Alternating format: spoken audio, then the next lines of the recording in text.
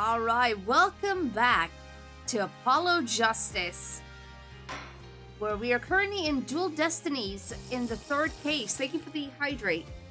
Last time We seem to have entered a high school drama instead of a court drama somehow. Thank you for the helium there, Snaker. And we now have 2 more suspects to take care of. But clearly they're trying to protect each other in some way, shape, or form. But still, this is an absolute mess.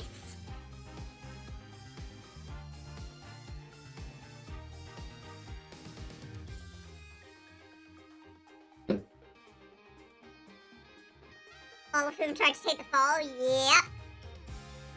It's just a mess. Alright, let's get into it. Oh, Hoshi, I hope you feel better soon. Sorry to hear you're not doing great.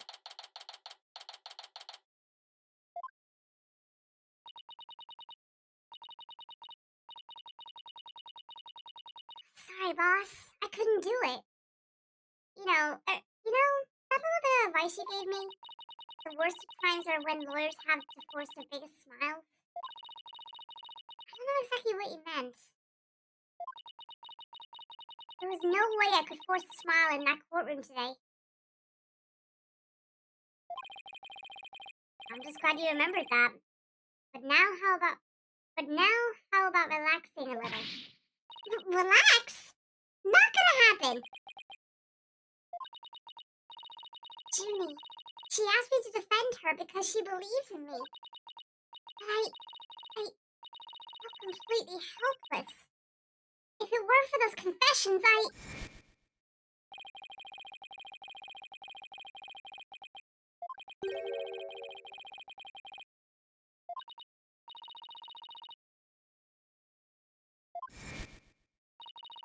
No, I can't lose it all. Not now. You okay, Athena? You're turning kind of pale. I can't just stand around here.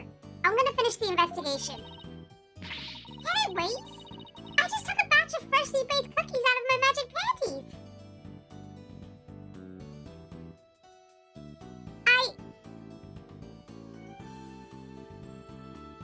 We're moving on.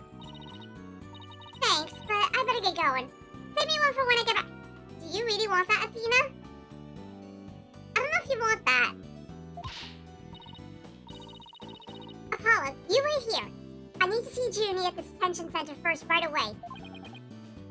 No, wait. I'm going with you. Sorry, Mr. Wright, but I better go too. No problem. You two be careful.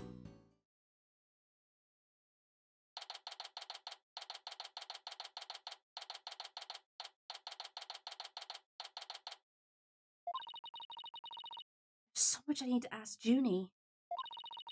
What happened in court today? Or what happened in court today? Where we go from here?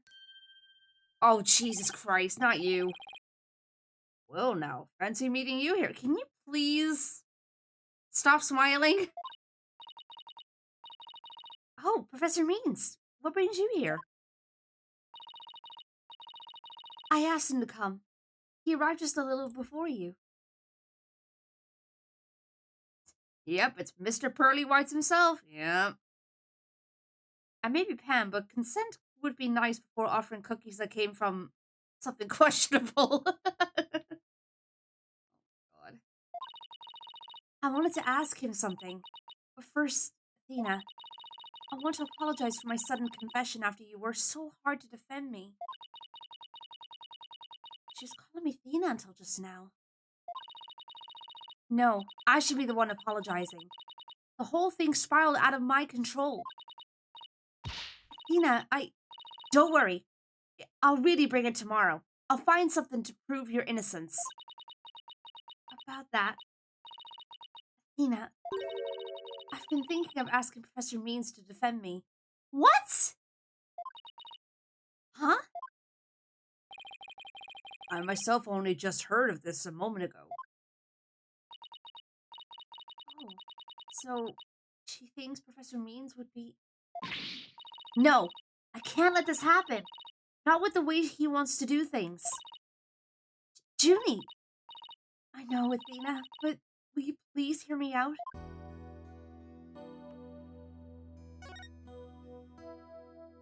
Oh, God, Jess K. Hey, Lex, welcome on in. Hope you're doing well. Athena, do you actually think you or Robin could have committed this crime? He was moved right before the mock trial. Besides Junie, we're the only ones. Who could move freely around the campus at that time? Hey, Cloud Ripper, welcome on in. No, it's not a thing. Stop it. I'm sorry, Junie, but at this point, I can't rule them out. I was afraid you'd say that.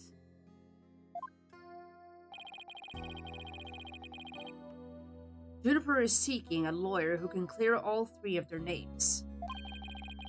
Only I am capable of such a feat. But how can you possibly prove that all three of them are innocent? Whoa. I am a result-oriented person. Come tomorrow, I won't fail to have the perfect piece of evidence ready.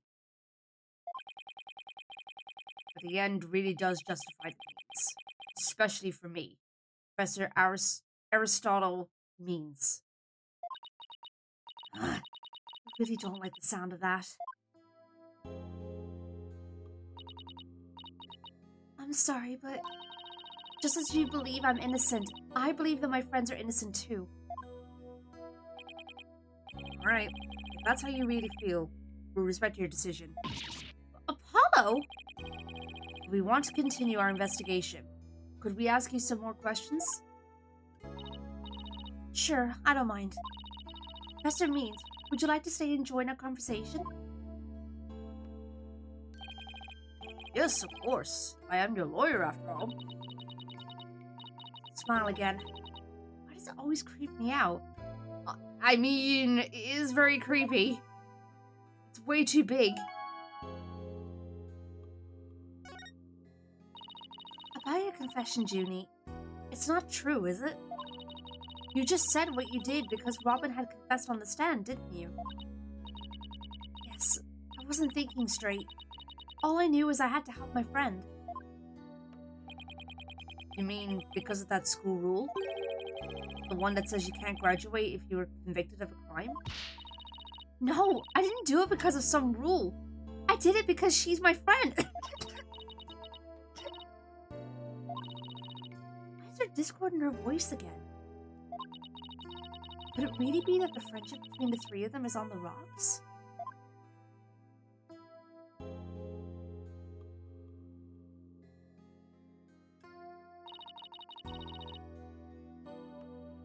You sure this is Ace Attorney and I'm not a human? There's more here than meets the eye. When did you three first become friends? Well, even though we were in different courses, we really bonded from the first day at school. We vowed to work together to bring an end to the dark age of the law. That was when our That was when our proof of friendship came about. It's that proof of friendship thing again. Just wish this were as simple as that.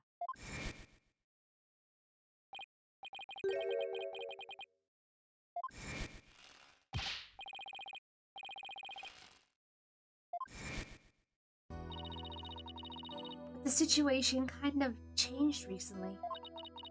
When the school's policy shifted to training legal professionals, let me just start again. When the school's policy shifted to training legal professionals who produce results. Allow me to explain. In the lawyer course I teach, producing results means winning trials. Professor Corte, on the other hand, taught that finding the truth was the only valid result. Unfortunately, that clash of ideas created a rift among our students. At some point, we stopped talking about it. Cloud Ripper, thank you so much for the 3-stream streak. Appreciate it. That meant fewer arguments. It also meant we couldn't be as frank and open with each other as we used to be. I think I understand now. By putting their friendship on a pedestal, they actually did more harm than good. It seems the relationship between the three of them isn't as simple as I thought. Juniper, thank you for talking to us about this difficult subject. Thank you for the pets, Papa Links. Yeah, thanks, Junie. Now, if you could tell us about the day of the murder. Junie, you told us yesterday that you went home a little after 6 p.m. Was that a lie? Gidget, hi, welcome on in. Hope you're doing well, and thank you for the 3-stream streak as well. So many streaks? Yeah, there's so many of them. Good grief. I appreciate it, though. Thank you so much. Sorry I didn't tell you this before, but what actually happened was I left the art room a little after 6 p.m. and headed over to my dressing room, where I worked on my stage costume until 7. That's it? You didn't go anywhere else? No, nowhere else. Doing good, you? I'm doing okay, thank you. I'm doing okay. Just played some Apollo Justice. Oi, Katie, stop it. Alright, it's over, no worries. If that really were it, then there would be no reason to lie in the first place. She's gotta be hiding something else. Junie, do you remember this picture?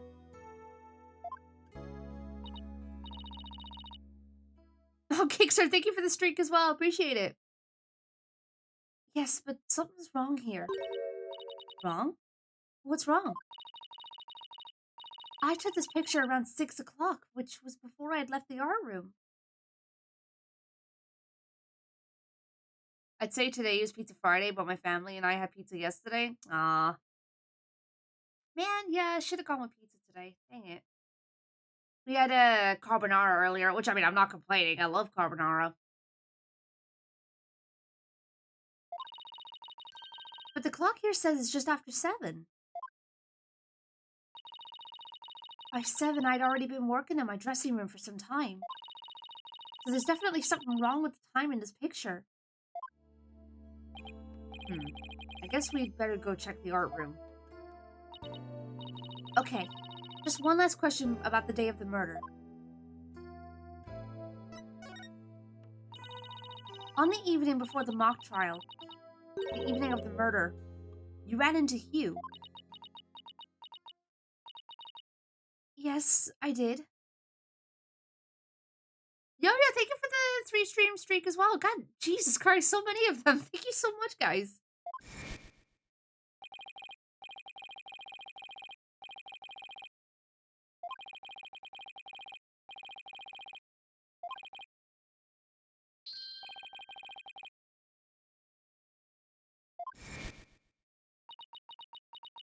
Yeah, she is holding her wrist. She suddenly went silent. She always was terrible at hiding things. I feel that. Was she trying to keep their meeting a secret by lying about going home at 6? Alright, I won't press the matter any further. Is there anything else you noticed on the night of the murder? Well, I don't know if this will help, but that evening, I went back to my dressing room to get something I'd forgotten there. It was well after the last bell rang. I'd say maybe around 8:30? Around 8:30, huh? That's over an hour after when the crime supposedly took place. That's when I noticed that both stage statues were finished. They were quite large and they were each covered with a white sheet, but I could tell. It made me happy to think that after all that hard work, they were finally finished. Right, statues that Robin made. So they were covered in white sheets? Oh. Junie, are you okay? Sorry. I'm a little tired, that's all.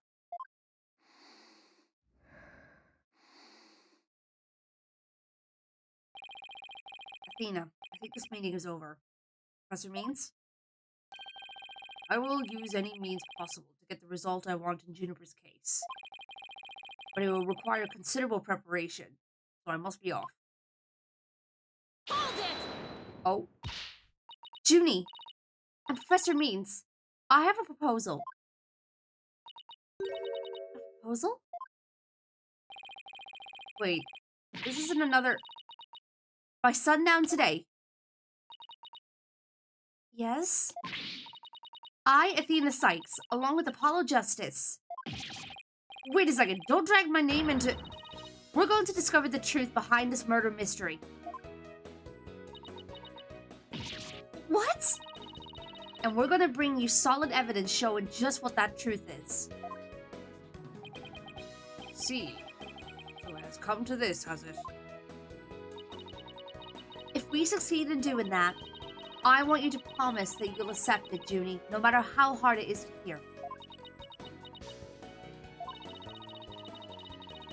Then you shouldn't need anyone else to defend you except me. We got a deal? I trust that's okay with you too, Professor Means. I have no objections, as long as Juniper is satisfied with this arrangement. Okay, but only if it's the real truth. I'm sorry to put you through this, Athena. Thank you. I'm thinking only of myself this whole time. Junie, it's way too early to thank me. You can thank me all you want once I get to the bottom of this. Very well. I will see you back here at sundown. Sorry for all the trouble. Professor. I'm struggling to speak there. Jesus. It's just, she's new to the agency, so... Oh, don't be silly. I find it all rather thrilling. Now, let us meet here again later. If you'll excuse me, I better go. Okay, see you later.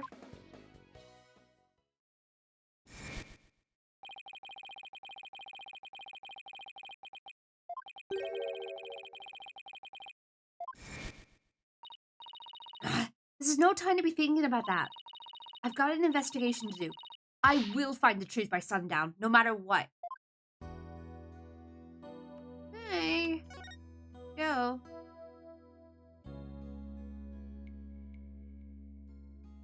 Yeah, pretty much, Katie. Maybe we want to go into either the maintenance area or the hallway.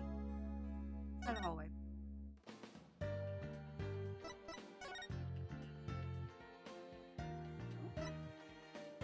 Excuse me.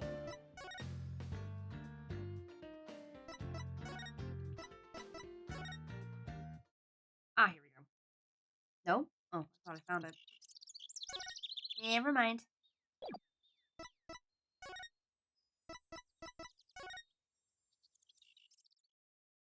There we go.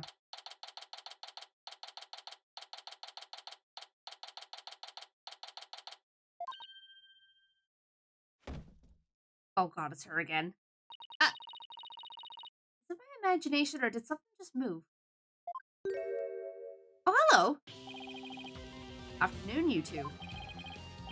Prosecutor Gavin, what are you doing here? Don't you think sneaking onto campus like this is just slightly suspicious? I'll have you know, I'm continuing my investigation in the strictest of confidence. I don't want to be caught napping again at tomorrow's trial. And that means a thorough investigation today. Think you could lend us a hand?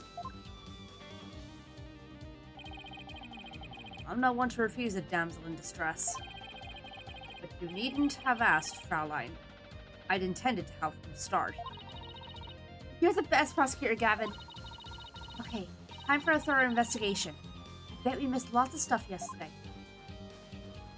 Okay, let's talk first. Prosecutor Gavin, you were scheduled to perform at the school festival, weren't you? That's right, but I hadn't seen the stage until yesterday. That backdrop with the starry sky and big crescent moon isn't half bad.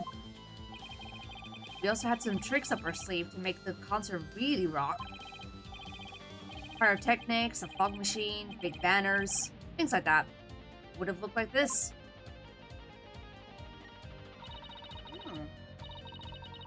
Oh, the plans from yesterday.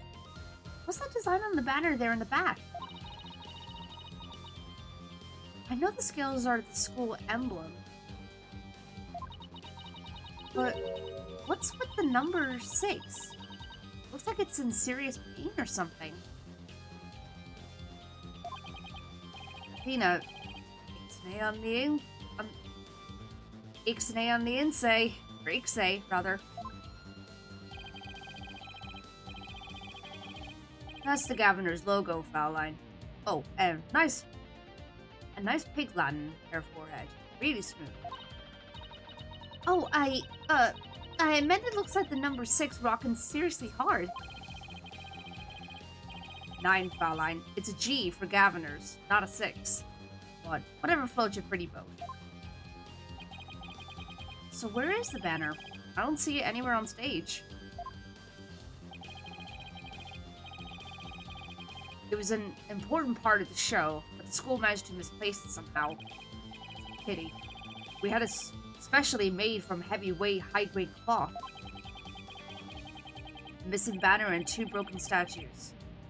There are mysteries aplenty to be solved, yeah? Come to think of it, one of the broken statues was of Prosecutor Gavin. That's true. As you can see here in the stage plans, right here we have the statue of me. And right here, Air Wright's statue. But little does that matter now, as we both lie in pieces thanks to you. Air Forehead. What did I ever do to you? Actually, this statue broke into rather large pieces. Why don't we try to put it back together? Maybe we'll learn something new. Picking up the pieces of a shattered rock star? Actum. That's one. Is it just meant to be Uber? Or is it meant to be pronounced in another way? I'm just gonna say Uber. That's one uber cool idea. There might even be a song in there somewhere. Yay! Let's do this. Chanel!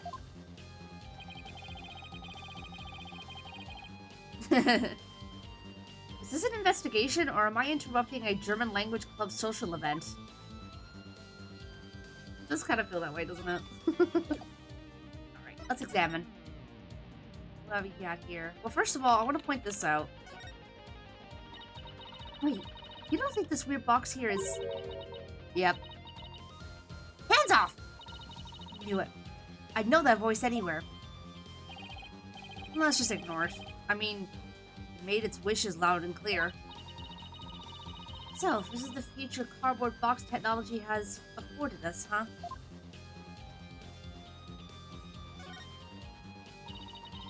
The winner of the mock trial was to take the training seminar right here. You mean you or Robin? Yeah. Besides Junie, they're the only ones who could move freely around the campus before the mock trial. That means one of them must be the killer. That's not really enough to go on, is it? We need to talk with Juniper one more time and persuade her to give us a name. Right. But that means we have to find irrefutable evidence before that day ends. Or before the day ends. No time to lose. But we can't rush it either. Efficiency is the key.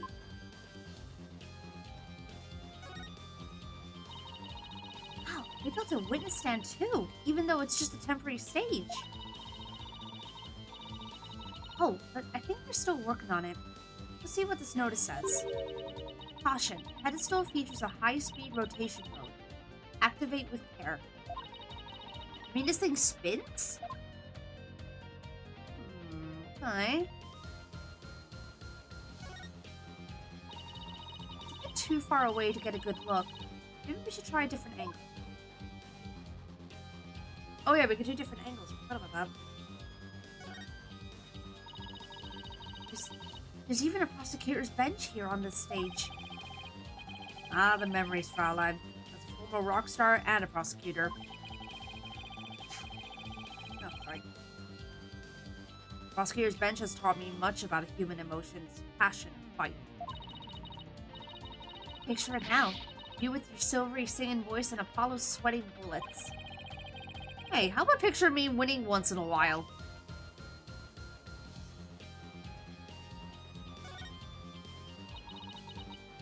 I don't know.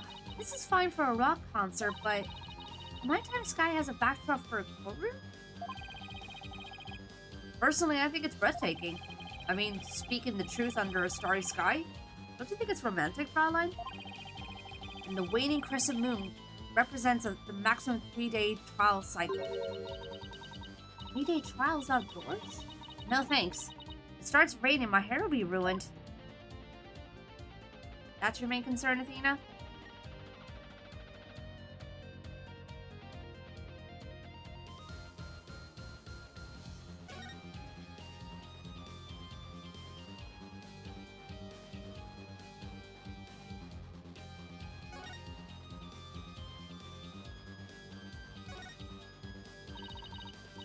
Gone. All that's left is a white outline. I never knew Professor Forte personally. Seeing her reduced to a white outline leaves me cold inside.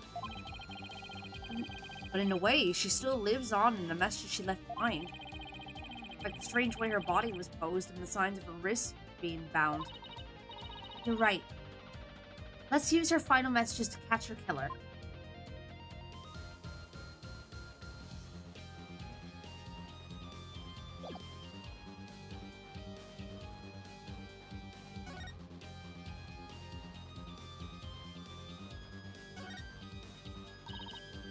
Found one.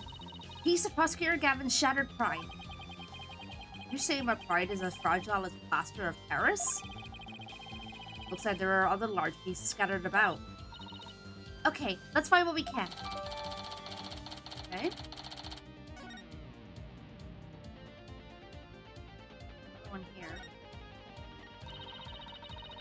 Found another piece of the statue. Should still be some more. Let's leave no stone unturned.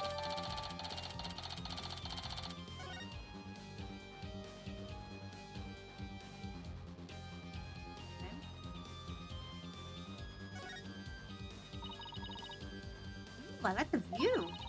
Judge can look down on everything from up here. Yeah, not bad for a temporary stage. That's so, Mr. Justice.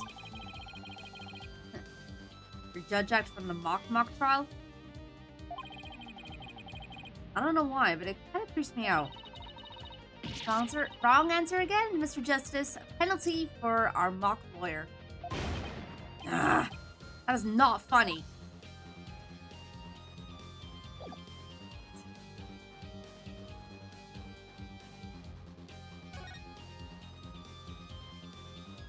Okay, just...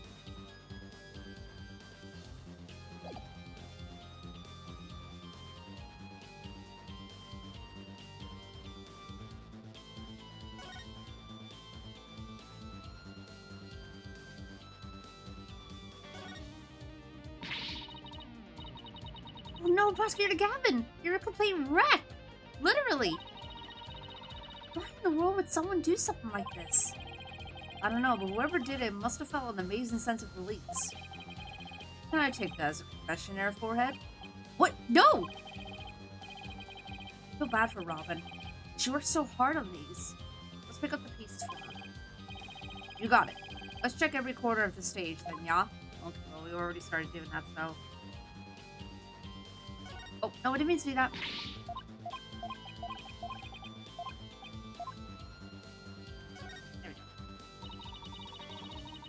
It's a copy of the school paper with that story about the alleged love triangle. I wonder if people really waste their time reading this stuff. You'd be surprised. More popular than you... It's more popular than you think. What was that? I thought I heard something just now. You were just hearing things. It was nothing more than your ears playing tricks on you. Wow, okay then.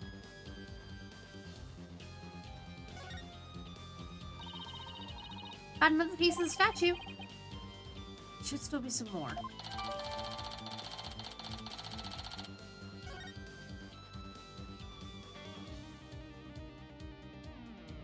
There's another one.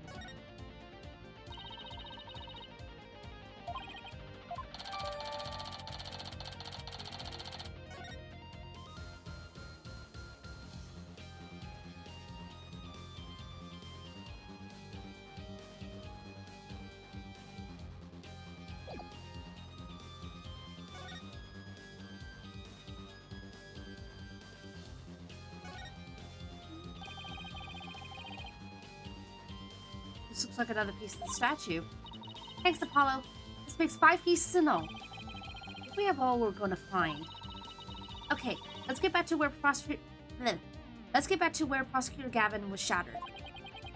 I think you might want to reword that. Hey, Lionheart, welcome on in. Hope you're doing well. Well, I don't see any other big pieces lying around. Yeah, let's see if we can put the statue back together. Alright, Apollo, you come over here, and Prosecutor Gavin, you could hold this.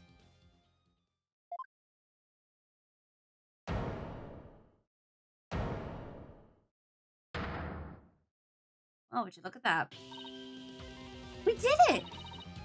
Not bad if I do say so myself. Yeah, but don't you think it's strange? We put the statue back together, but look. All these leftover white pieces. Yeah, I'm curious too, Jessica. These look like they go together. And this one too. Why are we screaming? Athena? What do you think you're doing? Don't stop me now. The artist inside me wants to get out and have a good time. Is it gonna be like a guitar pick or something? Nope, never mind. So, what is it? Ah, goddess of law holding a pair of scales in one hand and a sword in the other. That's quite the feat you pulled off there, Fraulein. Whew. I love that feeling you get after you work really hard on something. Oh, no, I knew who it was. I meant to ask what's it doing here. Not sure. There's no statue like this in the stage plans. Still, I could swear I've seen this statue somewhere before. Trying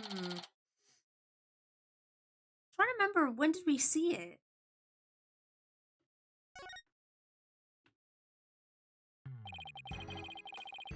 Felix Athena's describing how Serena feels about making art. Yeah. The more we learn, the deeper the rabbit hole goes. At least we're moving in the right direction. Let's keep searching the stage for clues. I've wondered about something this whole time. You know that hole at the edge of the stage?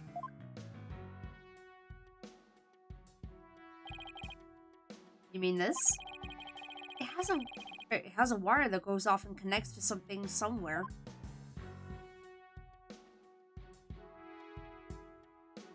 Oh.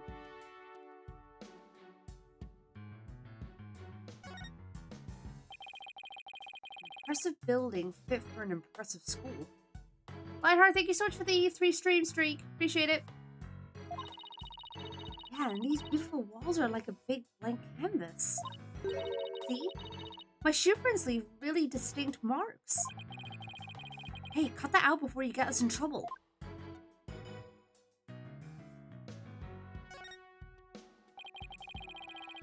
This wire is for hanging banners over the stage. How many streaks do we have active today? Let me check. 1, 2...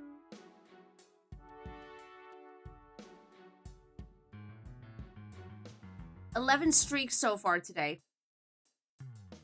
Dang, that's a lot. Thank you guys so much. That really means a lot. One of the policemen who was here earlier was checking how it worked. Oh, so that's why the banner looks like it's out of place. The banners are hung and removed from the art room over there. That's the art room over there? As in the scene of the crime? Bingo, Fraulein. Still crawling with cops, though. Hey! Hey! Anyone in the art room? Oh, for God's sake. Oh, it's you people! Ha ha ha! In justice we trust. It's Detective Fulbright! In justice we trust! Is there some kind of greeting between you two? Detective Fulbright! Can you lower the banner from there? Of course! Just leave it to me!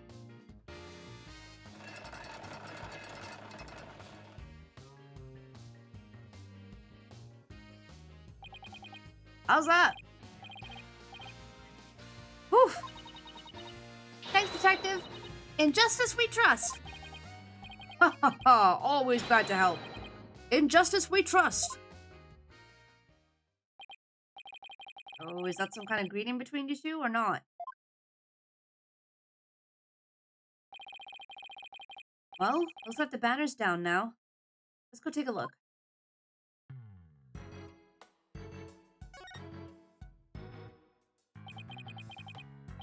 Look at this banner. I don't think it would flap very well in the wind. Yeah, I don't blame him either, Katie. Unflappable banner. Hey, I like that. It goes perfect with unflappable lawyers and unflappable rockers. It's like it was made for this very stage. Look at this. The bottom part is all knotted up. Let me try and unravel it.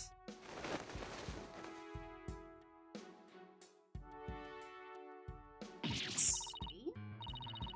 Jeez, did you really have to? You don't come across an unflappable banner every day.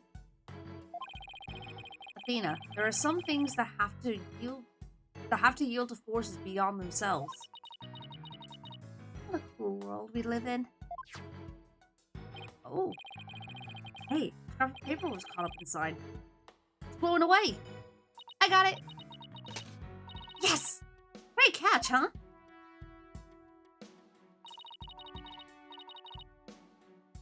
Looks like some kind of note. What does it say? October Q120 or 120. What's that supposed to mean?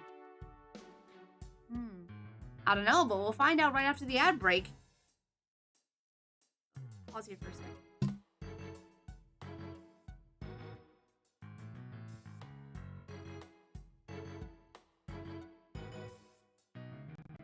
You know what? While the ads are running, well, they're about to start in a second. I must refill more water bowl. I'll be right back.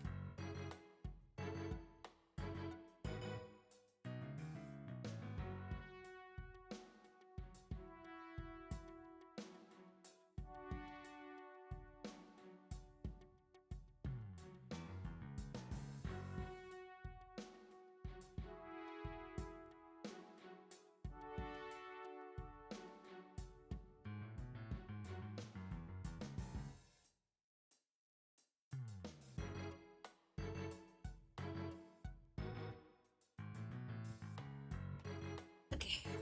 Water has been acquired. Oi! No shrimping! Stop it.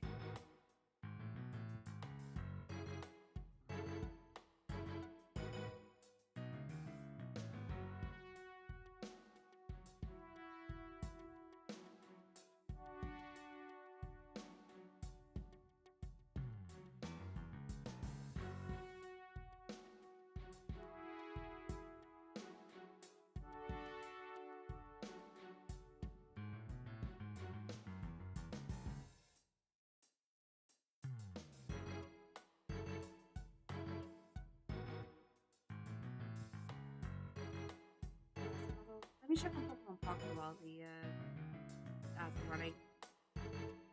See if I get anything.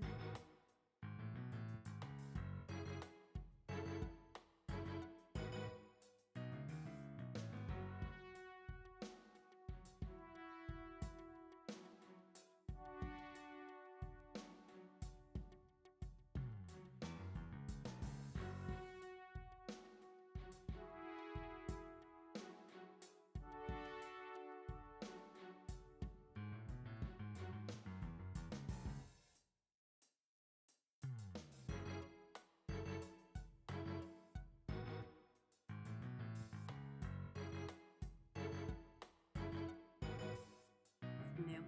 Ah, dang. Oh well.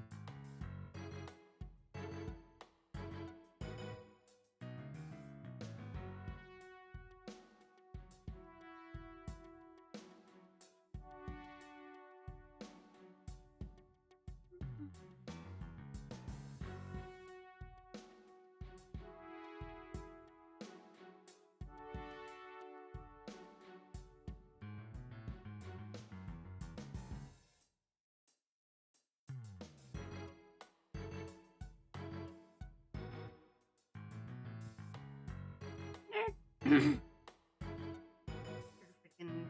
car horn outside.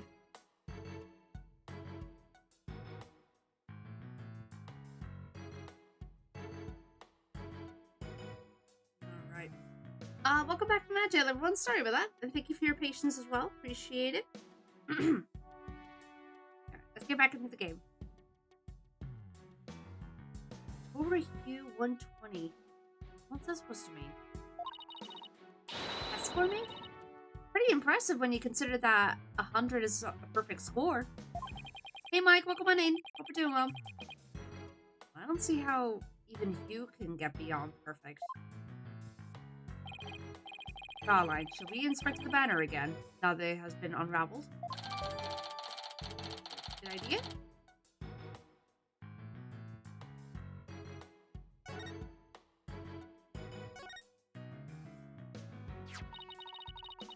This is the emblem that's on Junie's school uniform. Hey, you're right. Wait a sec. Hard to see against the red material, but look. There's a dark red stain here, just under the emblem. Yeah, I noticed that. This banner was on a wire connected to the art room. Right, and the art room is where the murder occurred. Are you thinking what I'm thinking? This stain might be from the victim's blood. Dun dun dun!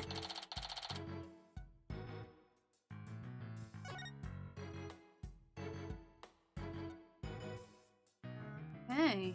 Anything else around here?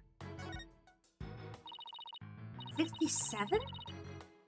Wow, this school festival goes way back. Huge dramatic hamster? Yeah. Or was it a squirrel? Wasn't it a squirrel? Or like a chipmunk? Oh, look! The text on the sign isn't written. It's embroidered. There's a warning in even smaller embroidery. Embroidered sign lovingly crafted by the Handicrafts Club. Keep dry. The sign is outside. What if it rains? Yeah, that's, Hey,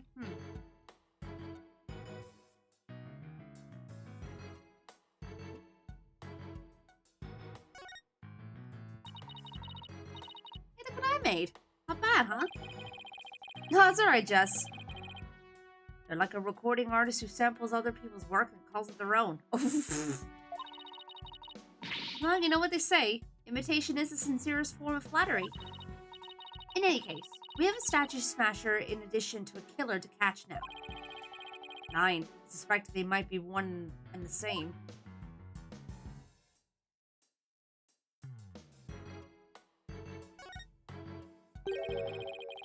The statue doesn't look anything like you or Mr. Wright. Goddess bearing scales and a sword. She's a symbol of fairness and strength. She and her symbols were shattered along with the statues of you and Mr. Wright. Oh, that was Athena. Right.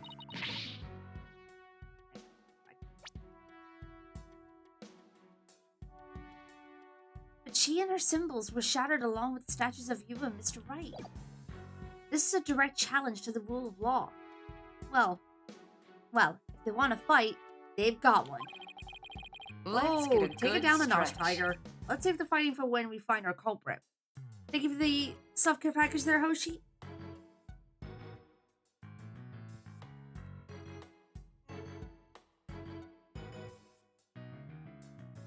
Ugh. Ugh.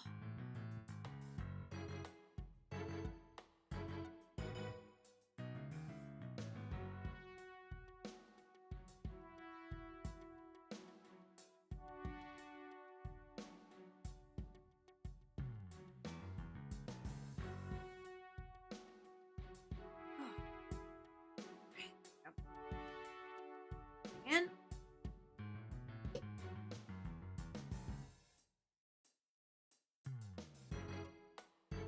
Alright, there we go.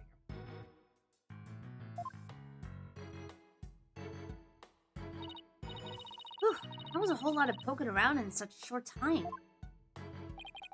Does that mean you're satisfied? Actually, there was one more thing I wanted to check out. See that metal fence back there? There's just that one segment, so it seems out of place. Looks like they were in the process of removing them after the stage was set up. They were never able to finish on account of the murder. We should take a look if you think it could be important.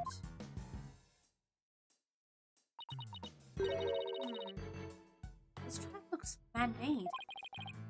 Hey, you're right. And it looks like it starts from behind the backdrop. Maybe a big muddy pro wrestler was hiding back there. Well, that was totally random, but we'll never know until we take a look. Looks like something was being dragged through here. And this is where it started. Yeah, but whatever it was, it's long gone. It's been pretty heavy. Perhaps it was used in setting up the school festival. And I guess it wasn't a pro wrestler. Still, this could be something important. Oh, excuse me, sorry. Well, that's about it for the stage. Right. I think we better search the art room next. I think I'll hang around here for a while. But make sure to tell me once you find it, yeah? Find what? What else? The governor's banner that disappeared from the stage. You never know. Just might be connected to the case at hand. Really? Or does he just want his banner back? Probably a bit of both. Don't tell me. So in short, that's... Hey. Oh god, here we go.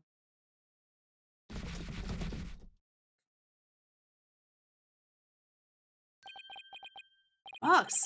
It just took off running.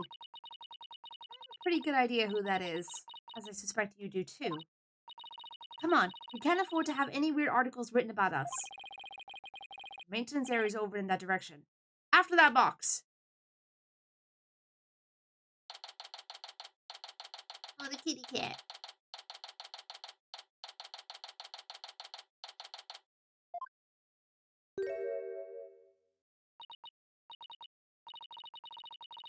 Miriam, you're liable to get tossed in the garbage truck if you hang around here.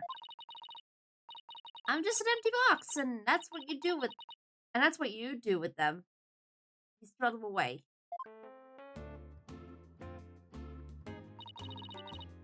Hey, did you change boxes?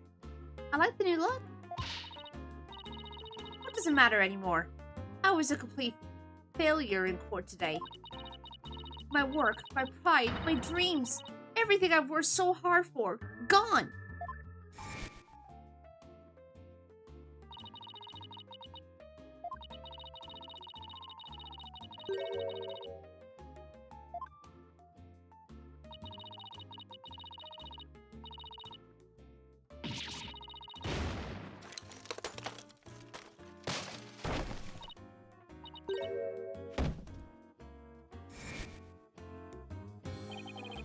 Come to think of it, calling her a failure as a reporter might have been a bit extreme.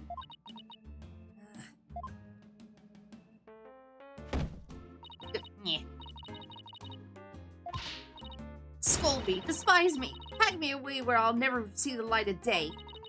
I've been cast aside to waste away into a big pile of mushy paper mache. I'm not responsible for this, but now's our chance to prod her for information while she's vulnerable. I bet that's what you were just thinking. What kind of person do you think I am? You read me like a book.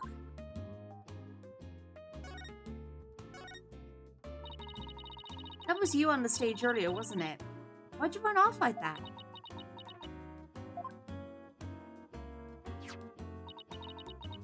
Take a look at this. Why are you showing me a burnt up old rag? Wait, it's really hard to see, but I think that's the governor's logo there.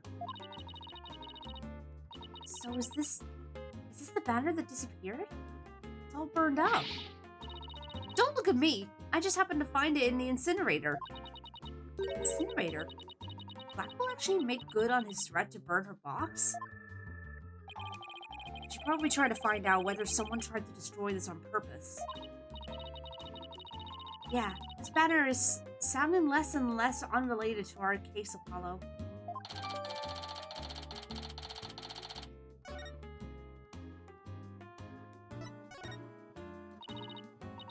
Miriam?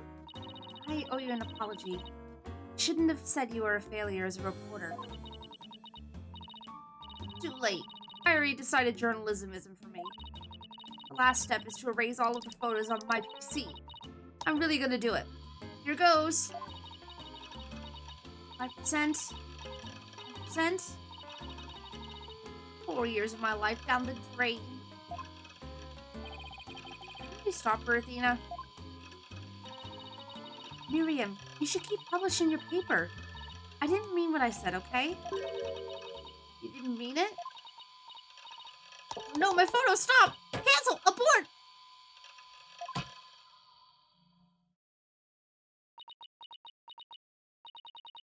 Did you stop it in time? Deletion progress 99% complete. There are only 2 pictures left. Oh my god. What are you gonna do now, Athena? You owe it to her to make this right. I know. Well, crap. Don't worry, Miriam. Your photos may be gone, but the memory of your photographic genius will live on forever in all of our hearts. Athena, that was cringeworthy. Hey, Miriam, check this out. You took some amazing photos of the 3 of them. I'm sure they really appreciated it.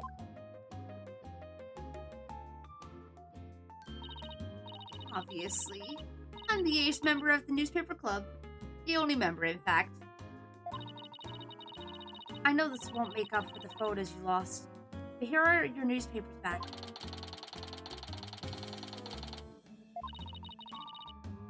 There's no rest for the wicked. I plan on pursuing those 3 for as long as I live. Miriam, why are you so obsessed with Juniper, Hugh, and Robin? Obsessed? I'm not obsessed with them. It's just, they were so close ever since their freshman year. So, well... Athena, are you thinking what I'm thinking? Yeah, I think that's the only explanation. Oh, wait a second! You're not thinking what I think you're thinking. Objection! That's exactly what he's thinking, Miriam. You want in on their little trio.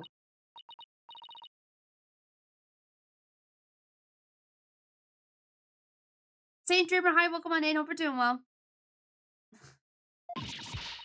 How could you possibly know that?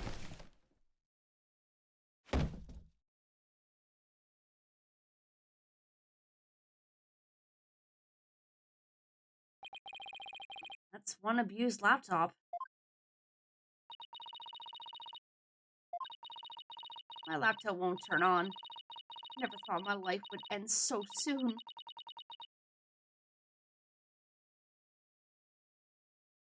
I could see your message, so it's fine. A mere 17 years. Now I really feel bad. Oh, I know. Miriam, we have a laptop at the office. We'd be happy to lend it to you. Huh? You have a laptop I could use? Sure, but on one condition. I want you to ask Junie, Hugh, and Robin if you could hang out with them. What? Like I could ever do that. Sorry, but that's the deal if you want to borrow our laptop. You scare me sometimes, Athena. You're like good cop, bad cop all rolled into one. Fine, I'll do it. That's all you want. Yeah, I noticed the cat up there. It's really cute. Yay! I'll be by later to bring you the laptop. Wait! It's not like I owe you anything, but here.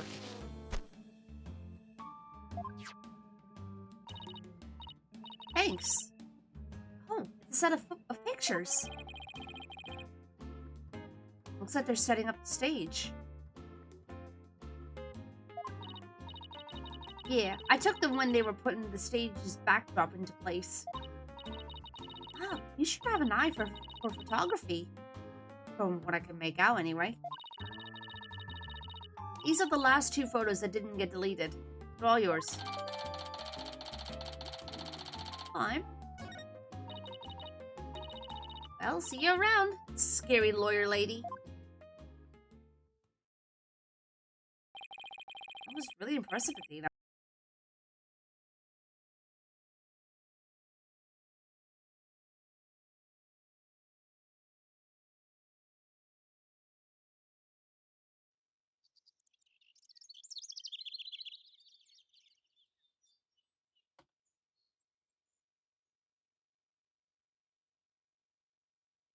Okay, we should be back. Back? Okay, cool. Yeah, I just had a little hiccup with the internet for a second. I really don't know why it does that. It's really annoying.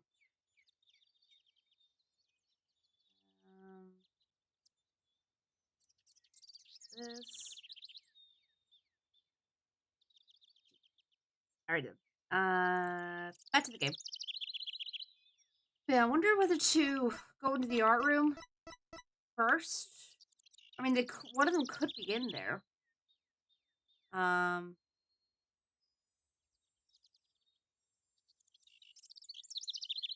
just go in there. Why not?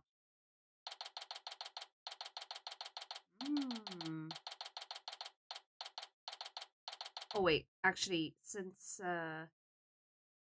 thing acted up, let me just restart tickets.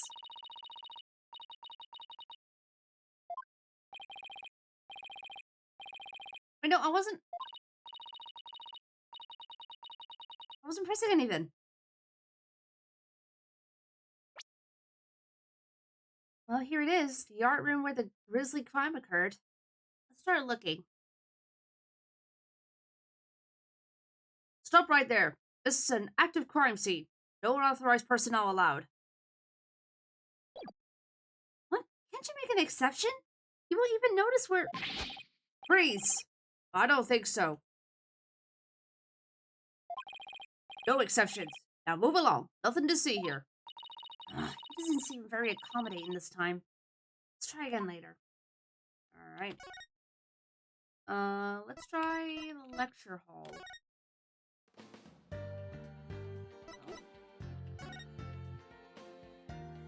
Yeah, right, Katie? Hashtag not my gumshoe. Oh my god, Ochi. Yeah, true.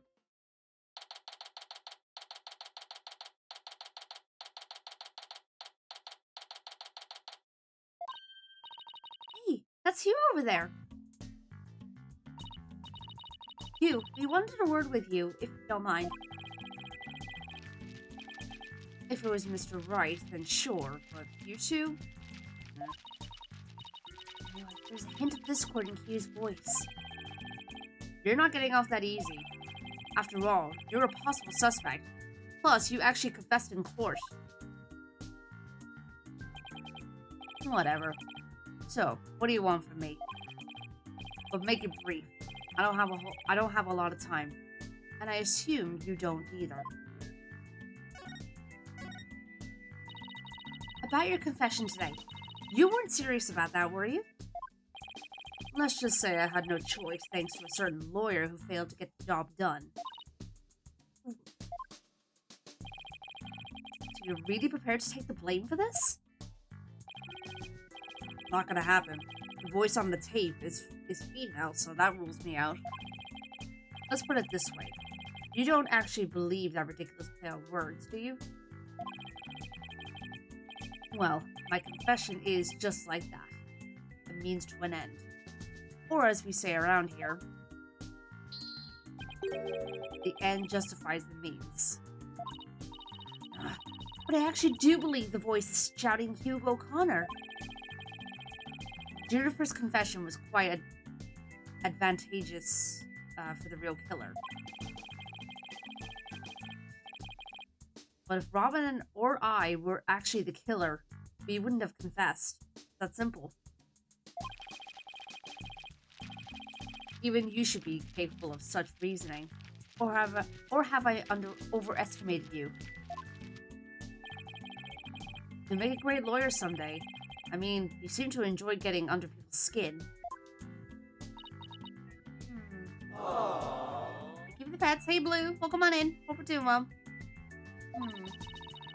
You and Robin's confession really prove their innocence instead of their guilt? This is gonna take some serious thinking on my part. It sure looked like Professor Blackpool was twisting your arm to testify earlier today. Is there some sort of secret he's using against you?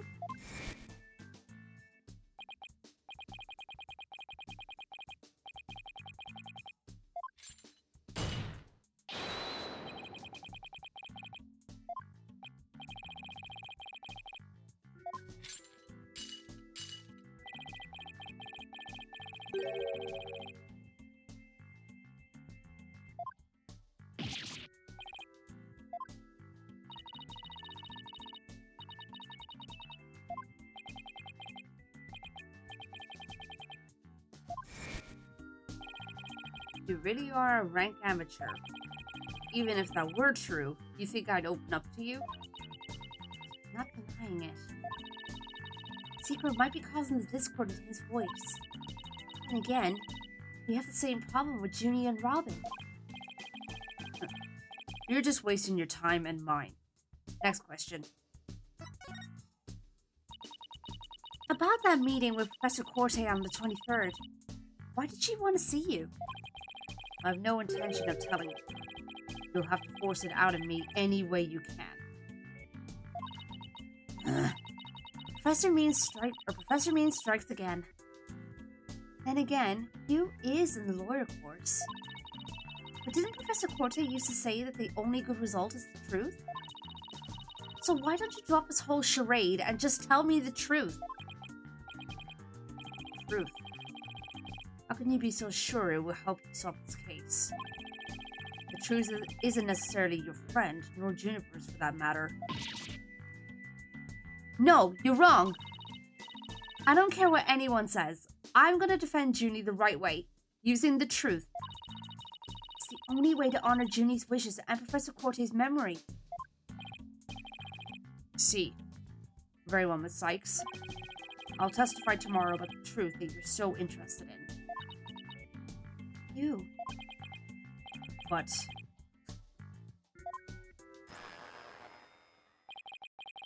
don't look to me if something happens to Juniper because of it. Understand? What's that supposed to mean? What a terrible thing to say. I thought you guys were friends. Yes, we were. Until just recently, actually. Were? I already told Juniper, so I might as well tell you. I don't really care about her anymore. What? Why? Just as I have my secrets, she has a side you've never seen. Juniper's not all sunshine and rainbows like you think she is. What are you saying? This conversation is over. I said I don't have a lot of time, and I meant it. Hugh, wait! He's gone. He doesn't care about her anymore? Why would he say that? That didn't go so well. Guess we'll just have to pin our hopes on his testimony tomorrow. Athena, what do you say we head over to the art room? Might be a nice change of pace. Hopefully the police have completed their investigation. Alright, we don't really have much time left anyway. Yeah, I would not describe her as sunshine and rainbows either.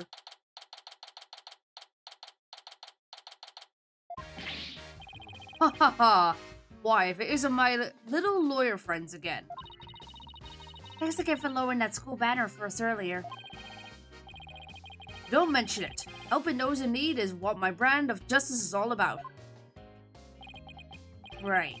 So, this art room was where the murder actually occurred? That's right. You can't see it with the naked eye, but there's blood on the floor. That area roped off in the middle of the room marks the spot. The police investigation is done, so if you want to look around, knock yourselves out. Find anything new, Detective Fulbright? Ha ha ha, good question. Unfortunately, the answer is nothing much yet. Sure is confident for having found nothing.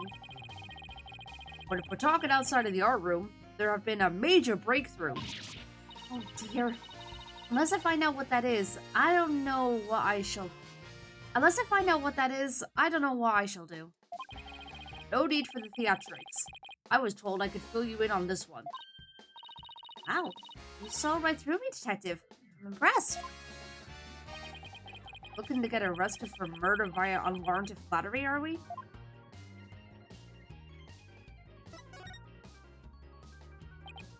So, what's the major breakthrough you mentioned? You want to know? You really want to know? You really... Come on, just tell us already. Oh, you're no fun. Oh my god. Anywho, we got the results of the voice print analysis back. Voice print? You mean for this tape recorder? Exactly. The voice belongs to the suspect, Miss Woods, beyond a shadow of a doubt. See right here? They analyzed the voice on the tape inside and out. Hey. You thought the voice on the tape was saying Hugh O'Connor. Thanks for the good laugh, Miss Sykes. He's the last person I want laughing at me. So now there's evidence of Juniper shouting "You're a goner" around the time of death. If we were to take this as truth, how are we supposed to make sense of it? I don't know. I can't think of any reason why Junie would shout that in the first place.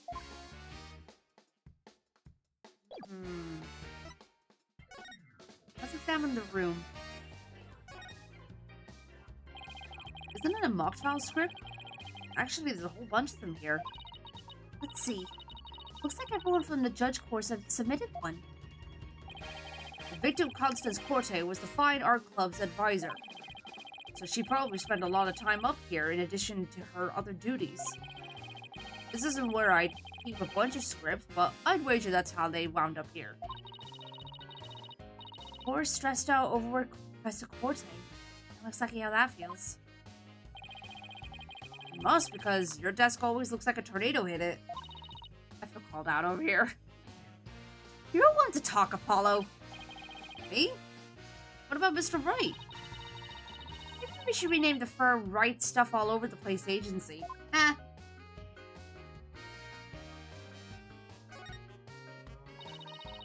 Three of us sitting on a shelf.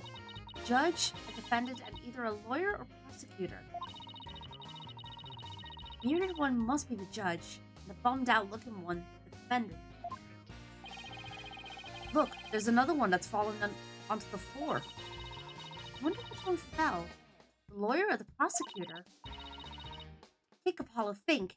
This could tell us how tomorrow's trial will go. I'll just wait for tomorrow's horoscope.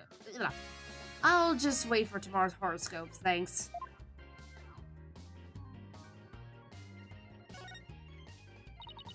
This is the clock that created that major problem for Junie.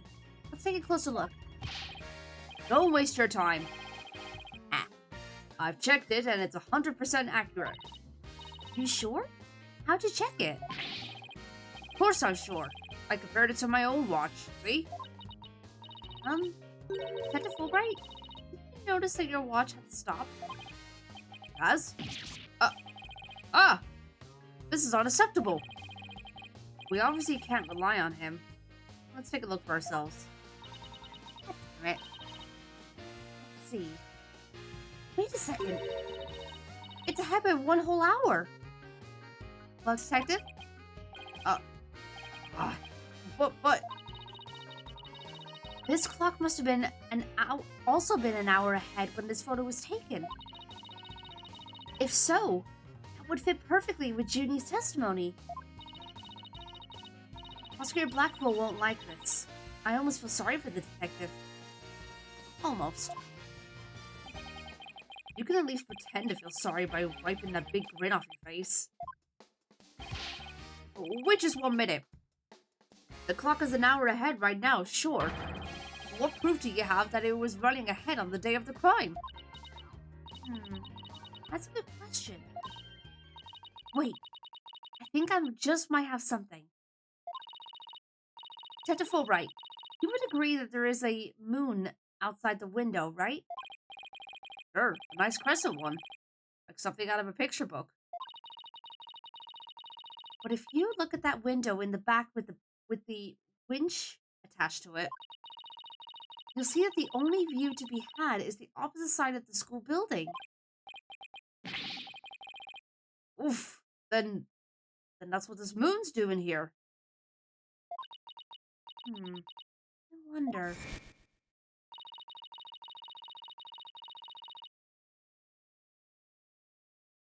Fulbright had that I'm so fucked face a moment ago, yeah.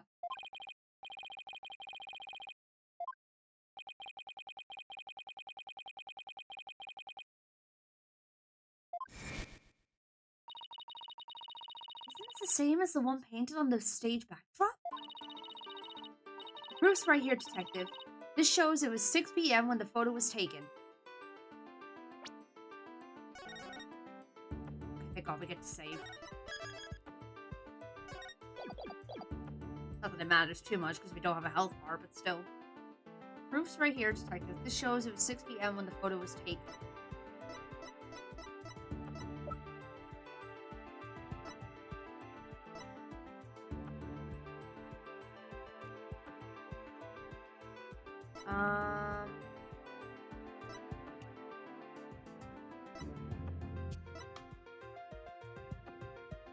Oh!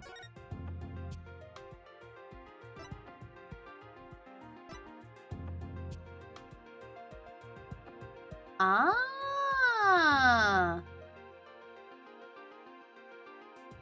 Okay, I think we got it. Take that! I know what this moon really is. And if you look at this photo, you'll know too.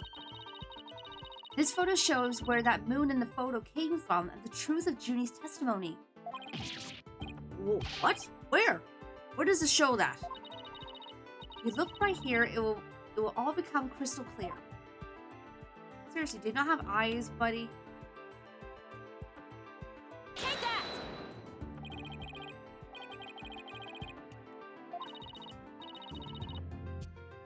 Oh, I thought we were meant to be looking at the time.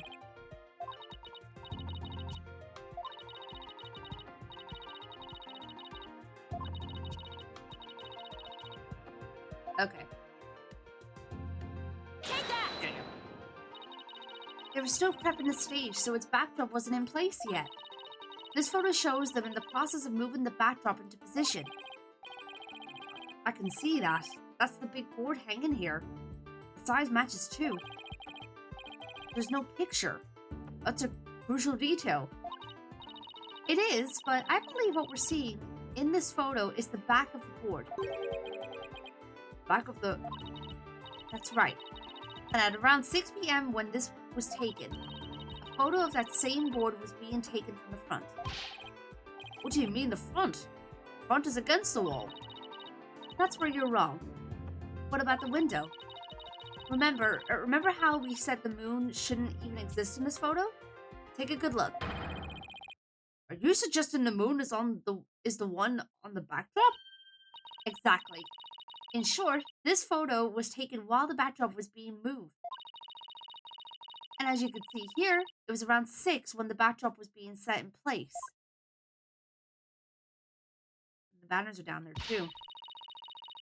So the art room clock was running fast, at least as far back as the day of the murder.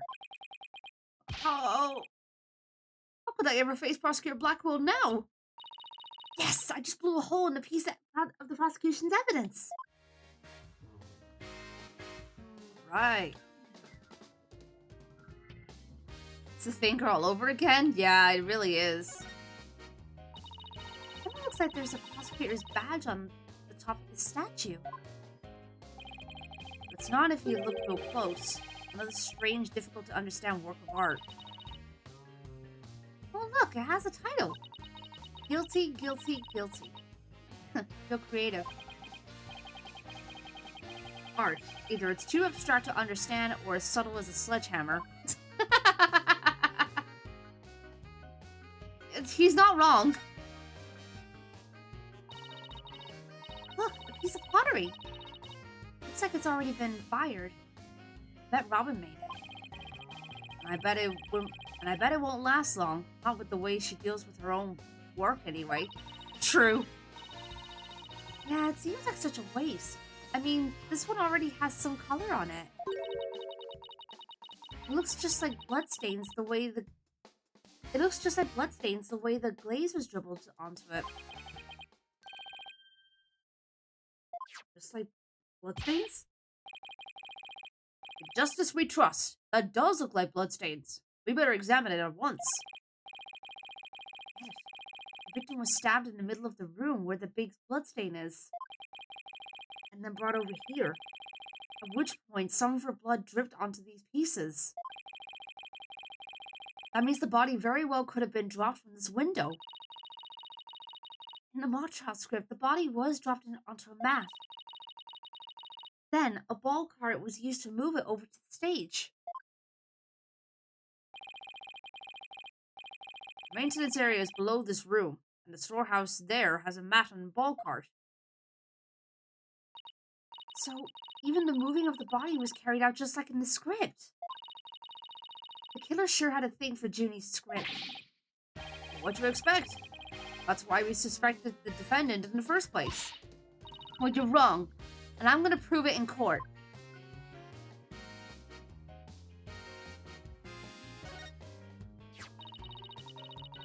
Mock trial script on the floor nearby, an envelope marked Hughes. I wonder if Miriam's script was ever really inside that envelope. Let's see here. By Miriam Scuttlebutt. The title is Rouge et Noir, Crimson Blood and Dark Judgment. Wouldn't take part in that mock trial if she begged me. It says there are special rules allowing the payment of bribes while court is adjourned. Oh, and you can bring in up to $3 worth of fabricated evidence. It also says, welcome to the darkest mock trial ever, where the end justifies the means. Prosecution claims this is the script that was supposed to have been used. Hey RP, welcome on in, hope you're doing well. Thank you for that message earlier, by the way. I did see it. It was very sweet. But the scripts were selected by Professor Corte. Considering how much she valued the truth, I seriously doubt she'd pick a script entitled Crimson Blood and Dark Judgment. Wow, you have that title memorized already?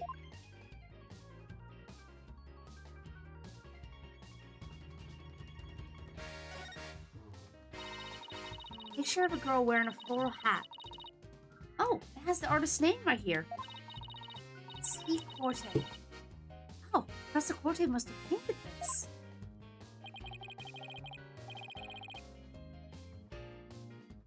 So is this what they consider art? I really don't get it. I swear I've seen this girl before. You have. There's an air of fragility about her.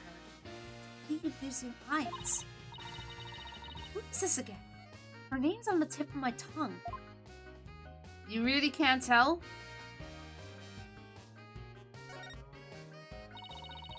There's a paint palette here. No surprise there, considering this is the art room. It's like someone mixed yellow and red to make orange. I prefer yellow. You, on the other hand, are way too red. What's that supposed to mean? I think this is saying that the two of us have to work together to solve this case.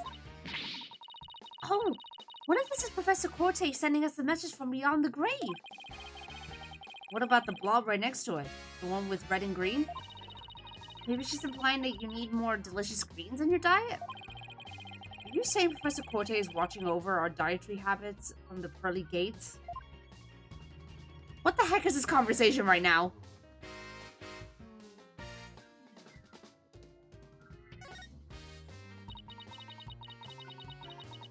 Hey, this area with the rope around it. That's where we detected a large bloodstain. In short, the victim was stabbed here or somewhere close by. Ugh, sorry. The fact that there's no visible blood means it was wiped up with something, right? Oh, I see you not eating your vegetables, Apollo. Right, but we were able to detect trace amounts of blood. Merely wiping it does not remove all evidence of wrongdoing, and that in a nutshell, is justice, right? I'd appreciate if you let me have the cool lines. Finger poking thing. Alright, Chips, take care. Also, did you even say hi earlier? I don't know if you did. But either way, but thanks for hanging out. Picture of a girl wearing a floral hat. Oh, it has the artist's name right here. R. Newman. I was just wondering, did you say anything earlier, and did I say hi to you earlier? That's what I was wondering. But, I mean, regardless. Oh, Robin must have painted this. Is this Juniper? Clothes are different, but... Look, there's a piece of paper stuck to the back. Let's see what it says. Oh, no worries, Chibs. And thank you for the 3-stream lurk. Appreciate it. Completely lacked Professor Corte's artistry. Must keep practicing. Robin. Huh. I think this is funny good myself. Wonder what it would have looked like if Professor Corte had painted Juniper. Oh, I like Robin. Robin's cool. Like, I find it fascinating that we have, while it isn't directly, while it isn't exactly that, but the fact that it basically represents, you know, transgender, or, like, it's a transgender representation is freaking awesome. Oh, wait, no biting! Stop it!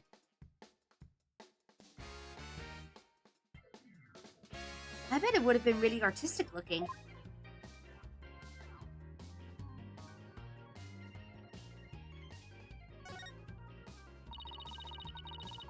I see the other half of the building over there, and the quad stage down below. Yeah, this must be the window Detective Fulbright stuck his head out of earlier. Oh yeah, thanks for the help, Detective. A true champion of justice always comes running to those in need. Great, and how about telling us Prosecutor Blackwell's strategy for tomorrow? Alright, let me think.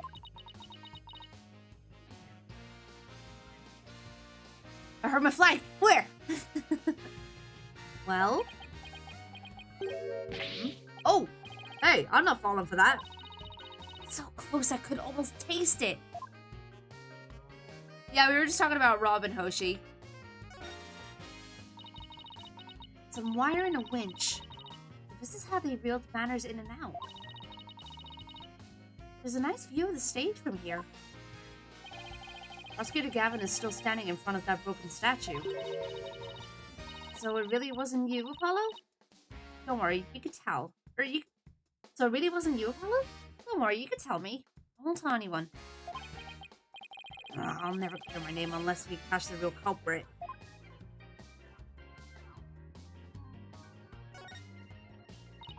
Hey, look! That's you on the mobile, Apollo. A red demon. Red demon? More like a snake coiled around a brush to me. Oh no, see the antenna and the yellow spots on its back? Anyone could see it's a ladybug. Guess we'll have to agree to disagree. Fine, we can investigate this further at a later date. Agreed? Hey, let's do that. You okay with that, Athena? I really regret bringing this up. Yeah, you kind of have yourself to blame there, Athena.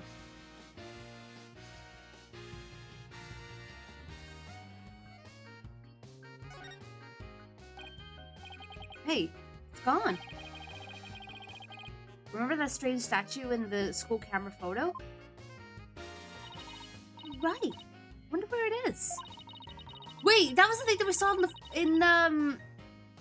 on the stage, right? Or was it? No. Hang on.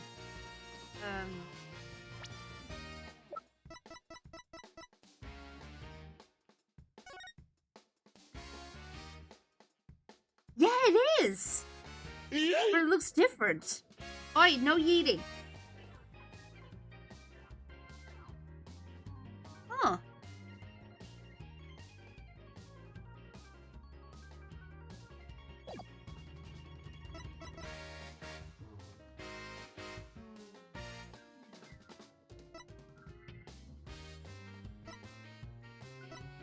Yeah, same statue. It's just...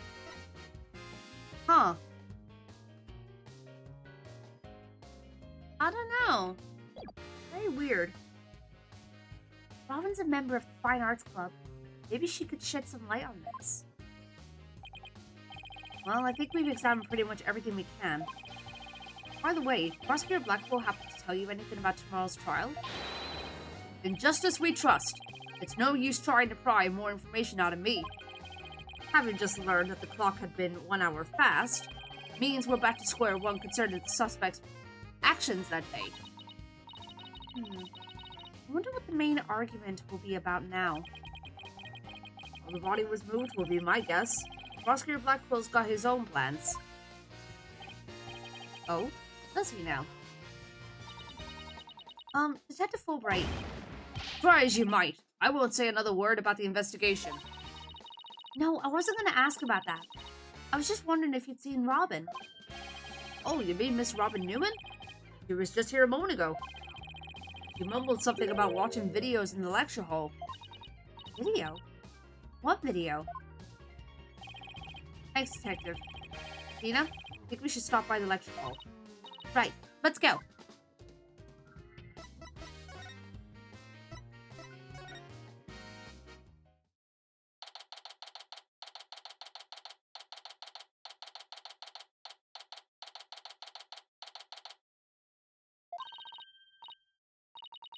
There she is. Robin! Hey, Robin! Oh, Athena! Apollo! What are you watching there? Or what are you watching there? Oh, it just so happens to be a video of the mock trial. I had to use a bit of coercion to get it. But the end justifies the means, right? Yes, again. Professor Mean sure has a lot of influence around here. Yeah, isn't that always the case, Katie? Here to look into the true connection between the murder and the mock trial with me? Sounds great, but do you mind if we ask you some questions first? Sure. I'll tell you anything you W-A-N-T.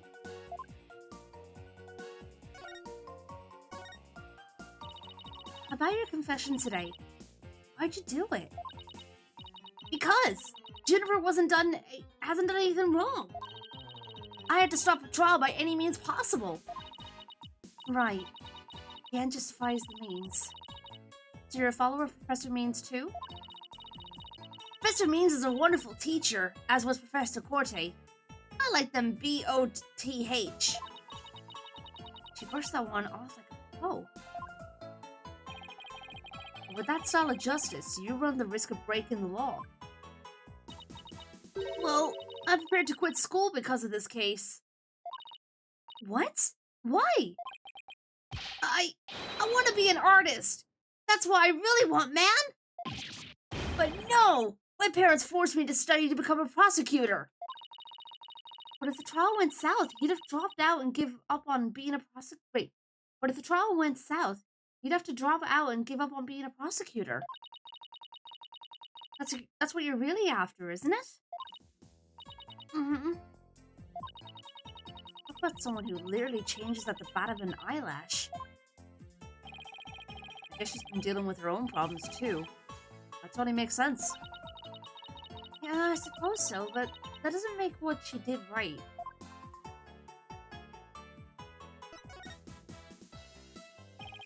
Could you tell us about what you were doing on the night of the murder? Finishing a statue. I was on the stage until the last bell. That's right. You made the statues of Mr. Wright and Prosecutor Gavin, didn't you? Yeah. Yes, I did. Both of them. This is just a formality, but can you prove you were making the statues at that time? Can I prove it? You think I'm the killer now? No, that's not what I meant. Both you and Robin were still at school after 7 p.m., but neither of them can prove exactly what they were doing.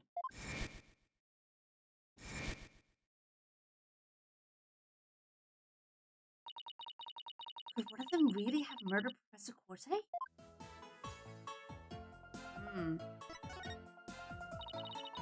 Have there been any problems now that everyone here knows you're a girl? No worries there. I discussed the matter with Professor Corte some time ago. I told her I wanted to let everyone know I was really a girl. And just today I found out that she spoke with the school administration on my behalf. Wow, they must really like you. I know, right? But now I can finally be myself here at school. I don't know how to hide the fact that I love girly clothes. That's why, Athena, I simply must have this, and this by any means possible. What? This is evidence we need for the trial. Sorry, but no can do. Aw, don't be a party pooper, Athena. Come on, please. Pretty please.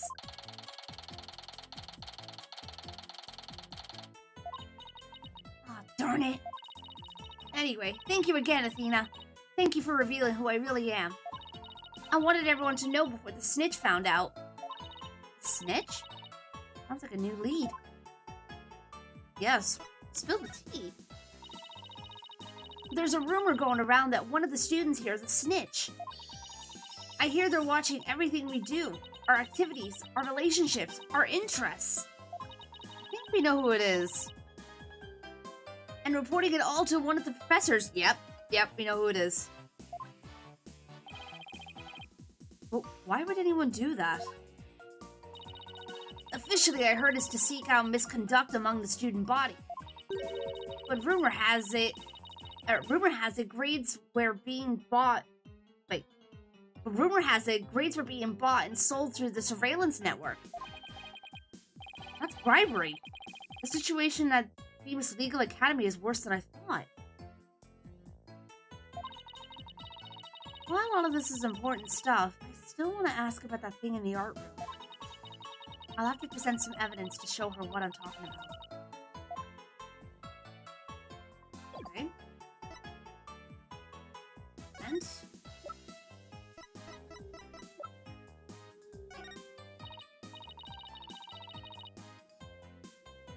Robin, I just remembered something I wanted to ask you. This photo shows a piece of art on the table. Do you know what it is? What? Whoa! Look at that unique artistic sense! That has to be one of Professor Corte's creations, man! Professor Corte's artistic sense?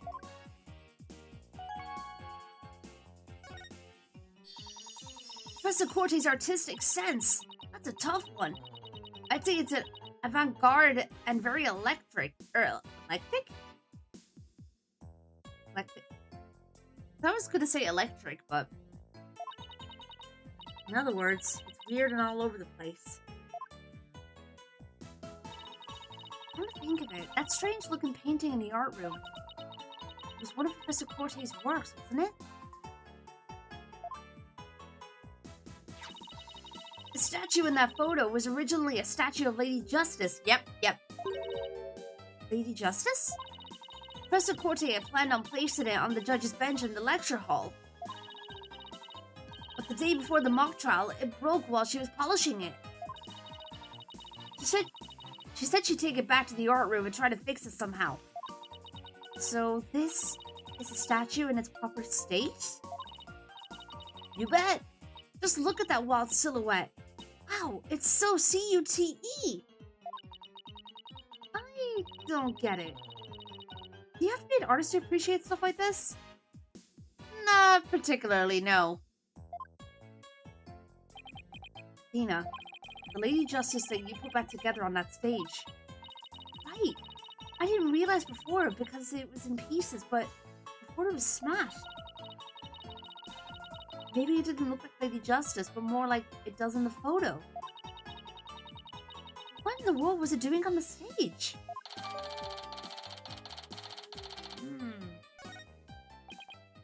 Well, I think that about covers it. Okay, then how about watching the mock trial video with me? What do you say?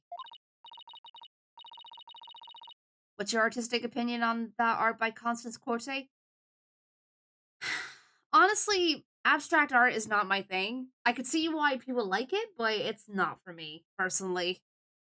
But I mean, it's still art at the end of the day, so I'm not gonna deny it.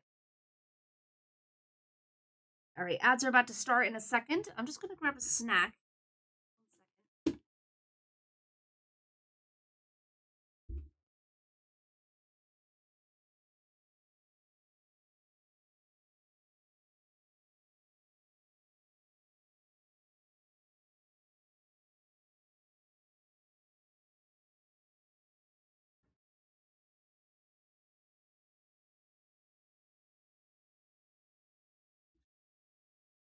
second.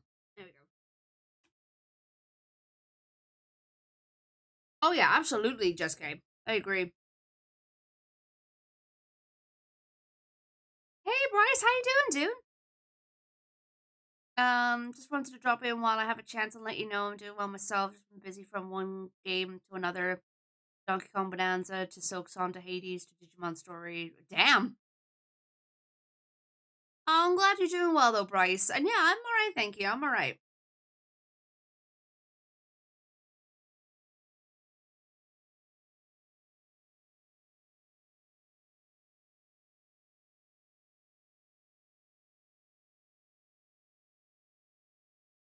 Honestly, the statue's a little bit too wild for me, Katie.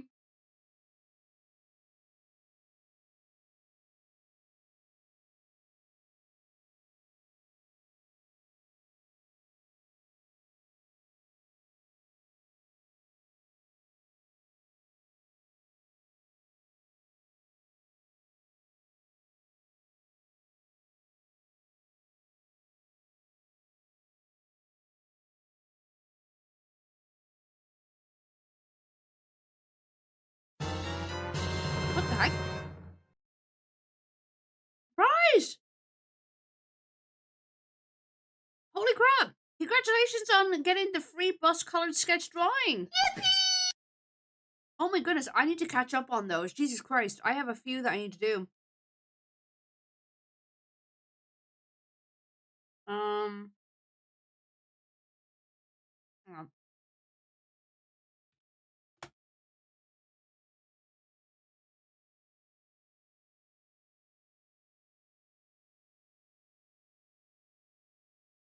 Yeah, geez, I've got 3 others to do. Let me just put that in my Trello. Oh no, I've got 4 actually. 5 with this one now. Bus colored sketch, right? Oh yeah, Bryce, send me the refs of the character that you want me to draw, and we'll take it from there. Might take a little while for me to get to it, but I will get to it when I can.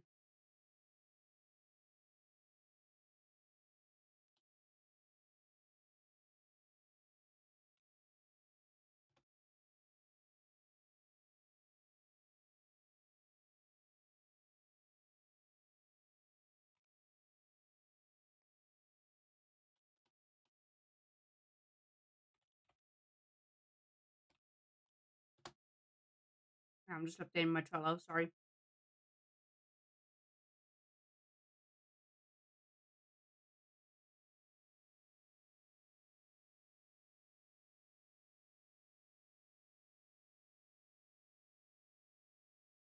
There's one busy Trello, but Serena is such a good art. Aw, Katie, thank you. Already have an idea and sent it your way. Take all the time to. All right, Bryce. Yeah, I'll check it out when I can. Yeah. So, because my God, I've gotten quite a few in my queue recently, which I'm quite shocked about. But at the same time, I'm not complaining.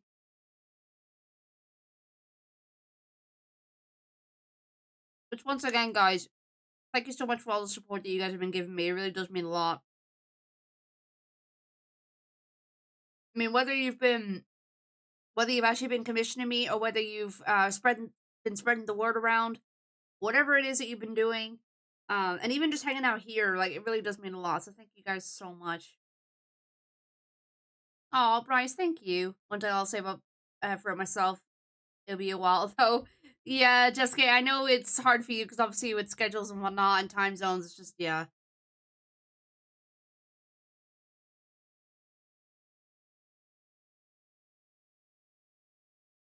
Oh, did you? Hang on.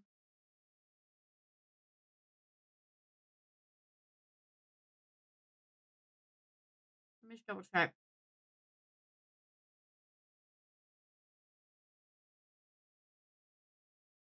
Mm,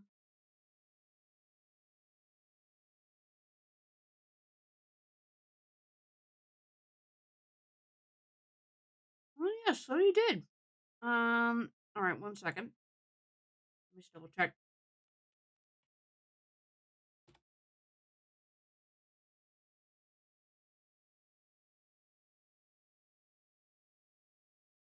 Um,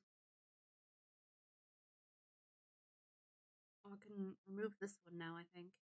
Yeah, I can remove this one. Finished it. Um,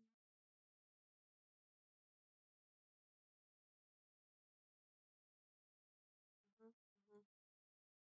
Okay, so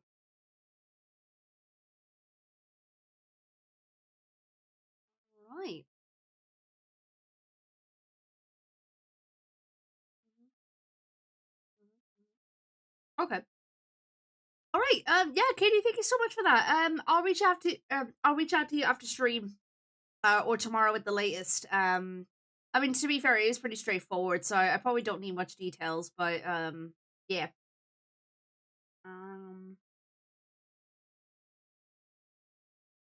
sorry, just check something real quick.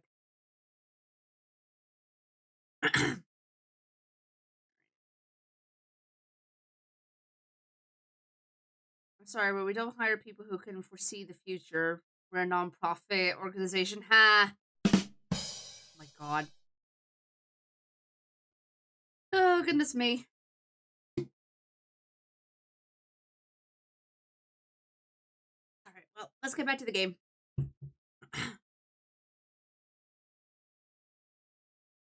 Sure, sounds good to me.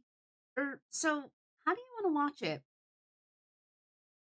Oh, wait, I need to click on the game itself.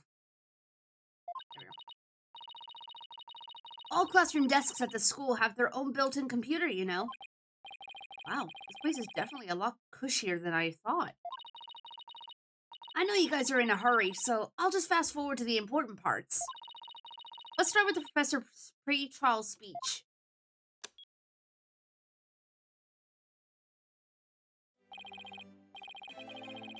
Good afternoon. I would like to start by thanking you for coming here today. That sounds like Professor Means. The mock trial, the crown jewel event of the school festival, will begin shortly. Is the camera like this the whole time? Yeah, it's in a fixed position in front of the stage. When I was a student, I too could hardly wait for this day to come. Teacher's speeches always make me so sleepy. Let's just skip to the end of the speech. Now, let the mock trial begin. Hey, what's the deal here? Why is Ginny so large in the shot? Looks to me like she cut right in front of the camera. Jennifer was also in charge of the audio. Even though she was already playing a part in the mock trial itself? She had to do it to keep the script details secret. She was all over the place that day. When she wasn't in the trial, she was in the audio control room dealing with the music. Oh, so this is what the lecture hall looks like. So there's a judge's bench back by the screen and a witness stand up front. What about those balconies with the professors' names on them? Those are the faculty seats. Professor Means and Professor Corte were in charge of scoring the mock trial. Okay. Okay, let's fast forward this a bit.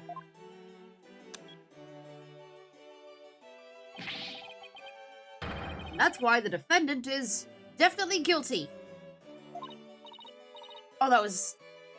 And that's why the defendant is definitely guilty. That was me. Could you tell? Objection. A frail code used her bare hands to stab a professor with an arrow? I don't think so. You read that line in the mock in the mock trial, Apollo, but you made it sound kind of weird. Cut me some slack. It was my first time reading that script. I think Juniper's gonna speak next. I think you're supposed to be co-ed? Oh, okay. My bad. I didn't do it. I had suffered a breakdown and pretty much lost it. It's true I shouted, "You're a goner," but I didn't mean it. Wow, what an emotional performance. You put a real actress to shame. Wait, could you go back and play that scene again? You really think that's necessary? Yes? Did you not hear what you said?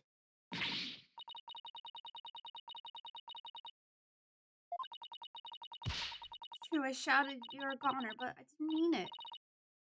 Stop! Did you hear that? I think you're onto something. Let's play that last part again. I don't follow. What are you guys so excited about? I think this piece of evidence should explain it.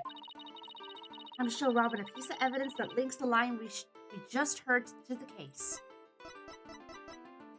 Take that! But let's watch Latimore's performance one more time.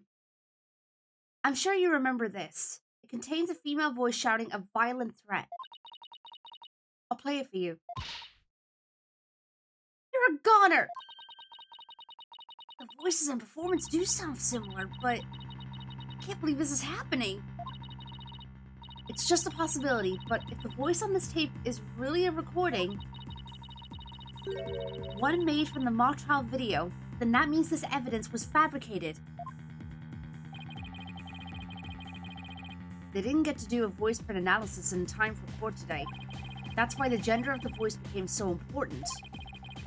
And if the real killer had foreseen that gender would become key in today's trial, he would have tried to deflect attention away from himself by making the suspect female. So basically, the only one with something to gain from doing this is our soulmate suspect. Or did I say soulmate? Soul male suspect.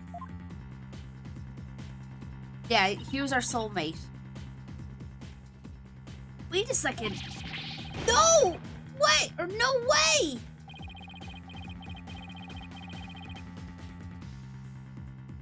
Professor Mean's credo is the ends justifies the means. So it makes perfect sense that a student who took these words to heart would fabricate evidence. We need to get that tape analyzed as soon as possible.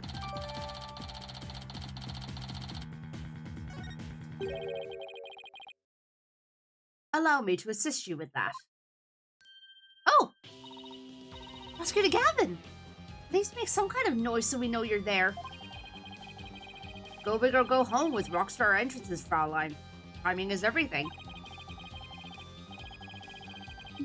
Let me make a copy of that tape right now, and I'll get you the results as soon as I can. I trust that will be alright? Very much so. Thanks. Yeah, he is pretty handsome. I'll give him that. Well, Athena, it's almost sundown. Isn't it about time we head over to the detention center? Me and Junie will agree that this is something that could prove her innocence, but will her heart really be open to accepting it? She had to have known this was what I'd find.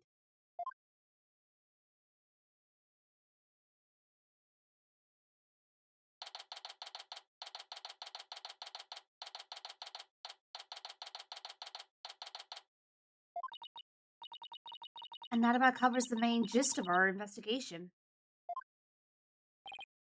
See, very interesting. You've been quite the busy beaver today. Thank you for all your hard work, Athena. Well, my time's about up. And it will be getting dark soon, so... Junie, you must be tired after being on your feet all day. You should go home and... No, wait!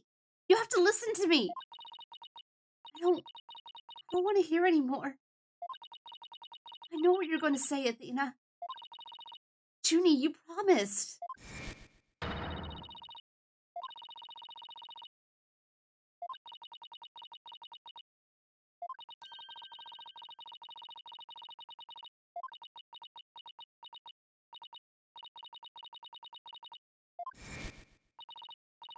Please, please just listen to what I have to say. Once you've heard me out, I'll let you decide what to do.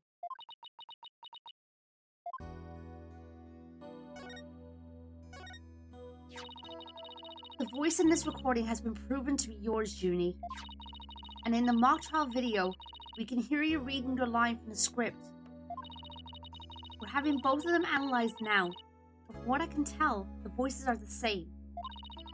And the only one who'd benefit from faking the voice recording would be you. It doesn't make any sense.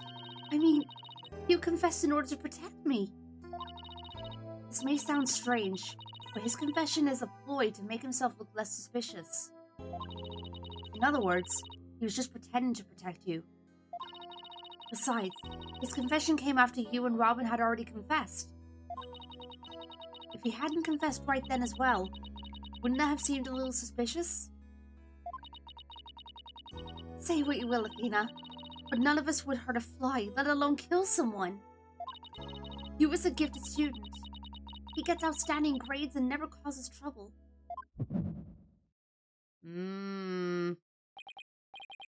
Wait, Athena. The bracelet reacted just now. Did? But why?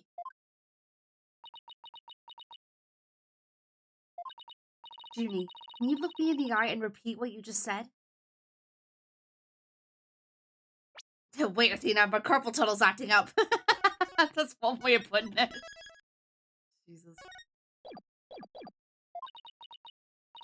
Oh, none of us would hurt a fly, let alone kill someone. He was a gifted student. He gets outstanding grades and never causes trouble. You're holding your wrist there. Now I'm sure of it. She's lying. Now I should just save at this point instead of doing it when I did. Okay, here we go. Oh wait, let me do that. Oops. Thought it was a different button. Oh my god. Please.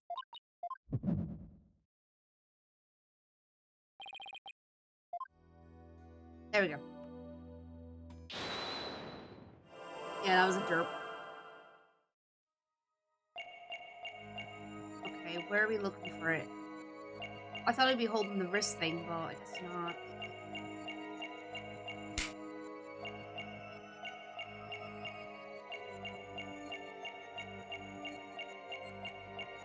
Disco Von Karma, hi, welcome on in. Hope you're doing well.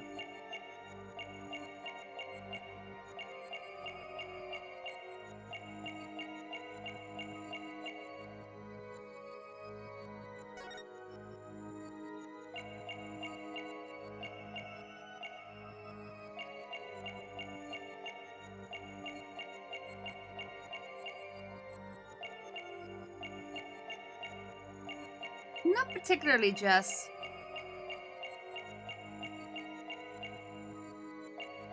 Let's check and see if there's something that goes on down here.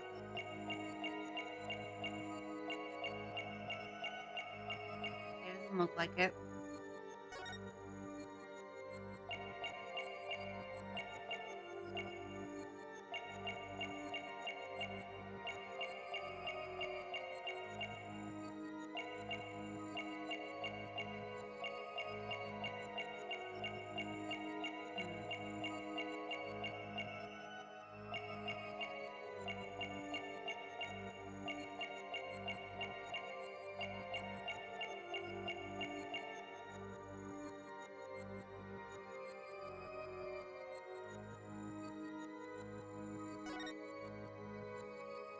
Oh my god, Katie, I swear.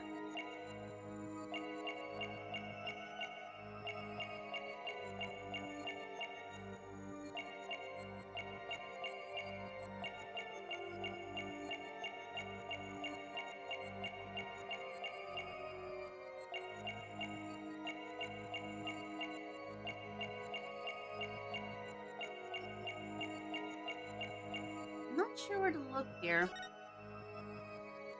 Probably be something to do with the hand, but I don't not seeing anything at the moment.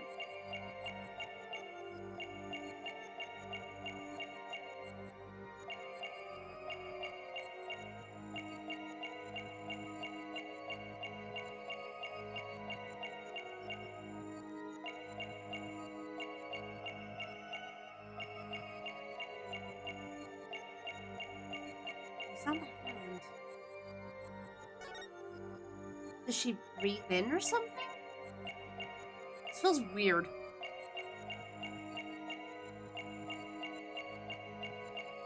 I'm just seeing if like her chest, or if her chest tightens or something.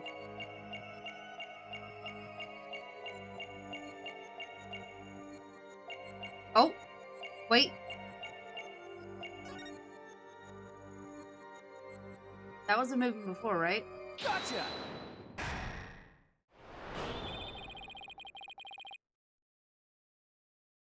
No. How you doing, Papa Links? Juniper, you start coughing when you're under stress. You can't hide it from me no matter how hard you try. When you said it never causes trouble, a cough escaped and made your scarf flutter. As for why you were stressed, it's because you were lying.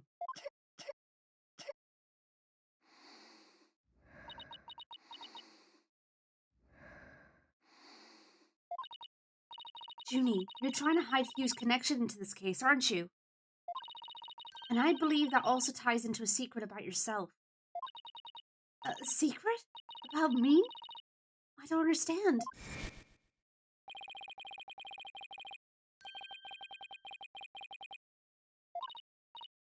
Friends don't let friends off flowers.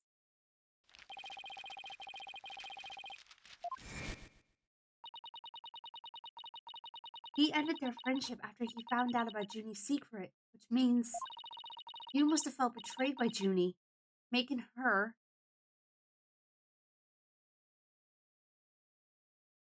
Oh, hold on a minute. Save it.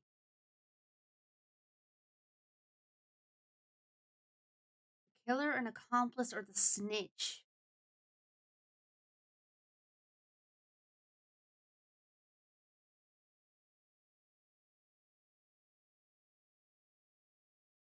Not what I was expecting, but if that last one's true, not what I was expecting. You were Professor Corte's snitch, weren't you?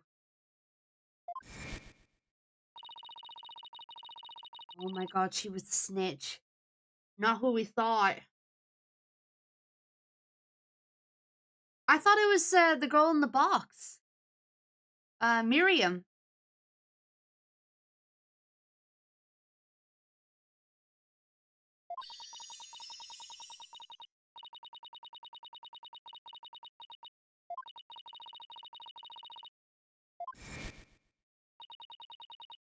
And while fulfilling that role, you learned something about Hugh you'd rather forget. I don't know what you're talking about. Junie, please, stop hiding things from me. I hate having to force things out of you like this. Except we're gonna have to do this the hard way. Trying to review the evidence and see if I can't prove my hypothesis. I must have something that proves Junie's the snitch and Hugh's connection to the case. Crap.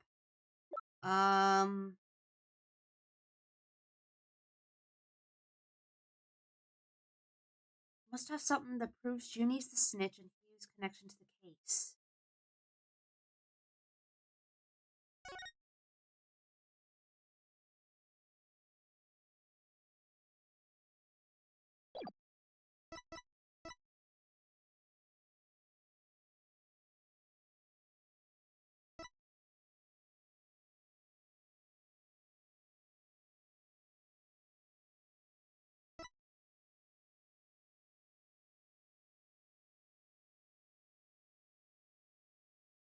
Is it this?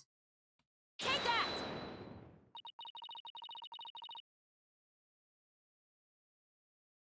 No?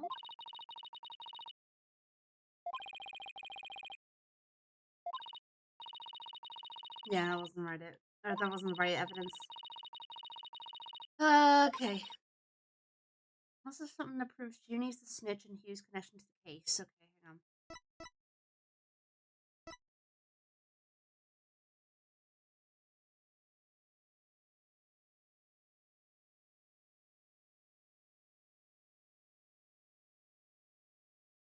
Mm,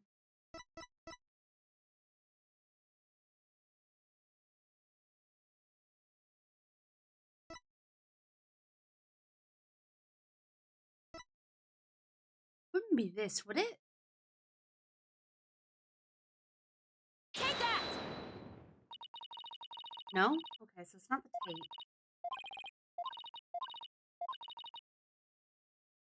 Um...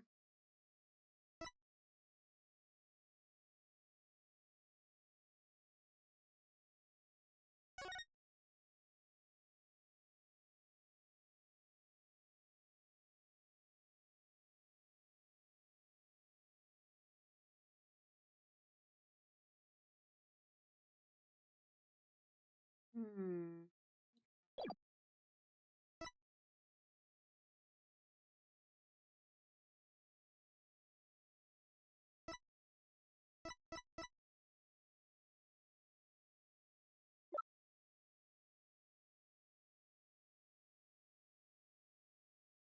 Take that! No?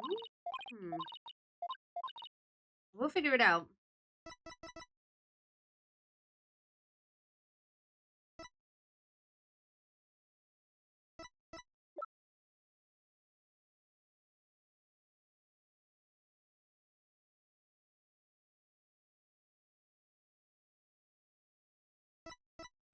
Um...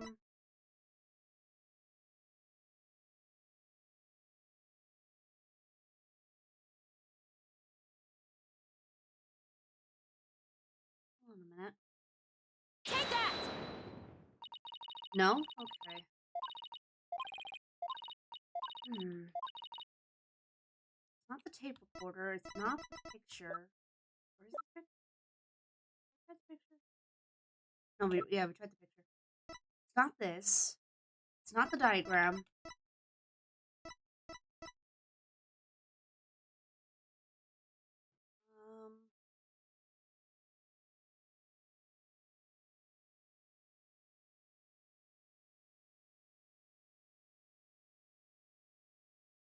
I don't know if this would have anything to do with it.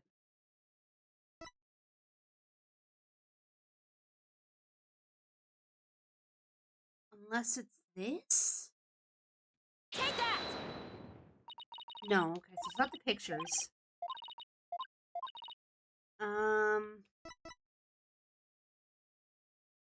Oh, wait, hold on a minute. Maybe it's this.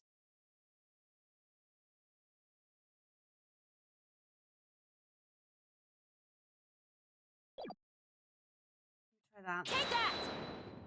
There we go. Okay, we got it. Right here in Professor Corte's planner, it says routine report. I believe this is meant to mean when the snitch would report it to Professor Corte.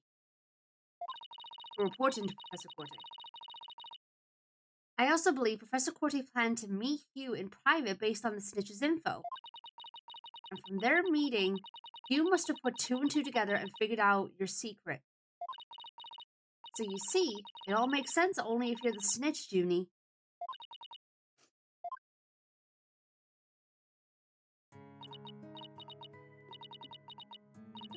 Forgive me. Forgive me, Thena. I've been lying to you this whole time. The truth is, I suspected Hugh from the start. Did? Now, this is surprising.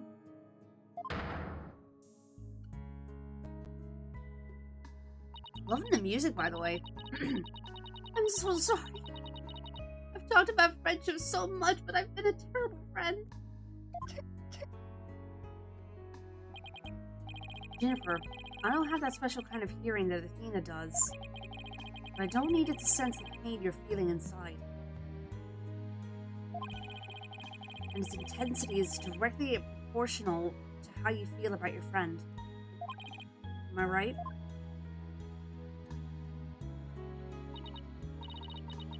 Hello. Please, Junie, tell me why you suspected Hugh. I have a feeling that will be the key to getting to the bottom of this whole case.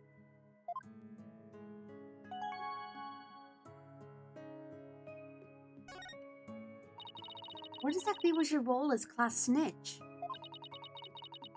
Professor Corte had told me how Academy alumni had stayed from the path of justice. The dark age of the law. The dark age of the law, huh? She didn't want any more of her students going astray like that. Few others at the Academy shared her view. Thought her ideas were beautiful, though sad and unrealistic. She asked you to be her eyes and ears, didn't she? I used to report to her once a month about any wrongdoings I'd seen or heard about. And that report session in her planner, the one from October 22nd, was a part of that? Yes. That's when I reported Hugh to Professor Corte. She snitched on her own friend?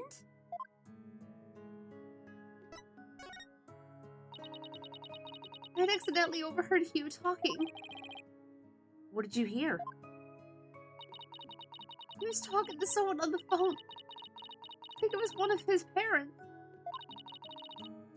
What were they talking about? Something about having paid money for good test scores. Oh! I only overheard him talking, so I never did find out who the money was going to. What? That's bribery! Hugh was buying his way through school, and if that's the case, then that evidence that always seemed out of place might actually be about a secret. Take that! We found this while we were investigating the stage. It's got Hugh's name on it. I didn't know what the number meant at the time, but now that I'm hearing about bribes, it must mean that a bribe of 120 grand was to be paid in October. What's more, take a look at this mark. That same mark is on the pages of Professor Corte's planner. Hey, you're right. Wait, but why would Professor Corte have that kind of information in her planner?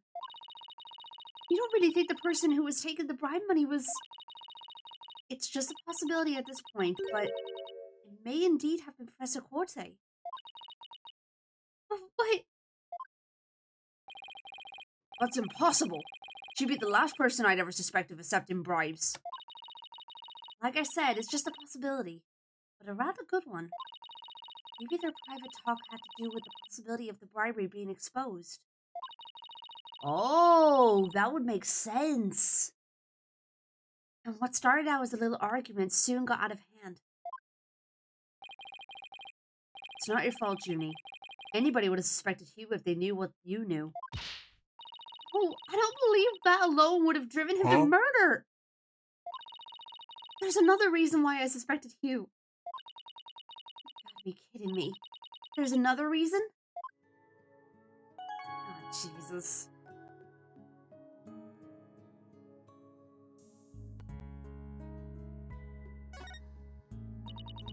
I saw Hugh around 7 p.m. the day before the mock trial. So she's finally ready to talk about that. When I saw him, his... Oh, Nina... Oh, jeez, she's coughing. Junie, are you alright? Just try to relax and tell me what happened. Excuse me. I never cutscene! wanted to see what I did. But I'll have to live with it, won't I? In that hallway, Hugh's hands... His hands were dripping with blood. Oh! His hands were dripping with blood.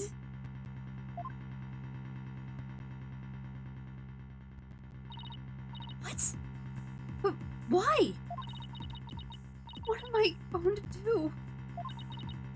Deep down, I know Hugh can't be the killer. But Mike keeps telling me he is, no matter how hard I try to convince myself he isn't. What am I gonna do? Hugh, he's... I can't take this anymore. I can't take this anymore, Athena. She hid the fact that she had seen Hugh and said he went home at 6 because she wanted to avoid talking about what she saw. Junie, it must have been terrible holding all of that in. It's gonna be okay. I'll get to the bottom of this. And that's my promise from one good friend to another. I'll be defending Juniper tomorrow. If that's okay with you, Professor Means. My main concern is whether you can defeat that prosecutor. But I won't try to stop you. I will be watching from the gallery. I shall look forward to seeing what sort of results your methods can produce. Good luck tomorrow. Now, if you would excuse me.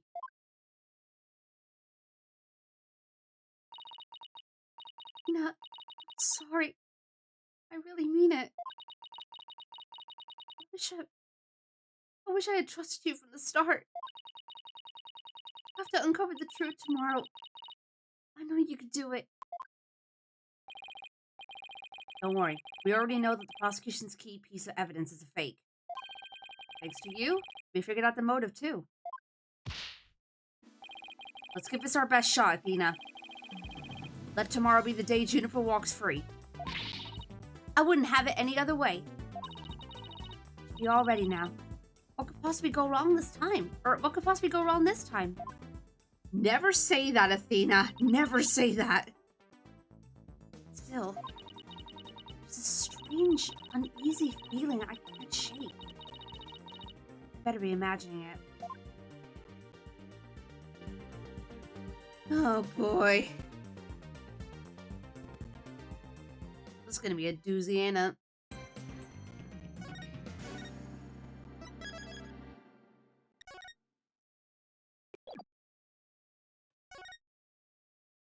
Alright, here we go.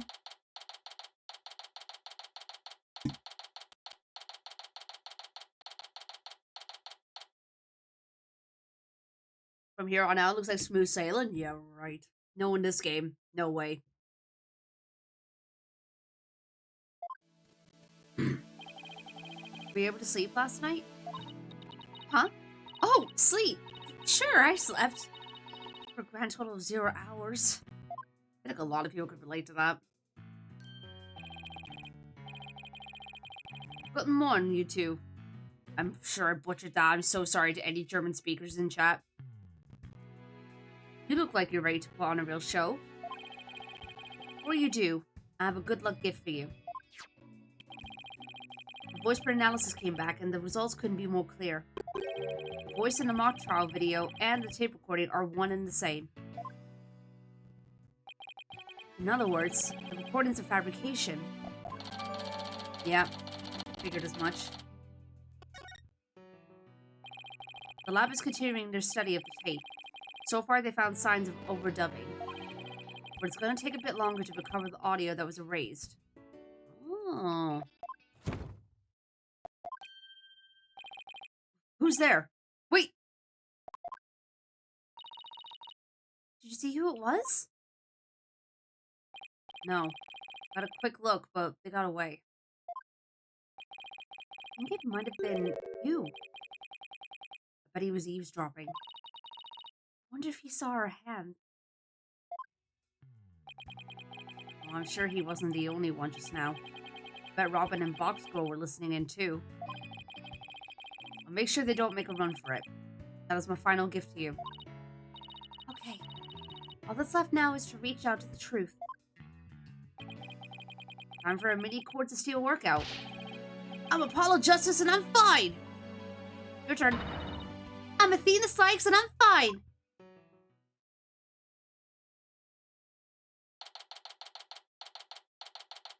Alright, here we go.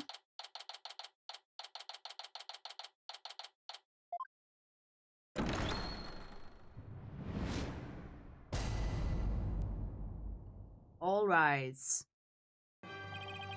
Court will now reconvene for the trial of Juniper Woods. The Sykes Brigade is totally psyched. I mean, the defense is ready, Your Honor. Prosecution is ready as well. Isn't that right, Prosecutor Blackburn? Yes, well, moving right along. Yesterday's adjournment was unexpected, yet necessary. In the game, hello. But I'll be running a tight ship here today, so no funny business from anybody. Understood? Your baldness, Robin Newman and Hugh O'Connor have recanted their confessions. But later, I shall grill them at leisure to find whether I can charge them with perjury. Well, this sure complicates matters. Still, one must not overlook the facts. Now, about the school camera photo that was submitted yesterday. A pity, but that evidence is no longer relevant to this case. The archroom clock runs fast. It cannot function as an accurate measure of time. As for the bungling detective who overlooked that, he is paying for his failure as we speak. Poor Detective Fulbright. Hope he returns to work with all his body parts intact. Jesus! But if that's the case, then what will we... The accused is the sole person who could have moved the body from art room to stage. And I mean to prove it here this day. It's just like Detective Fulbright said. But what else does he have up his sleeve? My understanding of this heinous crime is thus. The murder took place near the center of the art room, as evidenced by the bloodstain.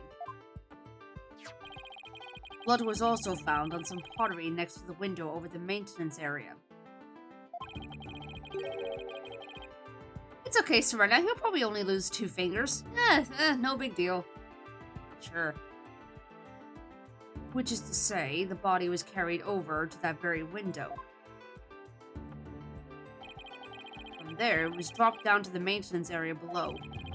And though there are nary a scratch to the body aside from the fatal wound, that too was per the script. A high jump mat was employed to cushion the fall. Then a ball cart was used to haul the body over to the stage. That's not very clever. I mean, it's the same exact body moving scheme as the script. Anyone could have moved the body that way. Objection! He's probably losing a couple of toes too, also. Yeah.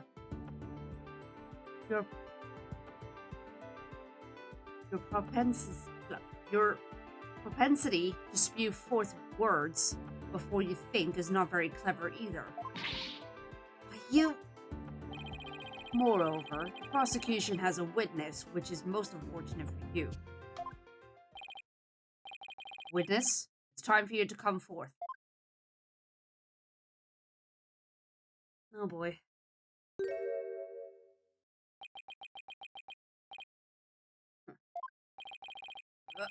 Well then, will the witness please state his name and occupation? Hugh O'Connor. I'm a senior at Themis Legal Academy, and I'm studying to be a lawyer. Yesterday, I told that lawyer there that I would testify to the truth. So, I intend to cooperate fully in today's trial. Happy now, Miss Sykes? What's he up to now? Yeah, he's definitely got something up his sleeve. The court appreciates your cooperation, Mr. O'Connor. Now, your testimony, please.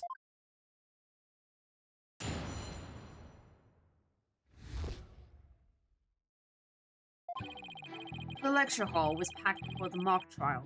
The rest of the campus was empty. That's when I saw Juniper dragging a large mat from behind the stage. I was watching her from a vantage point between the stage and the maintenance area. She was heading towards me, so I assumed she was on her way to the maintenance area. but I didn't have time to stand around and see what she did after that. The real truth hurts so much, doesn't it, Miss Sykes? Or maybe you thought I was going to bring up something else entirely against your client? Never a snappy comeback when I need one. I feel that. It's coming straight at us today, using any means possible. To protect the students who had to climb up high when setting up the stage, a mat was brought over to the stage from the storehouse. Our client is a student council president. What's wrong with her taking it upon herself to put the mat away after they'd used it? Objection! Oh, there is plenty wrong.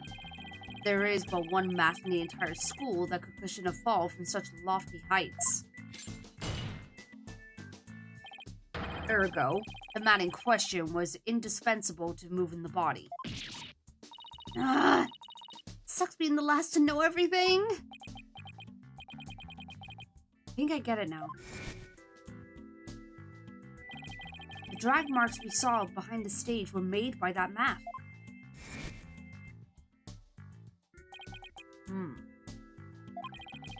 The only mat of that thickness was where the body is assumed to have been dropped. It would be hard to deny the possible link to this case. Off to a bad start again.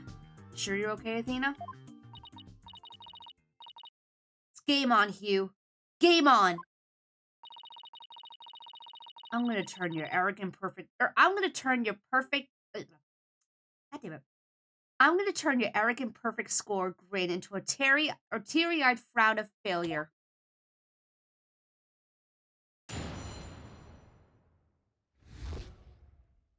Alright, here we go.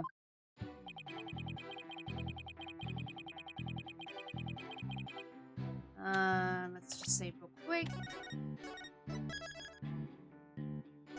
Love the enthusiasm. Yeah, it's great. Alright. Hold it! Hold it, hold it! Hold it right there! What? I was just getting to the important part. Eager to unsheath your blade, Sykes Bono. Your heavy breath heaves to where I stand. Objection! How rude! A human's breath doesn't travel anywhere near that far. So the only issue is distance? You're not denying that you're a heavy breather? I'm just saying that scientific studies have proven that it's not... Hang in there, Athena. No matter how many insults they hurl, it won't affect the judge's opinion of you. What about my own self-esteem? Let's go back to what happened before the mock trial.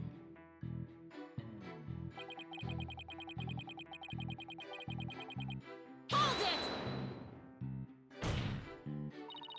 Our client was simply putting the mat away. It had nothing to do with this case. Objection! That is where you're wrong. There is but one mat in the entire school that could cushion a 3-story fall.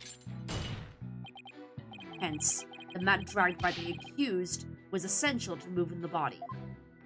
Hi Breeze, welcome on in. Hope you're doing well. If we win this one, I promise to donate another thick mat to the academy. Now show me how to show you the truth. You'll have my full cooperation. Do we? Hold it!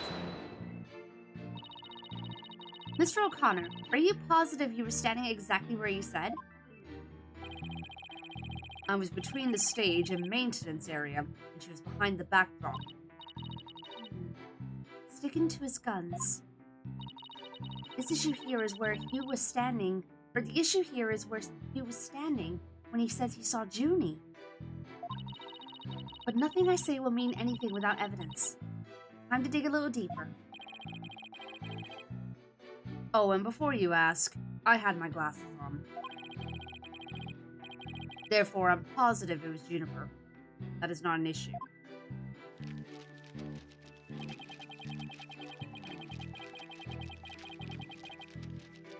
Oh my god, I bun. Hold it! You shouldn't assume anything. It only shows that you're not positive. Objection!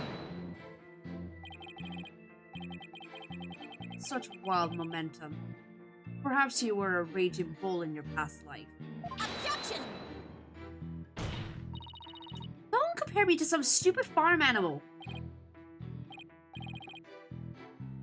Boy, Justice Dodo. Our assertion is Juniper was simply putting the mat away. But in that case, where would she be taking it? Oh, to the storehouse over in the maintenance area. Precisely. Therefore, there is naught wrong with the witness's judgment in this matter. It is your wild charges that are the issue here. But I cannot help it if you keep seeing red. He's gonna get a face full of justice, Apollo style, if he keeps that up. Anyway, I saw her heading towards me.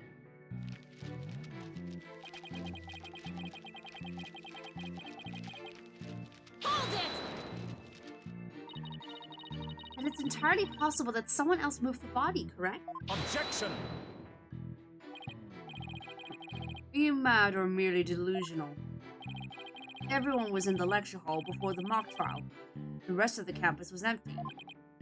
Ergo, the only probable suspects were the 3 trial participants.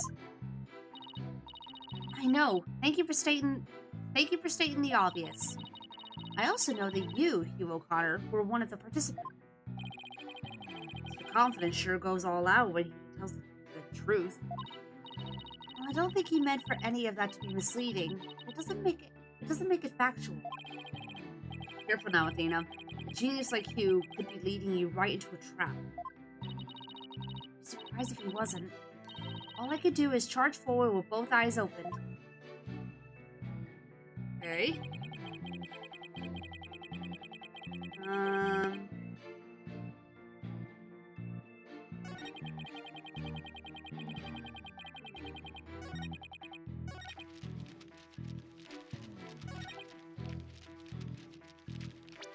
Do we have any evidence that we can... Yes.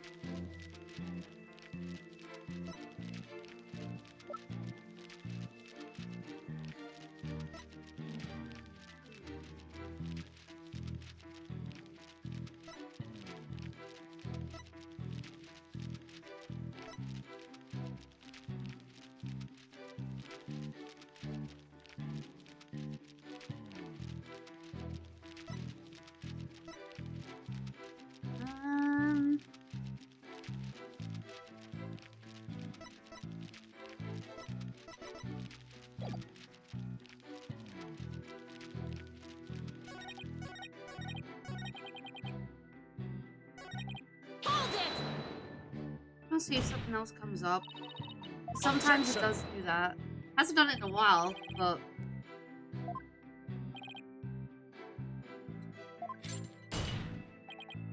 It's not dragged by the accused with essentially moving the body.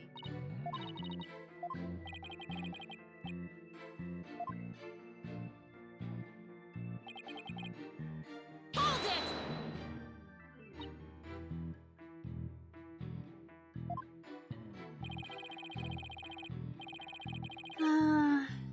So... Being the stage in the maintenance area and the backdrop, okay? The issue here is where he was standing when he says he saw June. Nothing I say will mean anything that fast.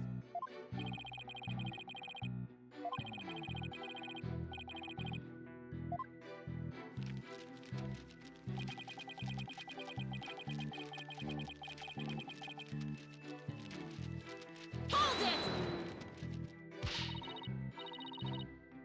Objection! Objection!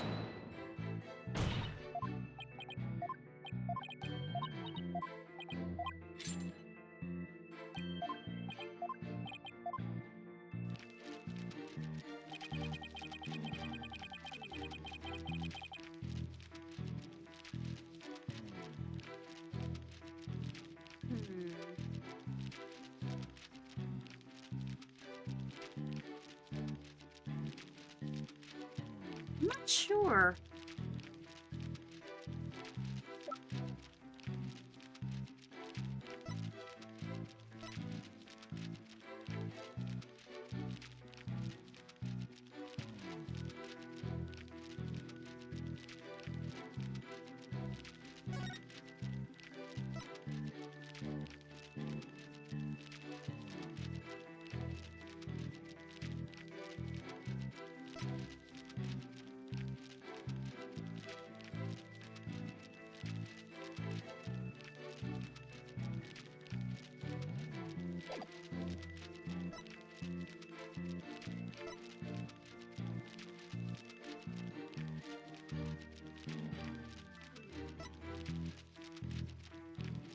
I feel like it's too soon to bring this up. But... No, let's try it. Objection! Yeah, I thought that was too soon.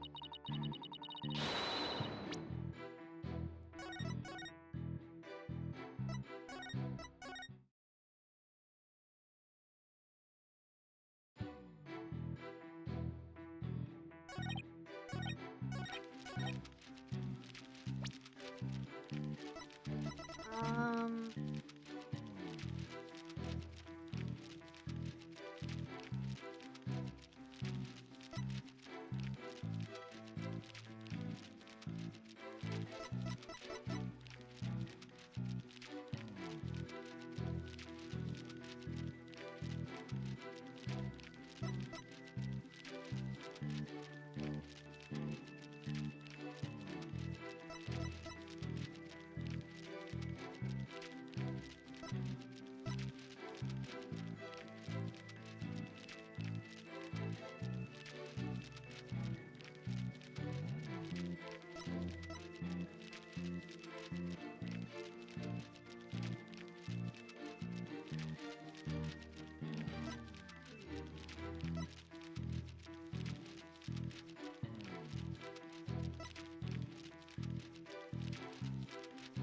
Objection! Yeah, I didn't think it was that. I just thought I'd try.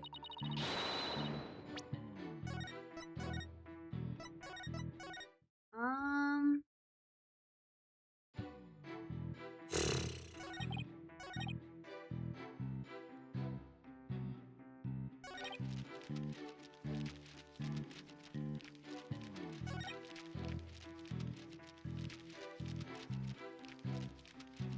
I mean, I could be on the wrong statement for all I know, but I'm not sure.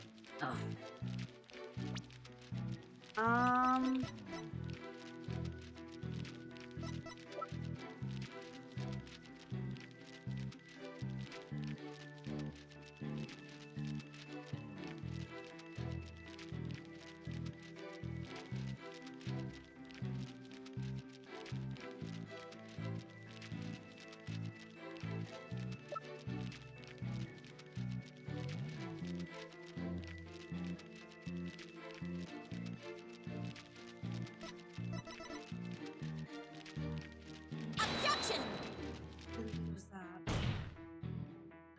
I'm just trying things at the moment.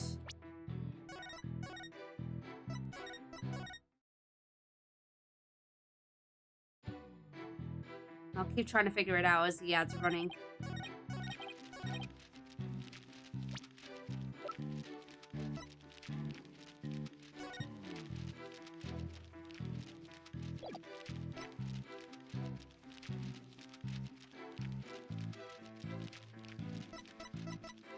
Objection!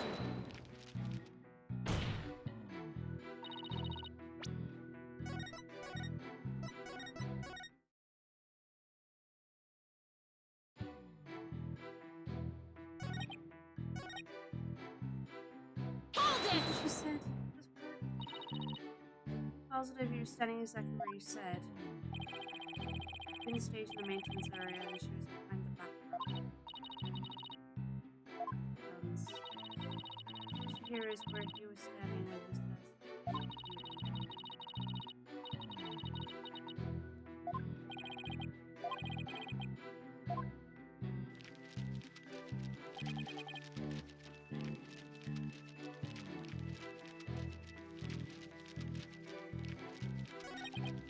You know the answer here? This? Objection! No? Or maybe it is that and it's on the wrong part. Yeah, I'm gonna try that actually. I'm gonna try it on a different statement.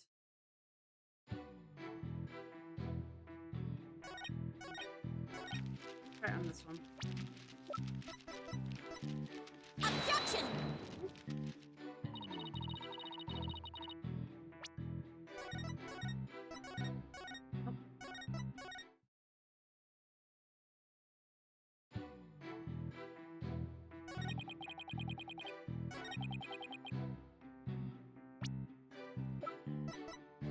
Objection! Okay, we got it. So what was the pictures?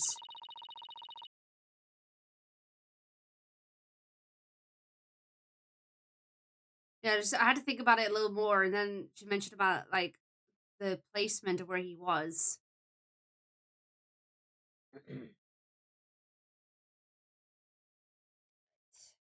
We will wait for the ads to be over, and then we will continue.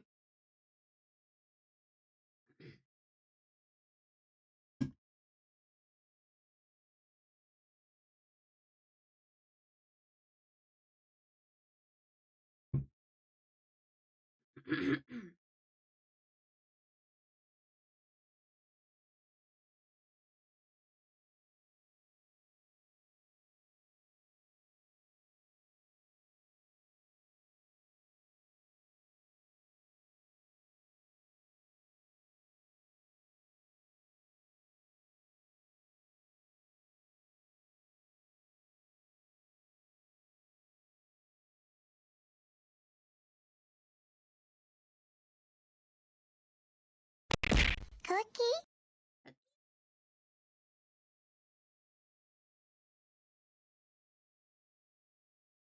All right, welcome back, Matt. Everyone, sorry about that. Thank you for your patience as well.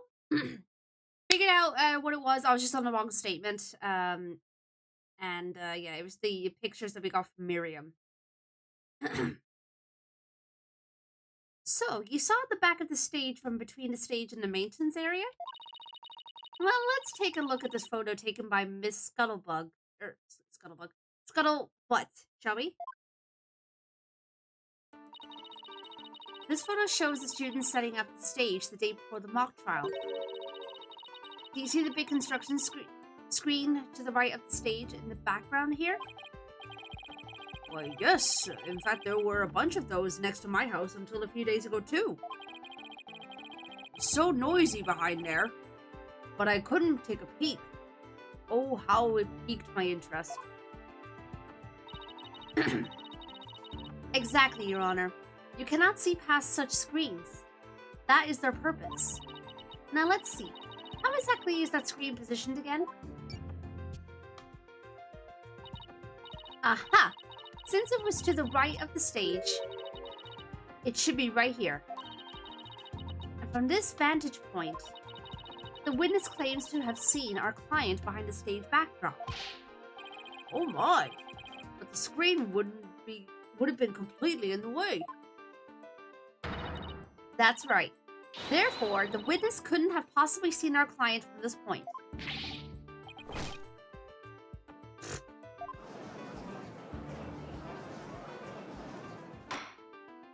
Order! Order! Mr. O'Connor, have you been lying to this court? Scream. Right.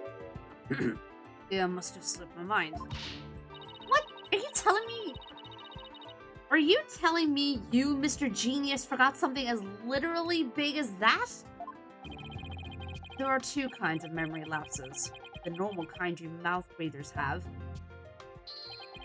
and the genius level lapses of memory that people like me have. Uh-huh, sure. Why don't you just admit that it was a normal everyday brain fart already? Literally. Will the witness now please restate what he remembers minus the lapses of memory? That's easy. I was on the other side of the screen. In other words, I witnessed Juniper from the stage side of the screen. Objection! You were testifying that our client was behind the stage. But need I remind this court, the back of the stage is not visible from the front. To actually see our client behind the stage from the stage side of the screen, the witness himself would also have to be in the same area behind the stage. But in that case, our client would have definitely seen Mr. O'Connor.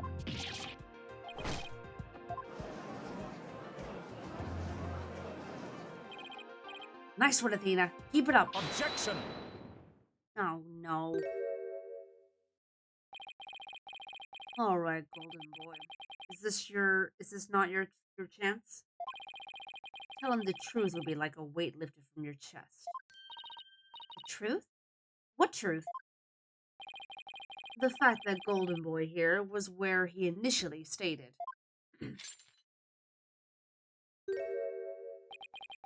That is to say, he was between the maintenance area and the stage. Objection!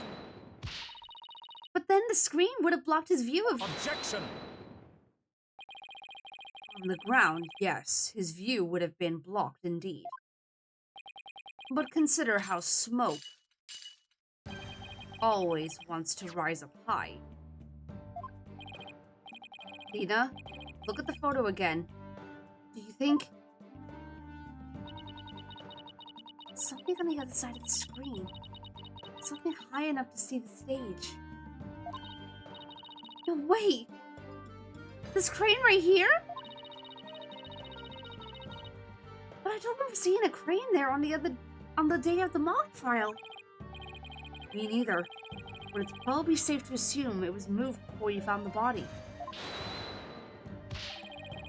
That's far enough, Prosecutor Blackwell. Remember, you promised. I recall making no such promise. It was you who came blubbering to me about keeping quiet in exchange for information. What's all this about a promise? Or, what's all this about a promise? Is this about whatever Blackwell is using against him? What's it got to do with going into the crane? Golden Boy did not go up in that crane for fun. He was working part-time as a crane operator within school grounds. What? You mean to tell me a high school student was operating a crane? The witness, I object to the prosecutor's last statement. There's no proof I ever operated that crane. Hold it! Actually, there just might be something that proves you did. Probably should save just in case.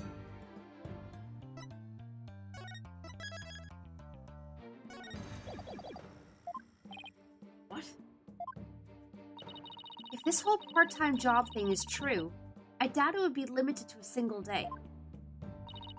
You were probably working at the same site the previous day too. Is this what you're thinking of, Athena?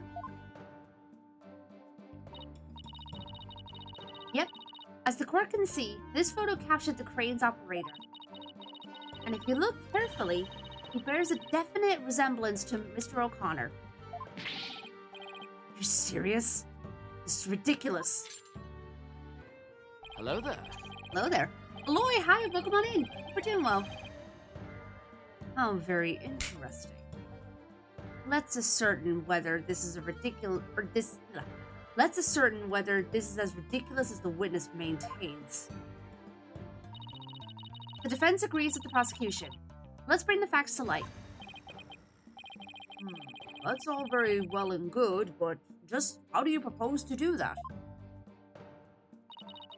The person in this photo has one really distinguishing feature. I'm not 100% sure, but it's at least worth a try. You can clearly identify the person in this photo as the witness by examining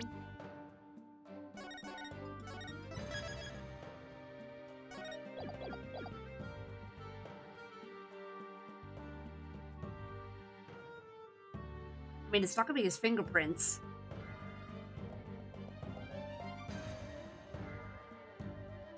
Why would it be the hobby?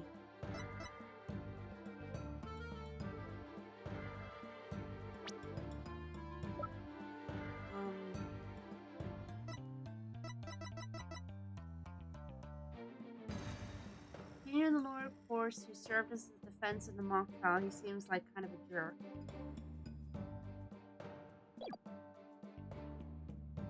Is it the neck?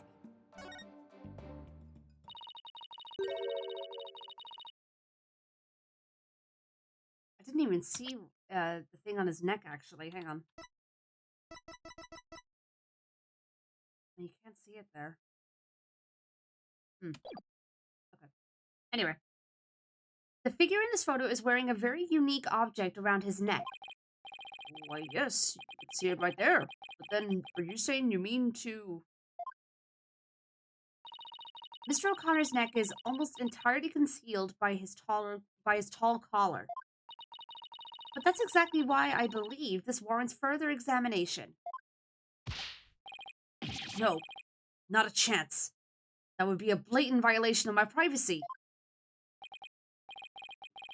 You are a disgrace of a man. Now start unbuttoning that collar before I hack it off. Yeah, what's the big deal? Now let's see your neck. Honestly, if that was worded any differently, that could have been really bad. It was about to go there, but thankfully, it didn't go that way. I believe the witness has a great alibi for the crime. Witness, that's not true. The prosecutor is lying. Oh my god, yes. Guess I have no choice.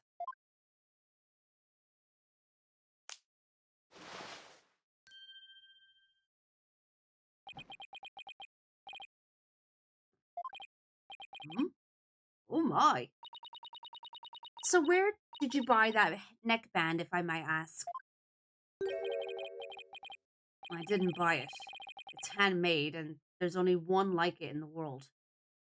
Or did Robin make it? Well, it sure looks like the neckband in the photo. Should we have the photo analyzed? You're one irritating lady. Fine. I admit it. I work a part-time construction job. It has nothing to do with our school. Operating heavy equipment's no big deal for a guy who can parallel park one-handed. But I never expected one of my jobs would take me to my own school. But when you factor in all of the required tests and apprenticeship period, wouldn't you have to be at least 20 to have a license for operating a crane? Oh, about that. You see, I'm a genius, so, you know. Objection! Is this where the 120 grand is gonna come in? Let us dispense with this inane charade, Golden Boy. No, Prosecutor Black Hope. High school seniors are 19 at most. Thus, they failed to complete the requirements. But that does not apply to you. Does it, Mr. O'Connor? Why doesn't it apply? He's a senior, so he's around that age, right? No, don't, please! Actually, Golden Boy here is 25. He took a 7-year break from school. Oh! Why are you laughing at him? Wait, come again?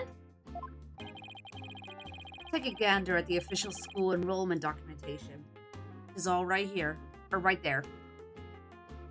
The judge doesn't know what a computer is, but he knows what's required to get a heavy machinery license. Yes.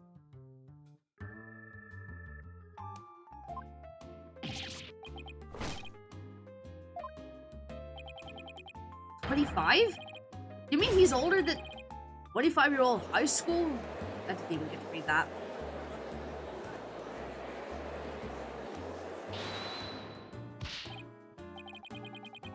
Seven-year break. 7 years. Just one thing to say. There are two kinds of 7-year breaks. The ordinary kind you mouth breathers take, and the genius kind people like me. And the genius kind people like me take. Objection! But a genius would quickly become a chore for a 7-year break. I think you have that backwards, Athena. Even geniuses make mistakes. I just happened to make mine only 7 years in a row.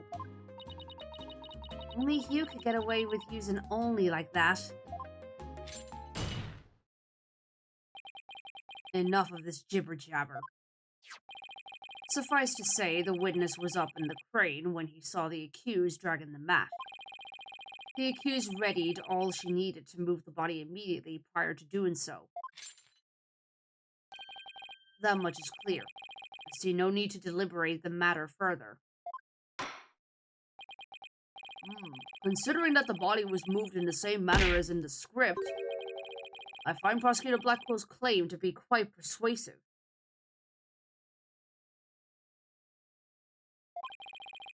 Does the defense care to dissuade me?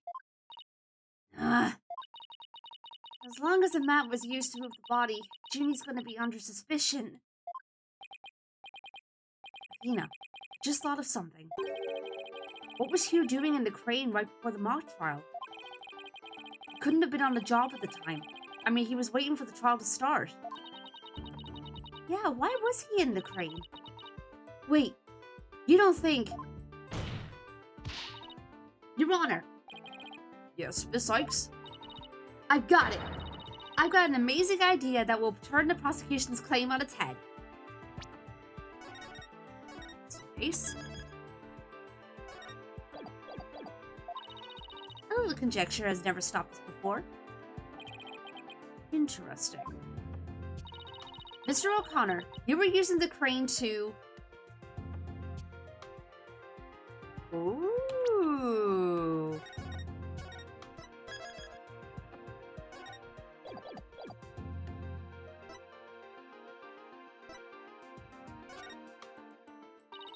The body was just like it was in the script, so you must have moved like in the script too. Or so it must have moved like in the script, I don't know. Yeah. At least that's what the prosecution believes. How simplistic, even foolish. Those are pretty strong words, Athena. You sure about this? The witness is a licensed crane operator. He could have used it to move the body. Objection! Well, Golden Boy, care to chime in? I intend to say no more on the matter. Save that this does not bode well for you. He's on my side this time? Or is this another trap?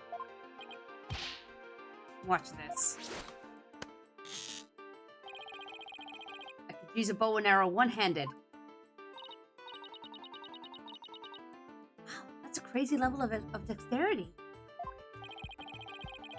I can even drive a crane with one hand. That's easy. But operating the crane itself is so complex. It requires both hands. Now, I would have the court look at this.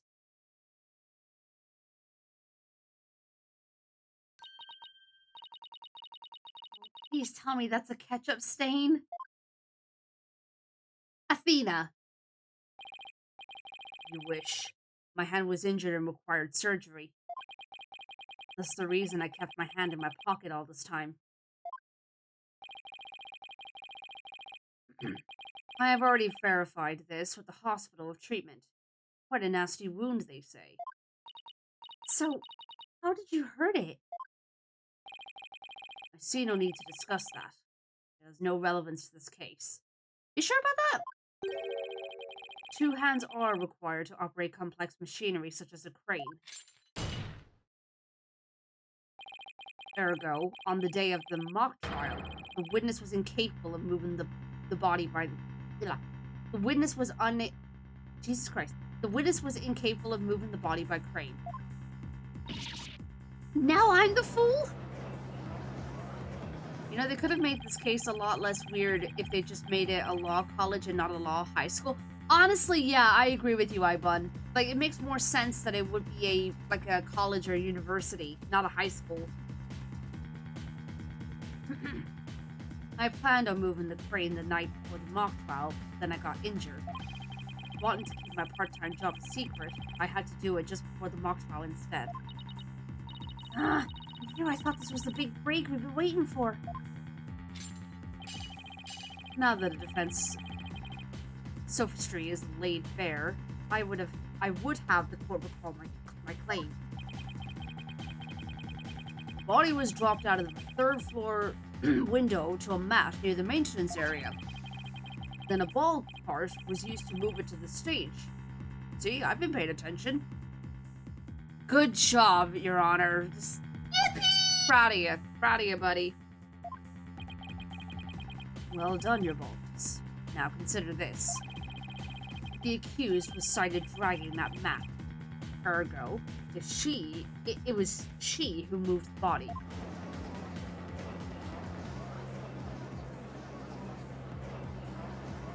I'm assuming it's a result of differences between Japanese and American school systems. Possibly? Who knows? Well, I think you were on the right track, Athena. You do? Yeah. Juniper remains the prime suspect if we assume the body was moved per her script. So, as a defense, you have to figure out how else the body could have been moved. But... is he telling me to think of another way besides the crane? Miss Sykes, if you have a counter-argument, this court would love to hear it. And if...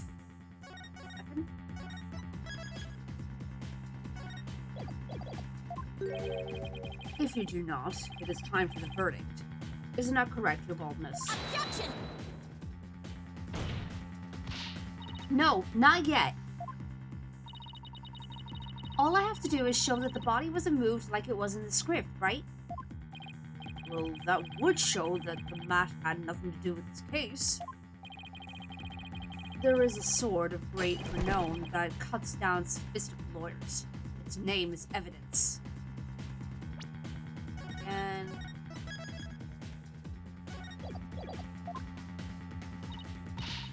you don't scare me. Just a smile, Athena. You can do it. What's wrong with your face, Athena? It's a weird mix of terror and creepy grin. Just focus on how the body could have been moved without it being dropped. How could anyone lower it without just dropping it? It's not like it could fly. Maybe it could. After all, there is a way to zip between the art room and the stage.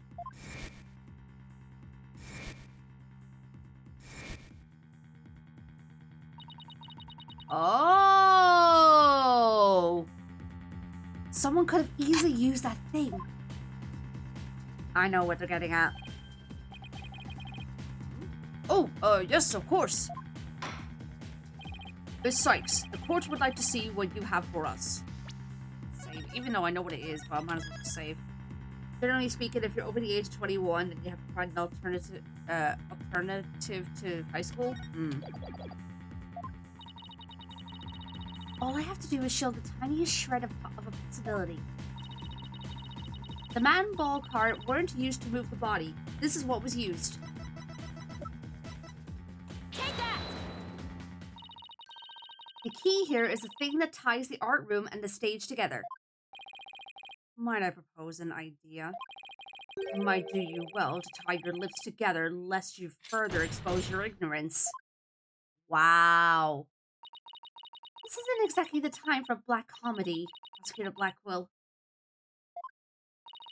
Anyway, the court will recall the wire on which the school banner was hung.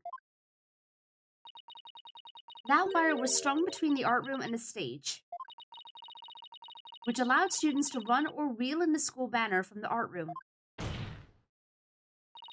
The body could have easily been lowered down to the stage via this wire. Objection! Spare me your armchair theories. This wasn't some kind of high wire act. The body surely would have fallen.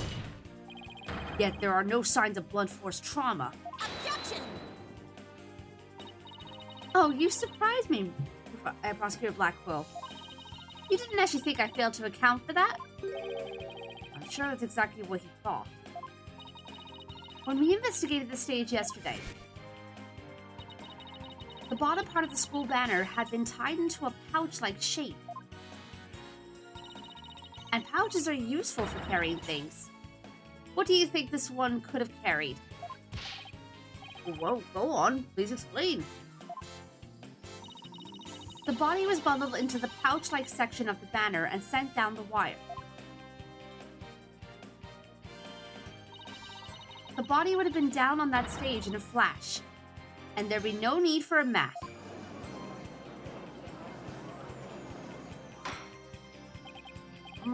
I've heard the phrase carrying the banner, but the banner doing the carrying? Objection! I've no patience for you and your cheap parlor tricks. Your claim is as shaky as a corpse performing that absurd high-wire act.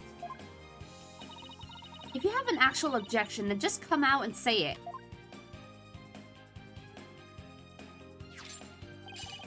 I trust you recall the bloodstains left on the art room pottery. If the wire had been used to move the body, it would have to be via the window above the quad, the one with the winch.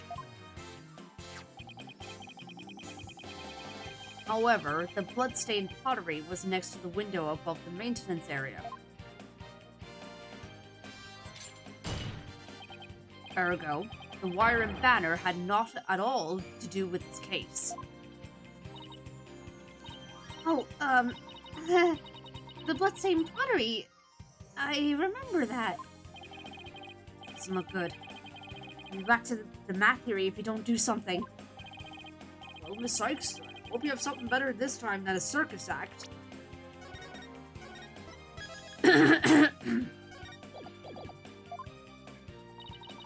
My wire theory is true, then that blood on the pottery must not have been.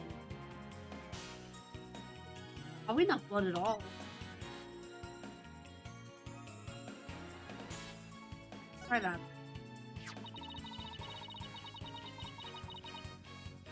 Oh, is it wrong?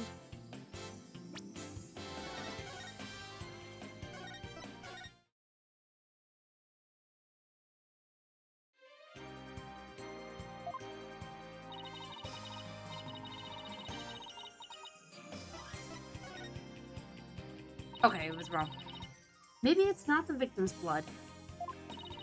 Did the police check to see from whom the blood on the pottery came from?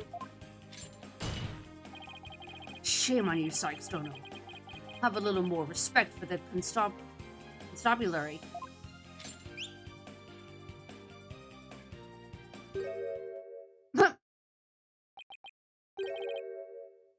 Fulbright. That they didn't check it. Don't let it get you down, Prosecutor Blackquill. Everyone makes mistakes. Oh, spare me your cheek. We will know not either way till the tests are run.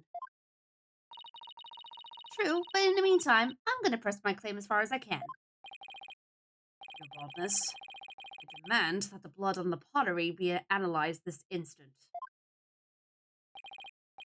Of course, it shouldn't take long to get the results back.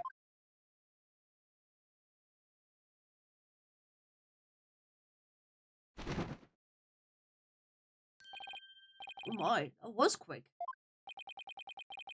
What history if it turns out to be the victim's blood? Please let it be someone else's.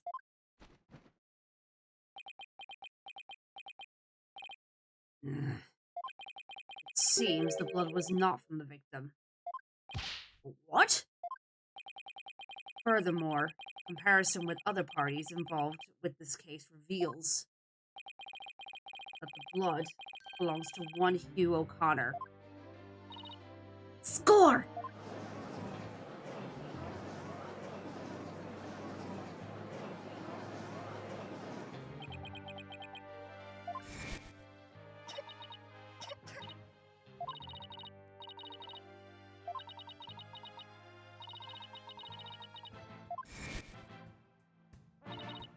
Your Honor, as we saw earlier, the witness's left hand had suffered a serious injury. He sustained the wound in a struggle with the victim and his blood got on the pottery. Then Junie saw his bloodstained hands as they passed each other in the first floor hall. It's the only explanation that covers everything. Objection! What now? There is but one way now to turn aside her blade, but do not cast the blame on me. Your grudge is with Sykes Dono, for it is she who forces me to expose your secret. Fine. Whatever. Wow, how much dirt does he have on Hugh? The court will observe this odd-looking envelope. It was inside this that Miriam Scuttlebutt's script was found. Miss Scuttlebutt's? But didn't the prosecution already claim that this envelope is the one that contained her script? Circumstances have changed. You see, Golden Boy had hidden this from us all. Let's see here. My word! Talk about the world's most painful paper cut. Indeed. You can clearly see that if this envelope is not opened correctly, a powerful spring-loaded blade will shoot forth, leaving a horrible gash upon the hand. The only one who had been told of the correct way to open it was Constance Corte.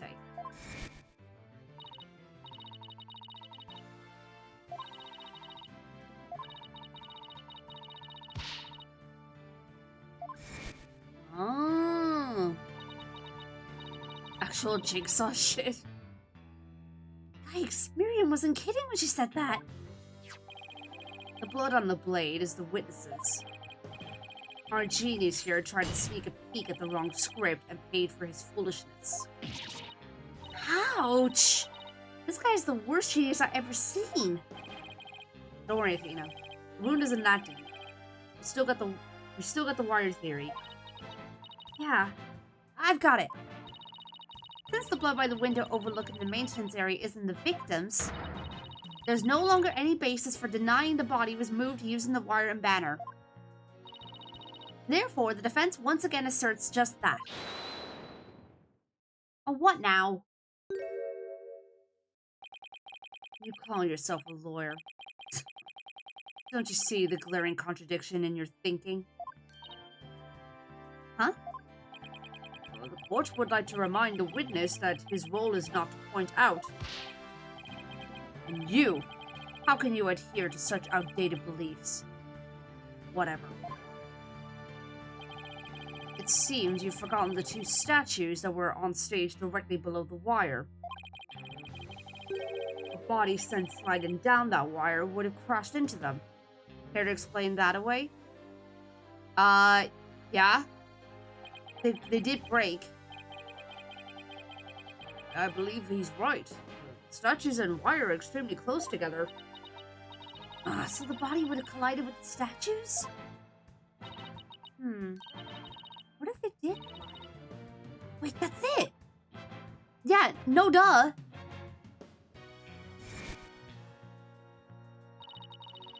those statues, we still don't know how they were broken. Save real quick, just in case.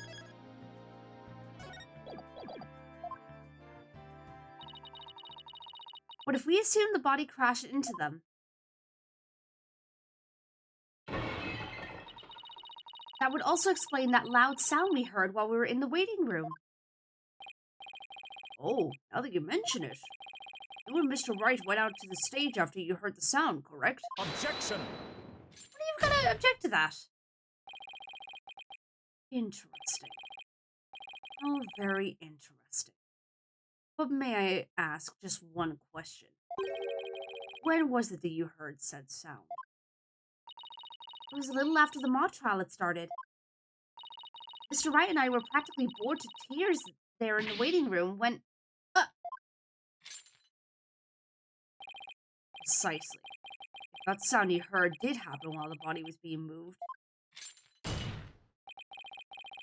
that would place it during the mock trial. Which means the body wouldn't have been there before the mock trial started.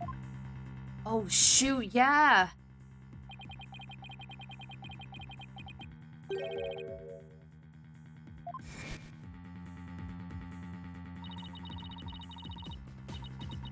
He said he saw the body before the mock trial. So, then my claim that the body was moved during the mock trial doesn't hold water. Stupid contradiction. It's gonna get me and our case killed. Focus was on just 3 suspects because the body was moved before the mock trial. That has been the major premise thus far. Your assertion, therefore, contradicts the very foundation of this case. Objection! Both sides still lack incontrovertible evidence. So, should we not also treat Golden Boy's testimony with some level of suspicion? Good point. Prosecutor Blackwell is on our side. I bet he's figured out the truth behind this case. Well, great, as long as he's not up to something else. If the statues really were broken when the body hit them, the huge statement about seeing the body before the mock trial is a big fat lie.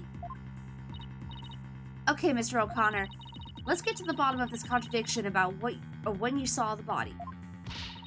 Look me straight in the eyes and repeat your statement to me. Like I said before the mock trial, the body was, I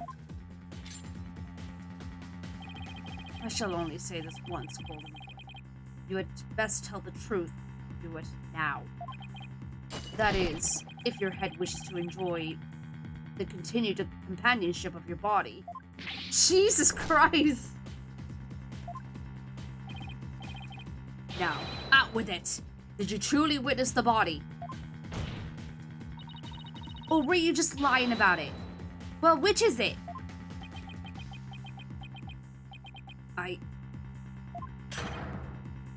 You what? I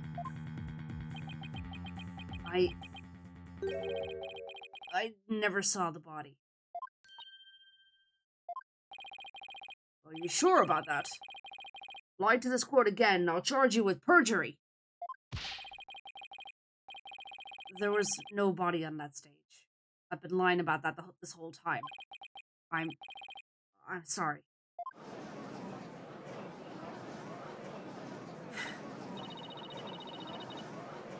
Yes! We've exposed Hugh's big lie for what it is! Why would he lie about this to begin with? Yeah, that's what I'm wondering.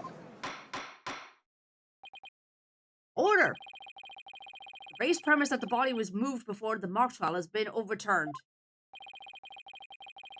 I'm sorry, well that makes up for everything! Yeah, it sure does! Yippee! Congratulations. I imagine this has an impact on both the defense and prosecution's case. Well, first I'd like to thank the prosecutor. This brings us one step closer to the truth. Now at least we know the body was moved using the wire and school banner. Indeed. That much I shall concede. Sykes don't know. body was moved as you stated, and in the midst of the mock trial. So both sides are satisfied then. If the body was moved before the mock trial, we have our 3 suspects. But if the move took place in the midst of the mock trial, it is an entirely different story. Right. All 3 suspects were in the mock trial. That gives them solid alibis. Objection! How simplistic. Did you forget about the student in charge of the audio? Amidst the mock trial, she was the one soul who could leave and re-enter the lecture hall. Oh, god damn it! What's this? Who is this person in charge of the audio? No! How could I forget? It was... Yeah. Crap.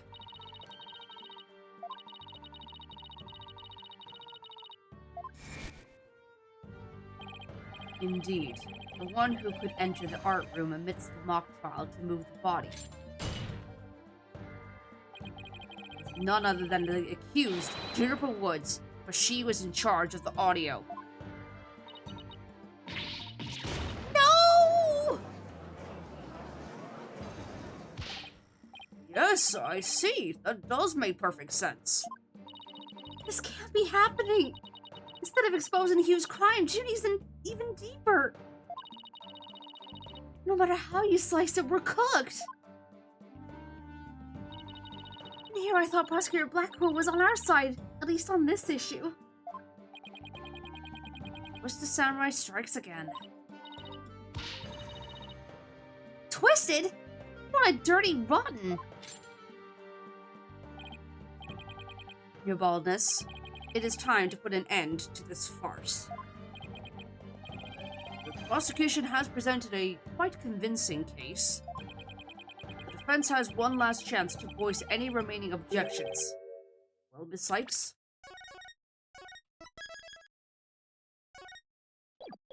Hi, Jeannie. Welcome on in. Hope we're doing well. Oh, what are we gonna do? I've got nothing left. Nothing. Nada. Night. I'm trying to think of something, but I'm drawing a big blank too. Poor Junie. Unless we figure out something, she'll be... Objection. Objection. Well, I object too. Oh?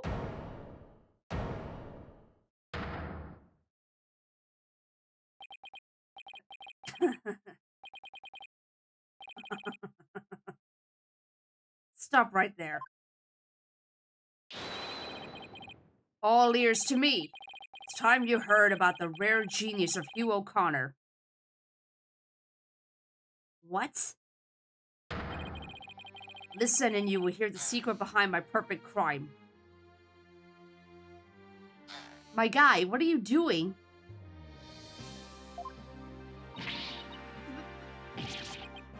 Perfect. I'm...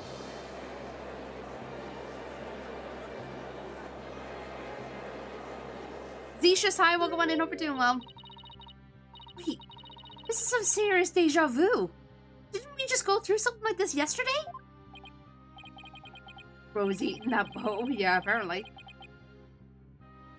Yes, we did. This had better not be another one of his enraging traps. Subby. The murder, the moving of the body, the cover-up, it all sprung from my brilliant mind. Go ahead. Arrest me. The real killer is right before you. Order! Order, I say! Mr. Connor, or Mr. O'Connor, you already confessed yesterday, then earlier today recanted your confession. As if you mouth breathers could comprehend my genius. The end justifies the means. Bow down and kneel. Kneel before my great and maddening intellect. Objection! Enough. The only thing maddening is the... How do you pronounce that? Ignominy?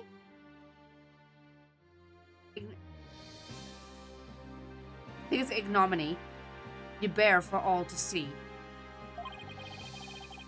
Might be a dick, but you can't say he isn't being a decent friend by confessing now. I mean, I don't know.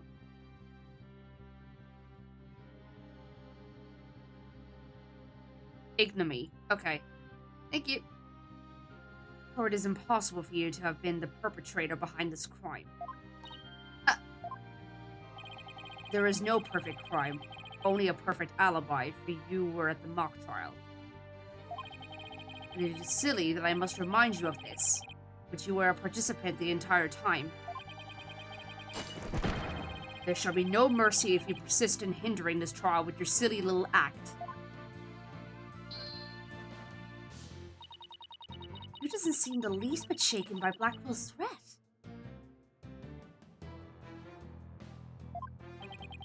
Listen, Mr. Prosecutor, calling that a perfect alibi is beyond contempt. Your Honor, I'd like to take this opportunity to offer further testimony. I will now demonstrate the very moment of genius that transcended even perfection. Oh, shut up.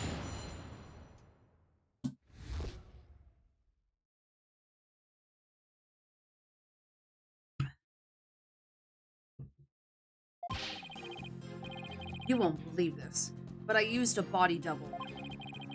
That wasn't the real me at the mock trial. That means I didn't almost lose. My body double almost did. What? I slipped out stealthily while my double took care of the trial. I had the run of the campus. In short, I'm the killer. Juniper's innocent. Who is he fooling? I have a question I was hoping the defense and prosecution might help answer. Is it just me, or does the witness's testimony make no sense at all? No, it's not just you, Your Honor. All I got from listening to that was a headache. Yeah, that was just plain weird. Especially the whole thing about a body double. Yeah, no kidding. Well, I'm relieved it's not just me. And the prosecution? Your baldness. Summon an ambulance this instant. The witness is stark raving mad. Yes, I think that would be for the best. Now then, let's pretend that never happened and move on to my verdict. You people don't believe me? It's not a matter of not believing you. It's more along the lines of questioning your sanity. Yeah, Funny Farm just called. They want their genius back. Shut your pie holes. The intellect of a genius transcends even logic. Besides, don't you guys have that weird device for testimony like this? Objection! Which it's not a weird device and I don't waste him on ridiculous testimonies. Easy there, Tiger. Think of it this way. We don't want a verdict to be passed just yet. So how about we give Widget a try? Well, this is against my better judgment, but I'd like to conduct a short therapy session. Your better judgment? Well, I'm a judge and it's far beyond mine. Yes, I find it hard to say no. Prosecutor Blackwell, I trust you have no objections? Prosecutor Blackwell? Where the hell did he go? The prosecutor said, rubbish, we will be out on a stroll, and left with Detective Fulbright. How does he get away with stuff like that? Well, then I'll interpret that as meaning he has no explicit objections. Alright, Miss Sykes, you may proceed with your therapy session. I love how the bird is just scratching itself on top of the judge. I've seen my share of crazy trials, but this one takes the cake. Have Phoenix in here and he'll tell you a bunch of other stories he's had. He's had some crazy trials. Yeah, honestly. Oh dear. Forrest is the freaking spy from Team Fortress 2?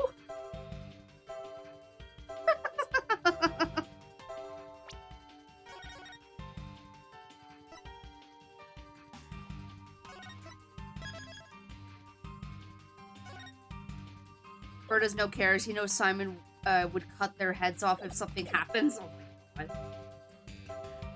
I won't believe this, but I used a body double.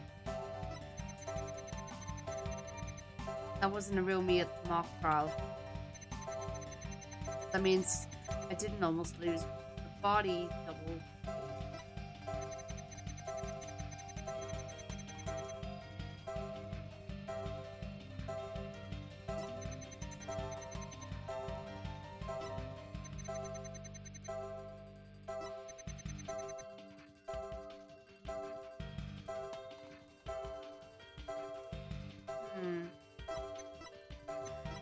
We can probe him at least, so let's try and do that.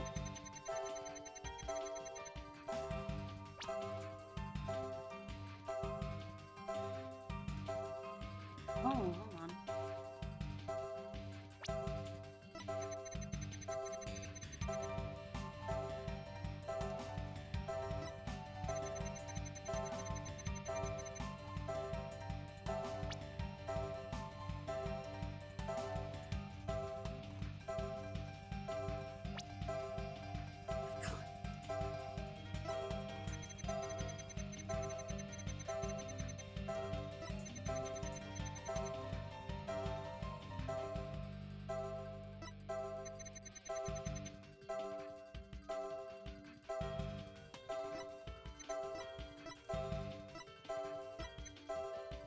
How do you put to probe here?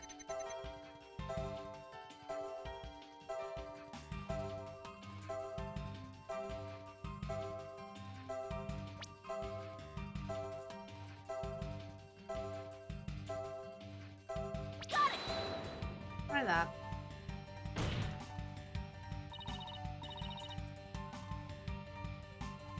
Oh, okay. We're trying to figure out what he's talking about. What are you talking about? That's the murder here. All the grief I feel is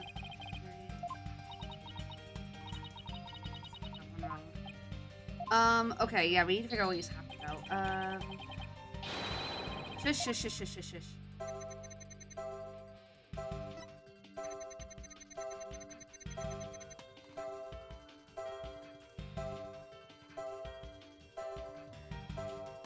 Is it this part?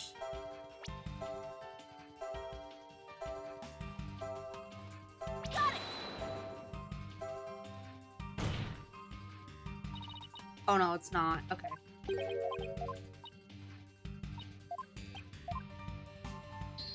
I was thinking, oh, like, check the score or something. I don't know.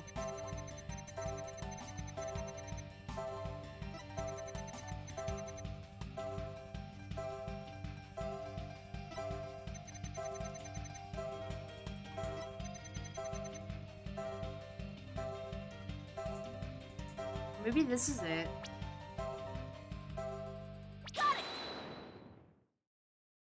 Okay, we got it. Mr. O'Connor, yesterday you said that you didn't really care about Miss Woods anymore.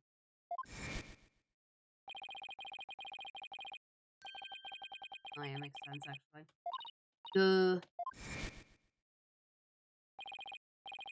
Yeah, well, Juniper reported my secret to Professor Corte.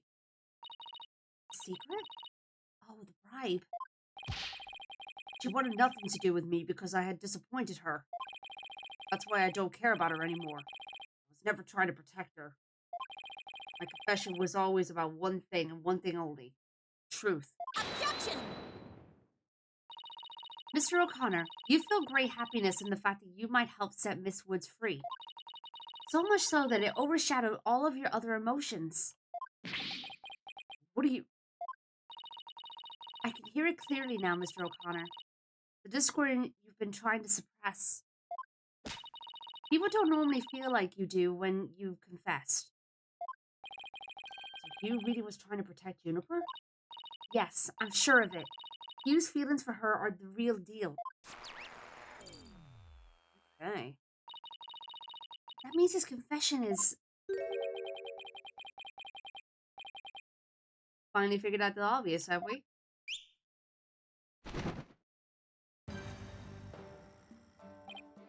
Why, Mosquito Blackwell, you're back.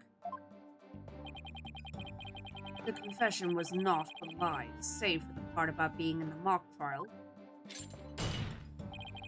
Can we all agree now that the killer is the one in charge of the audio, i.e. the accused? Why couldn't you have taken a longer stroll? No, you haven't unraveled the genius of my body double trick yet. You can't be serious. Do you really expect us to believe you had a body double? Yes, I do. But if you think I didn't, then prove it.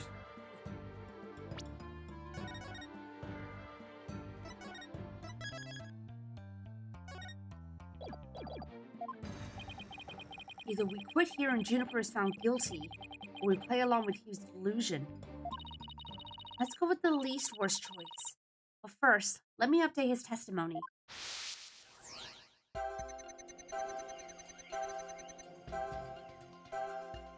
Okay.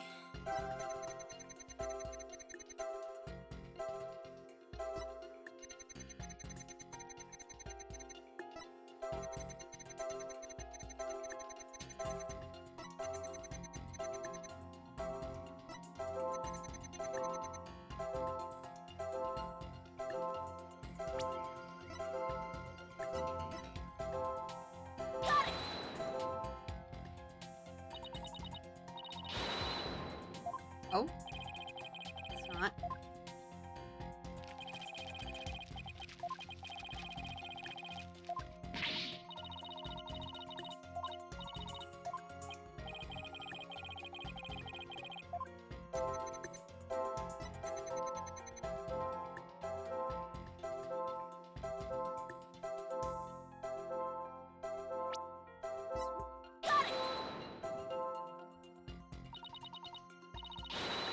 No?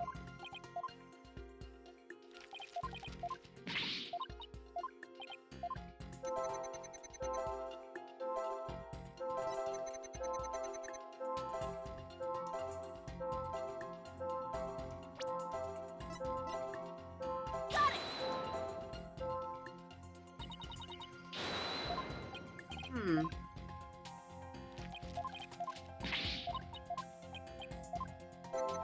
Okay.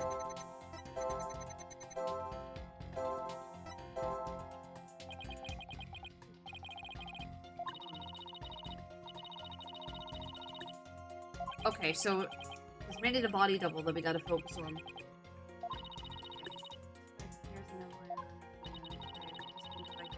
Competitive nature. Oh yeah, true. Throughout the root cause of Discord.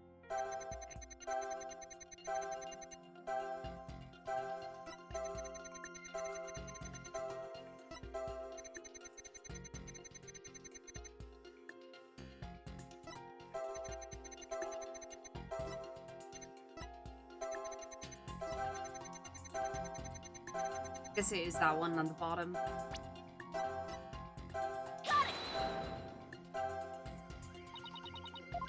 No?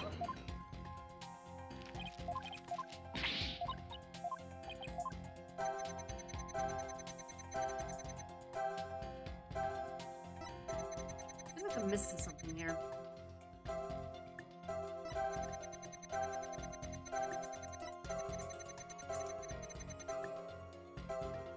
Oh, wait, hold on. Is it this one? No? God damn it. Where is it?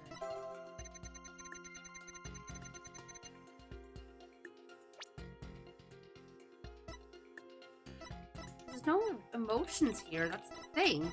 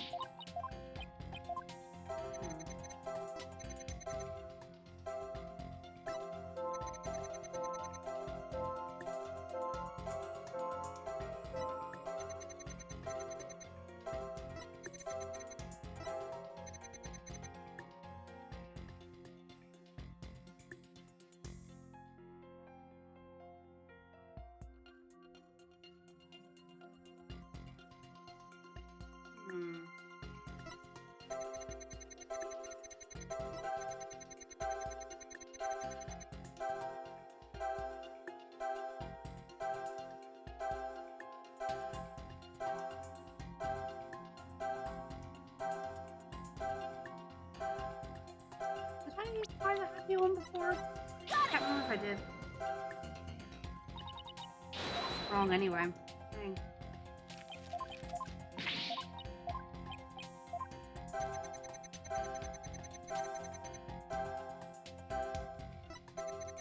I'm just trying to figure that out while the ads are running.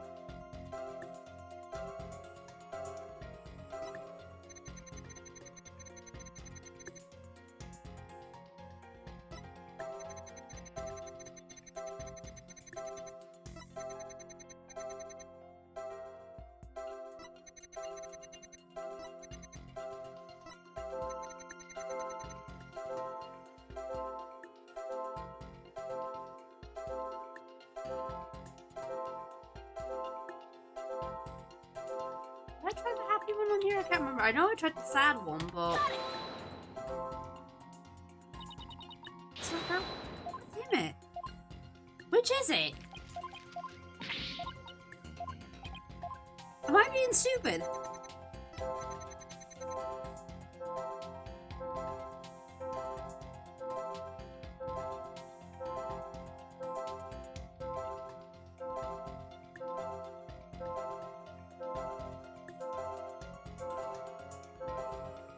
Yeah, go for it, Jessica. I feel like I'm missing something here. It's probably something so stupid.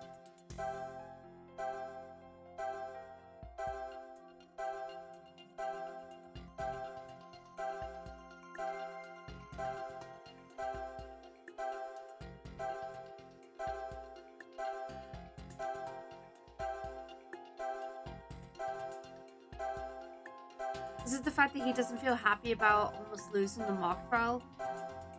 He's happy about every other part except that?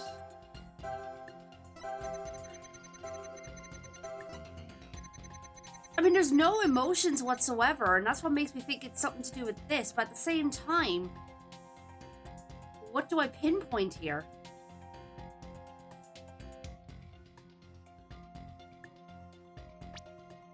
You know what, let's try it. Okay, looks like you were right.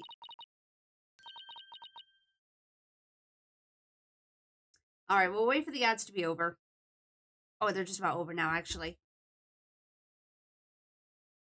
Yeah, I should have went with my gut feeling that it was with the one that had no emotions, but I thought that the ones with the stronger emotion was the one that you had to focus on. Well, clearly that's not the case. Also, welcome back from ads, everyone. Sorry about that. Thank you for your patience. So, turns out the one that we had to focus on was the one where it's like, so it wasn't me who almost lost. It was the body double that almost lost. Even though there was no emotions coming up on it whatsoever, we still had to, it was that one. I didn't almost lose, you say. Very odd. You exhibited happiness the entire time except during this statement. You don't know when to give up. Wait, now that I think about it.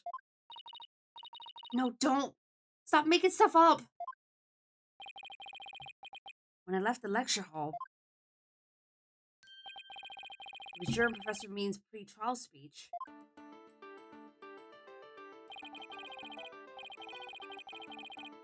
That's when I moved the body. I then slipped back in just before the verdict.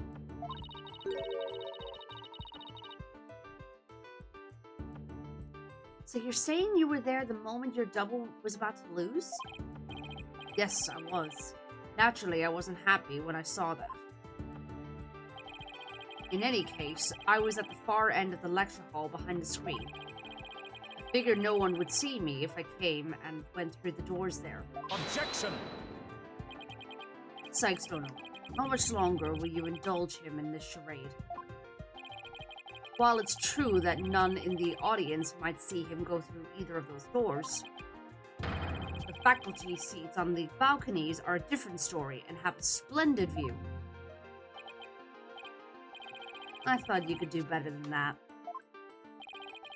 The lawyer's bench is on the right side when facing the front of the hall. I used the door on the right side near the lawyer's bench. That means my movements were only visible to someone in the left balcony seat. But that seat was empty at the time, which is only natural. After all, it belonged to Professor Corte, and as we all know, she was already dead by then. Could be right. An empty balcony seat on the left side contradicts this piece of evidence.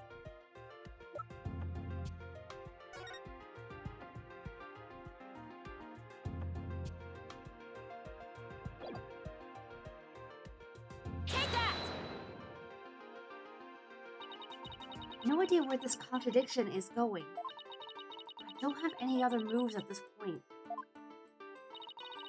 So I'll just have to follow it and see where this takes me. You said the left balcony seat was empty, but was it really? I saw it with my own eyes. It was definitely empty. But what about this diagram? According to this, Professor Means was supposed to be seated in the left balcony seat. But if you left the lecture hall during his pre-trial speech, he would have been standing there at his seat addressing the students and faculty. No, this can't be right. You do no one any favors by exposing the falsities of his confession. Told plenty of lies so far, but this part is true, I tell you. There was nobody in the left balcony seat. You gotta believe me. Doesn't seem like he's lying this time. Okay, Mr. O'Connor, let's have you testify again, but this time, don't spare any details. You got it. I'll repeat it as many times as you'd like.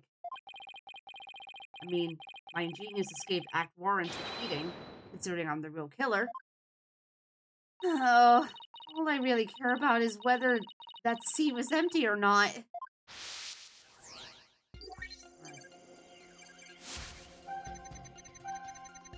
Second floor was deserted.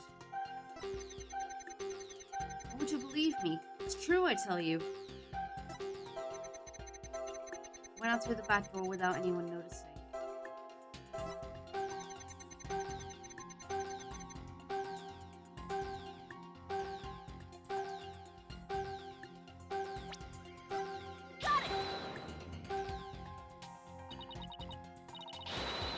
Okay, never mind. I thought we had to point that one out. Never mind. Me the dum-dum, as always. What else is new?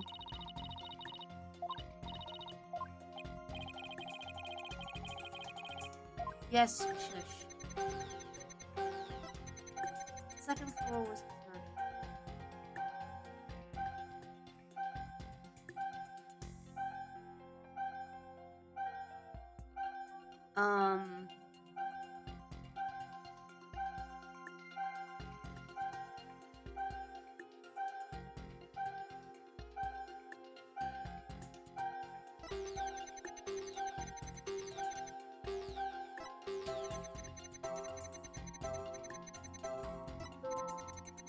Oh, and all I had to do was go through the empty audio control room.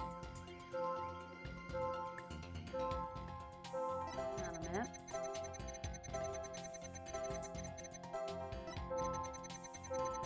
Yeah, what's going on here? Hang on a minute. Got it!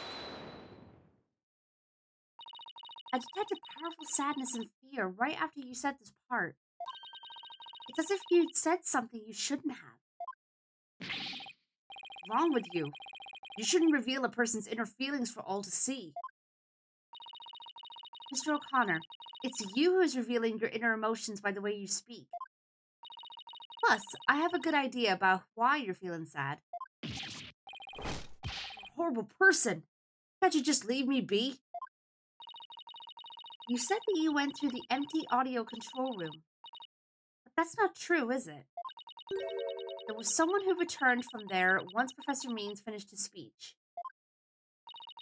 And that someone who was in the audio control room was... Take that! I know you realized there was a problem with your statement as you were saying it. That's why you felt so uneasy.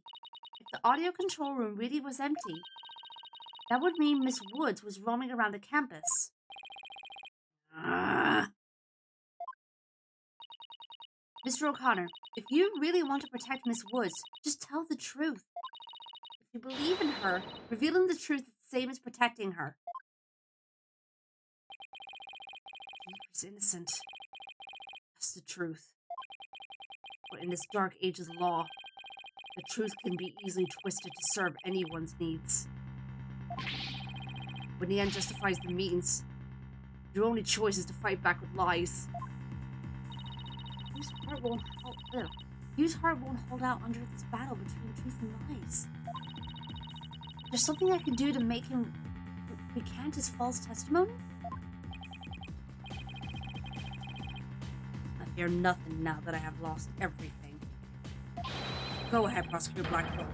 Cut me down if you wish. I thought you'd never ask.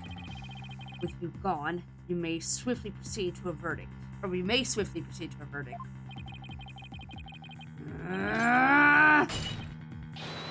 Yeah! Oh. He buckled up his shackles again! Oh, great.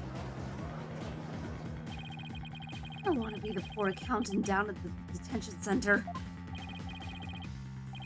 Connor. In deference to your valor, I will limit your suffering with one clean blow. Hold it!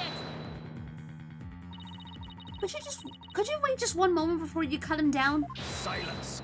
Oh, bringing that out again. I never learned about this in law school. What did he even say? Do not come between a samurai and his foe, Sykes. Don't know. Okay, there we go. Careful, prosecutor. Remember that shocking experience you had last time?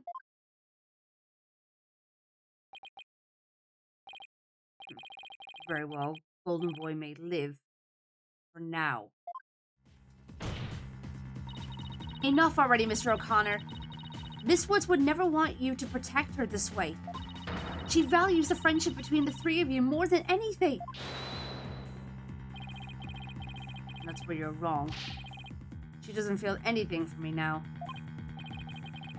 But what does it matter anymore? I might as well tell you everything. This is no doubt news to you, but I am not and never was a genius. Sorry, but I already knew. Me too. Don't forget me, though in all fairness it was pretty obvious. He was a genius at first, but stuff he said was crazy. No need to rub it in. Just shut up and listen. It all started several days ago. I accidentally learned that my parents have been paying good money for my grades. But that's bribery. The bribery wasn't Hugh's idea? All of my perfect scores were the product of cold, hard cash, not genius. Even worse, when I confronted my parents about it over the phone. Oh. Juniper overheard me. Oh my, what a terrible misunderstanding. I'm living a lie. Don't know what else there is to say. I'm no genius. Completely worthless.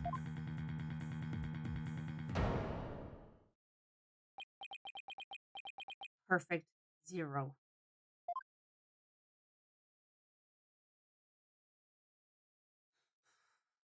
Shoot. You. And so, still wanted to make it up to Juniper for disappointing her like that. That's why I wanted to clear her name by pinning the blame on me.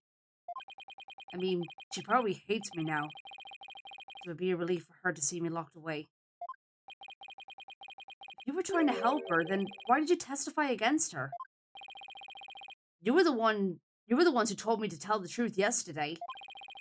So I thought if I did, it would help her. Was he trying to provoke us? Looks like we seriously misunderstood him. In more ways than one. At the detention center yesterday, Junie was in tears when she opened up to me. The truth is, friendship between the three of them is still rock solid. If there was something that could help me prove that to Hugh.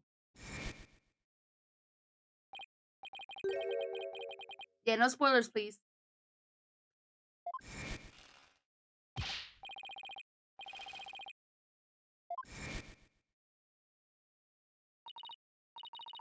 I know.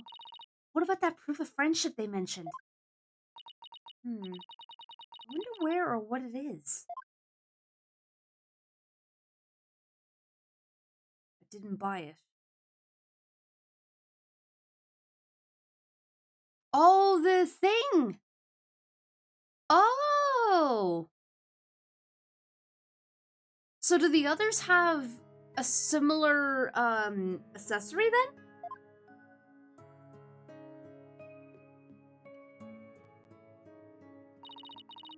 Maybe it's... No, that's definitely it. That band around his neck. Mr. O'Connor, that band around your neck, that's your proof of friendship, isn't it? Proof of friendship? Is that anything like a proof of purchase barcode? In court, evidence is everything. That's why the three friends created friendship bands. It's the evidence that proves their friendship. Oh, how very interesting. Chic. If they have doubts about their friendship, they can look to the proof they have on hand. That's why Mr. O'Connor's hand always goes to his neck when he is pressured. It proves he still has feelings of friendship towards the other two. It doesn't matter if I wear it if those two... Objection! But they feel the same way too. I know they wear their friendship bands somewhere. Junie and Robin must both feel the same as Hugh. Just know it. Everything Hugh has said leads me to believe that. In fact, he may have also just told me that the others wear their proof of friendship. Where they're easy to touch, where they're hard to spot. Save real quick.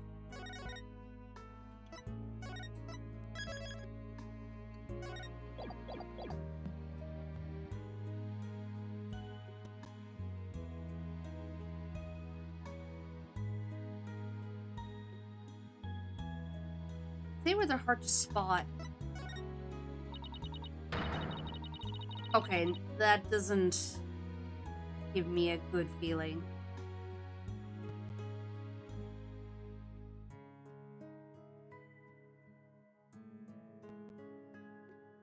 Will it go back, actually? Where might they be? Put it around the belly button or on the soles of the feet? That would be hard to see. They wear their friendship bands there. Okay. You gonna take me back?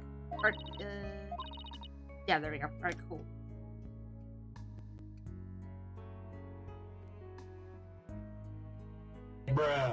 Bruh.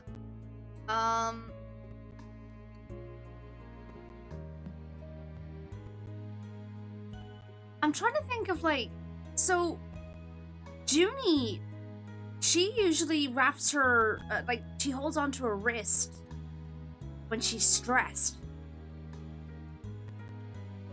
We haven't seen the bracelet, I don't think, but if it's the same thing as Hugh, then that's probably it. Let's try that. All we have to do is think back to their testimonies. Ready? There we go. Miss Newman holds her arm when pressured. Yep. There we go. And Miss Woods holds her wrist. I know Miss Woods very well. She would never abandon her friendship with you over something like this.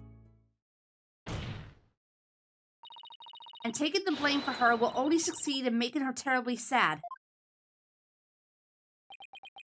Ugh.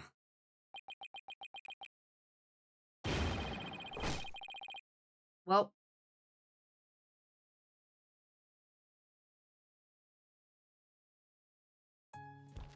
Ooh, cutscene.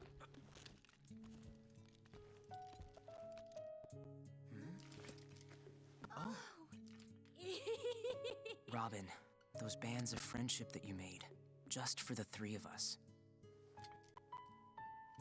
You may have forgotten about them, but not me.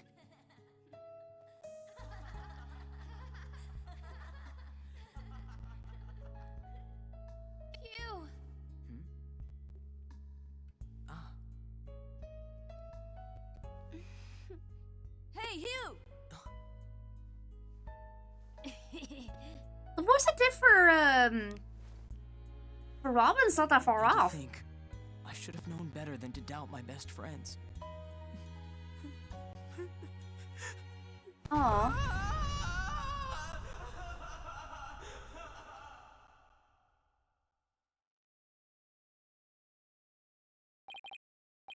Okay, that was a little cheesy, but it's still cute. I didn't kill anyone. I didn't have a body double. I didn't move the body. I didn't even see it. And it may look like I'm speed reading. Zen and the Art of Mastering the Bar exam, but I hadn't read a single word. Well, you could have fooled me. In fact, you did. You. So, Miss Sykes, can I place my trust in you? I'm gonna save Junie. So yes, you can place your trust in me. Then am I to understand that the witness is recanting his confession? Yes.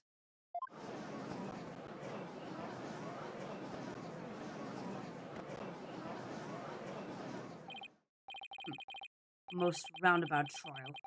I much prefer the turnabout variety myself. Is that meant to be a reference to the Phoenix Wright titles? Is that what it's meant to be? Because if that's the case, that's funny. If not, then whatever. I found it amusing. Now we're back to the fact that there was, well, one suspect who lacked an alibi. Which is, in the end, the truth you've been seeking this entire time. I'm certain it has to be intentional. It feels intentional. So we're back to square one? Now I'm exhausted and depressed. Ain't that a mood? Probably doesn't matter at this point, but I might as well update the mood matrix. Hey Darius, no, do not bite the cat. Stop it.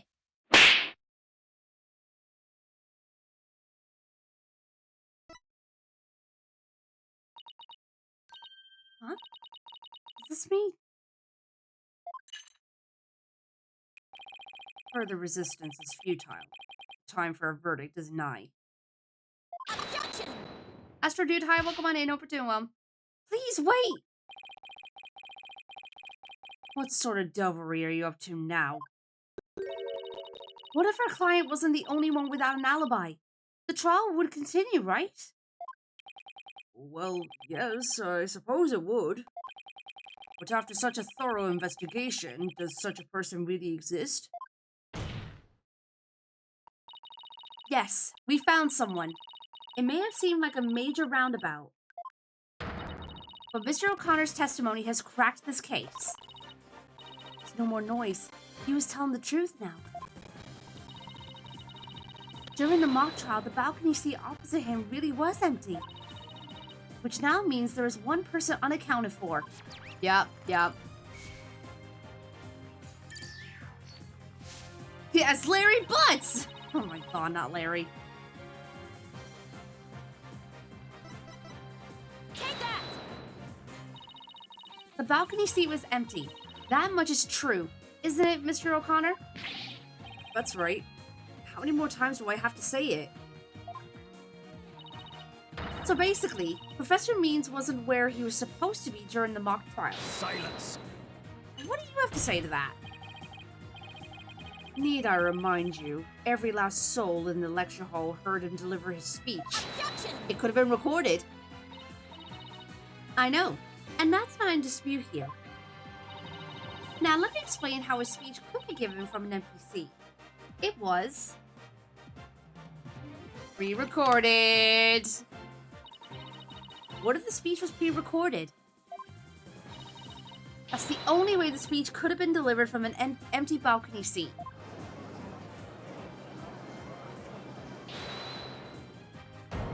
What? Wait, are you accusing Professor Means? That's insane. I mean, he's the one who gave me the tape recorder.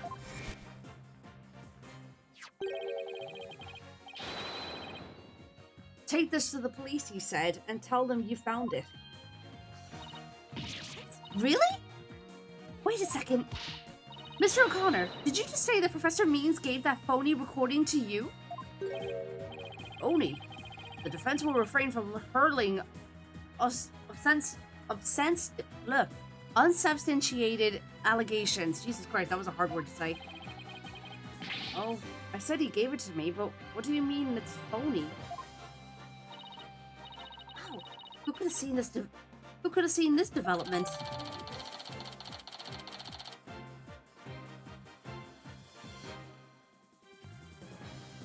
Oh yeah, absolutely. The voice shouting "You're a goner" has recorded on this tape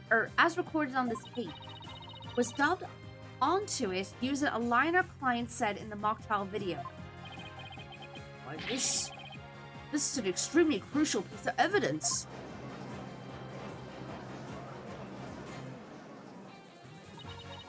Professor Means gave Hugh the phony tape. That's really true, and Professor Means has guilt written all over him. Your Honor, the defense moves to call Professor Aristotle Means to the stand. Silence! The seat was never empty. It was but an oversight by our dullard of a witness. An inmate who was formerly a surgeon once told me something. He said it's often all too easy to overlook critical symptoms. Objection! Well, we're not going to overlook this oversight. If the speech was pre-recorded, the basis for suspecting our client would be shattered. Let's check with Professor Means to see whether the empty seat was a witness oversight. A verdict without first looking into that would be inconceivable. That's enough, both of you. Now here's my opinion on the matter. While a surgeon overlooking critical symptoms is a problem, a witness's oversight too must not be overlooked. Thus, as to the matter of whether Professor Means was or was not in his faculty seat, I believe we must ask the professor himself. I agree. Professor Means should be here in the gallery today. Do as you please.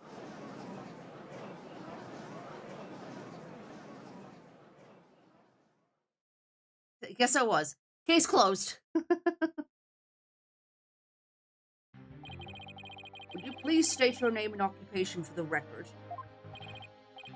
Certainly. I am Aristotle Means. I teach the lawyer course at Phoebus Legal Academy.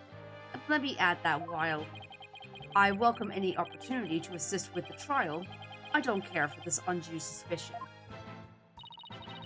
Don't worry, Professor. We're just interested in the mock trial video right now. We just need to take another look at that speech you gave. Can we count on your cooperation in this? Hey, Pranac, welcome on in. Hope you're doing well. Very well. If that's all you're interested in, please proceed, Miss Sykes. We need to find some sort of evidence that shows his speech was pre-recorded. Alright, I believe we're ready. Let's roll the video.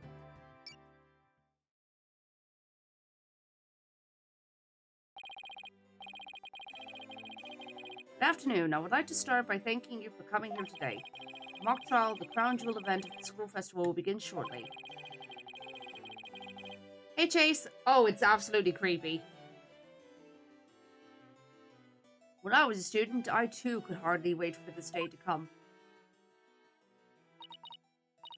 No, I'd forgotten how long and boring his speech was.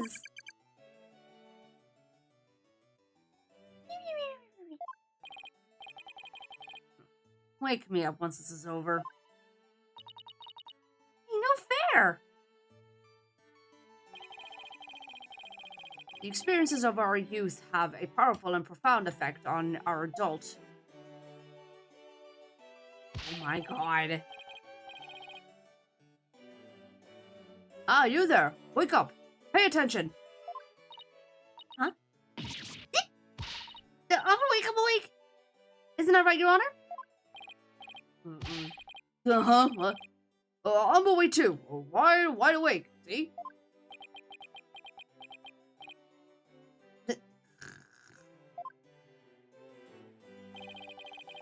Once again, our pure white lady justice will be watching over all of you today. Hey, Sinaj, how you doing? Pay attention and you may make a difference one day. Now let the mock trial begin.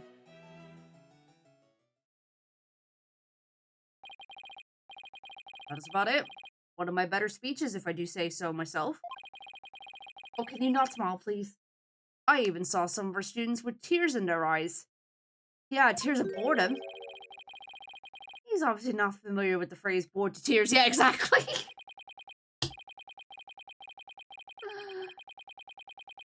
Listen, Sykes, don't know. If you have subjected me to this epic study in tedium without purpose, Taka will feast on your tongue after I've cut it out. You were asleep the whole time. Oh, Miss Sykes, did you notice anything strange about that speech? I'm just gonna play real quick, just in case.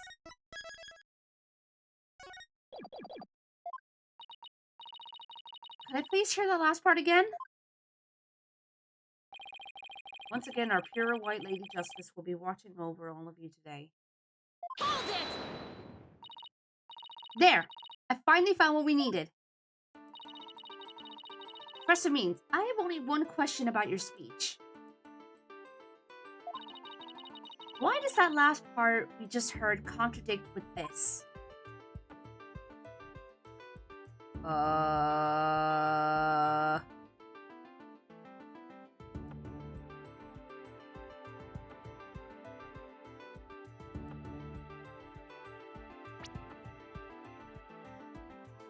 Our pure white lady. I guess because it's gold here instead? Take that!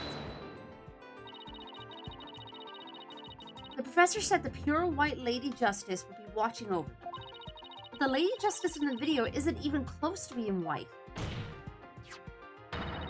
It's as gold can be.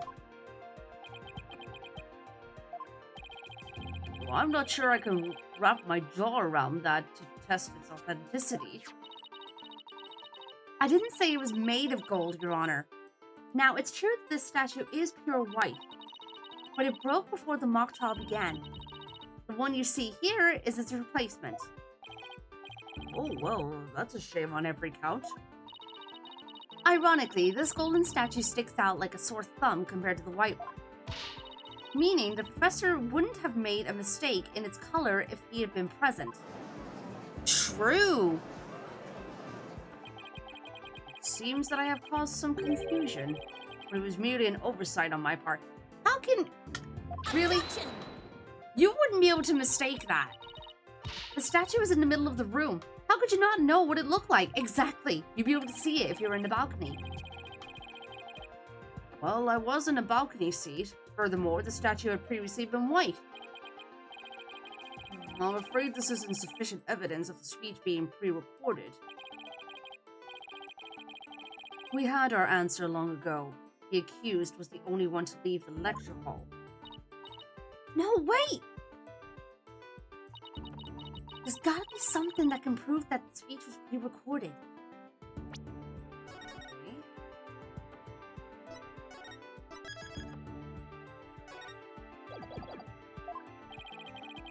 According to the mock trial video,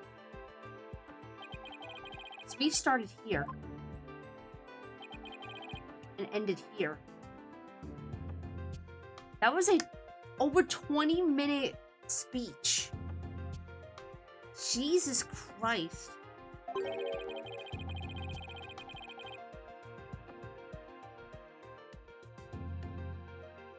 Or no. Oh no, it's not 20 minutes. No, sorry, it was 10 minutes. Never mind. Why did I'm stupid. It was a little over 10 minutes, but I doubt anyone wants to be tortured again. Yeah, honestly. It's only a little over 10 minutes? Felt like it went on forever. How'd you figure out how long it was? Easy. There's a timestamp on the top right. Athena, come on! How can you not see that yourself? All you have to do is subtract the time the speech started from the time it ended. The speech goes from 10-minute mark to 20:35. Wait a second. I could swear I've seen the same interval of time listed among the evidence. What? Maybe there's a way for me to use the speech time to show that it was pre-recorded.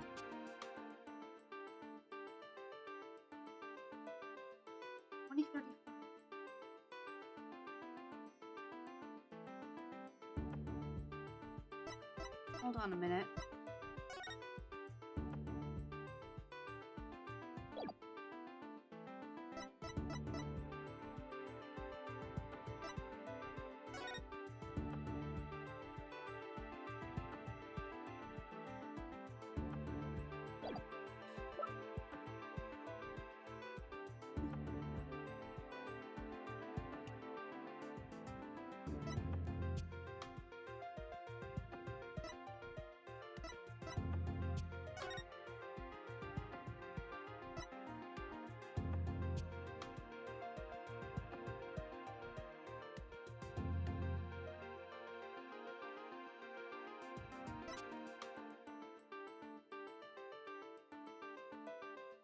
This is the only thing I could think of that it could be in relation to.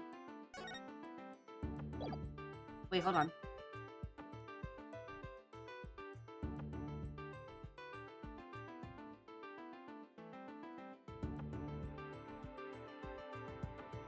Wait a minute.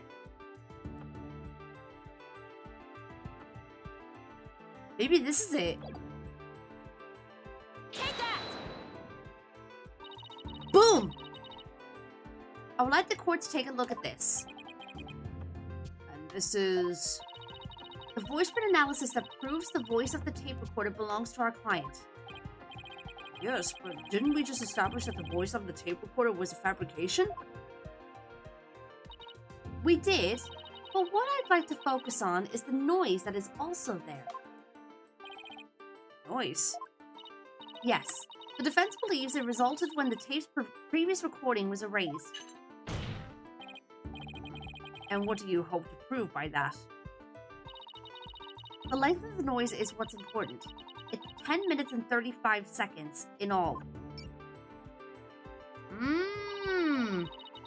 And what did the timestamp read at the moment Professor Means began his speech? That would be exactly 10 o'clock. Or 10 minutes, rather. Now let's fast forward this long-winded exercise in boredom to the end. 10:35. Okay, stop. The video timestamp now reads 20:35. Based on this, we know the time it took for the speech alone. Right, subtract 10 minutes and you get 10:35. 10 minutes and 35 seconds. Welcome back, Silver. Right, 10 minutes and 35 seconds. The same as the noise on the tape recording. I assume you all understand what this means. Professor Means' pre-recorded speech had been where the noise is now. Silence! What? You seem rather confident considering this is a mere happenstance match of numbers. Objection! It's not! But is it really just numbers?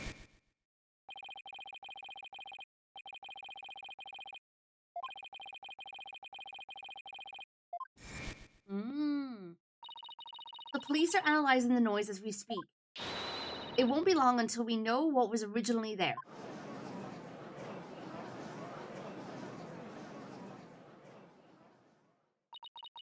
Now I'm sure of it.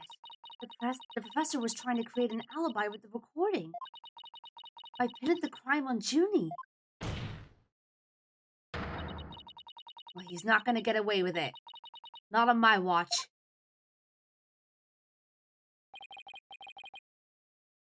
Miss Sykes. Uh-oh. I believe you are well aware of my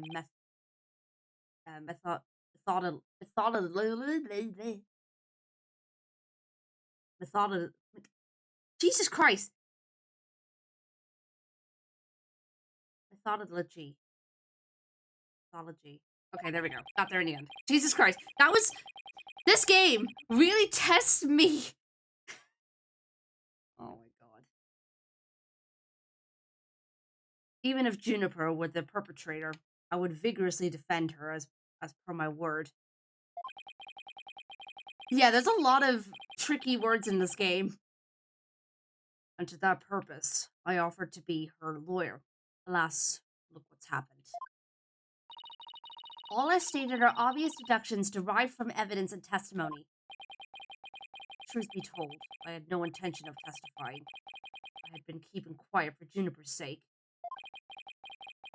But now that you cast this blame upon me, I have no choice but to reveal the truth. Oh god.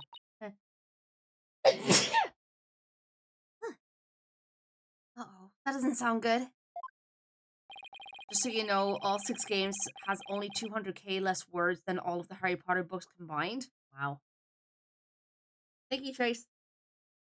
I will now reveal the truth behind why I had to pre-record my speech before the mock trial.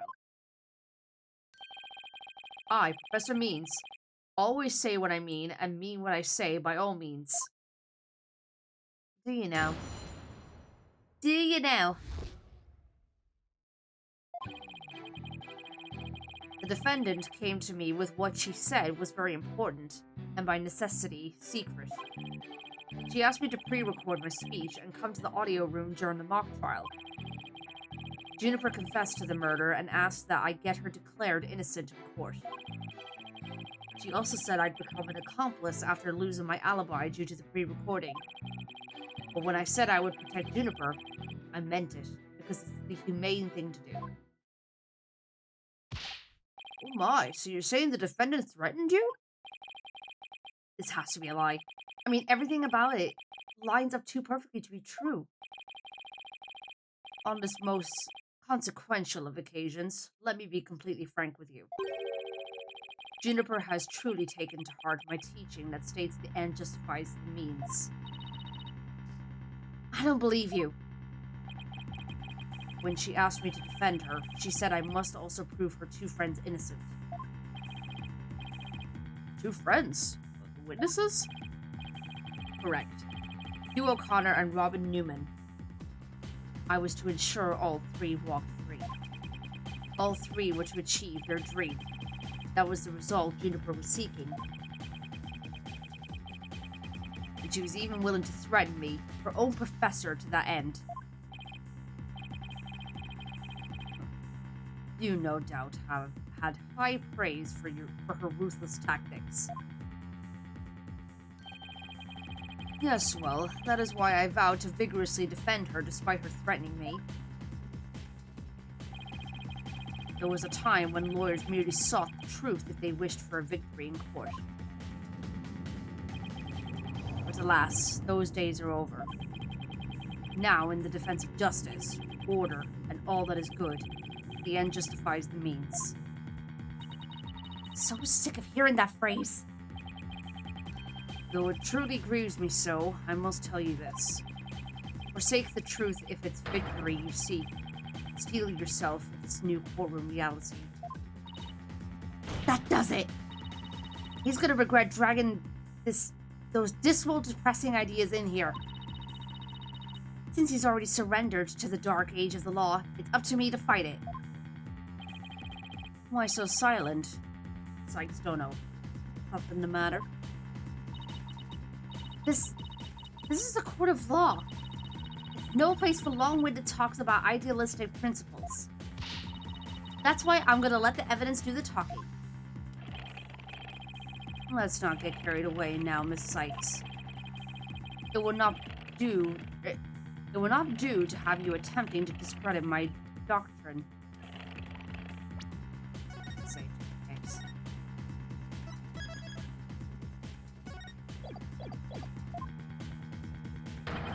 Do not force me to rectify the situation. No, go ahead and rectify it. Only if I lose and you win, that is.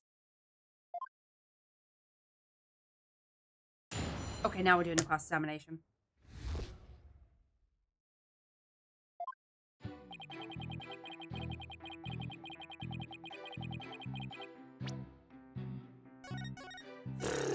Okay. Hold it! I doubt our client would have come to you with something like that. You have a point there. If only Professor Corte had been alive, I suspect Juniper would have gone to her instead. So our client came to talk to you after Professor Corte was dead? Let's go through this step by step, shall we? First, Juniper came to me that day.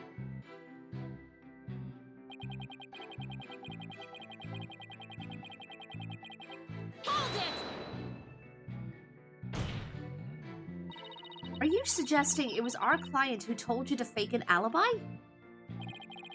You have every reason to be surprised. I too was shocked when she told me that. Simply put, Juniper has a secret that she wished to protect that badly. Is he kidding me? That lie couldn't be further from the truth. The problem is, how am I going to expose it? It was an earnest request from an outstanding student. How could I possibly have refused?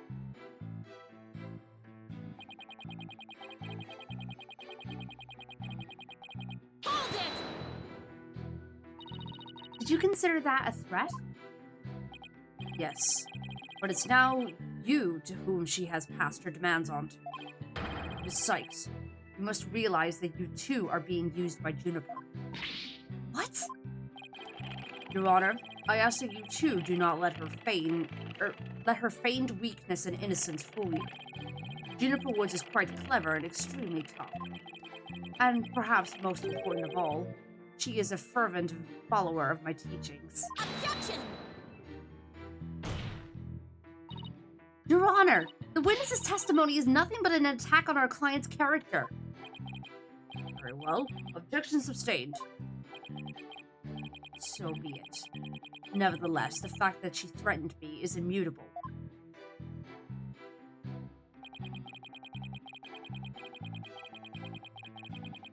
Hold it! How could you overlook such a threat? As a teacher, it's your duty to discipline students. Yes, well, perhaps I do have some serious reflection to do on this matter. I suppose it was just wishful thinking on my part. I wanted to believe that Juniper hadn't actually committed murder and that she hadn't meant to threaten me. Really? Please do explain. Long had I waited for a student who would embody my teachings. Does the witness realize what he is saying? Surely you must see the true meaning of my words. I am merely staying true to what I teach, and my methods are but a reflection of the times. Oh wow, his way of thinking is really warped. I haven't heard any inconsistencies yet. I wouldn't be so sure. Really? The more he tries to avoid logical inconsistencies in his testimony, the more likely we'll see inconsistencies between his actions and words. It is a dark age in which we live, and there is much I would like to say on the matter.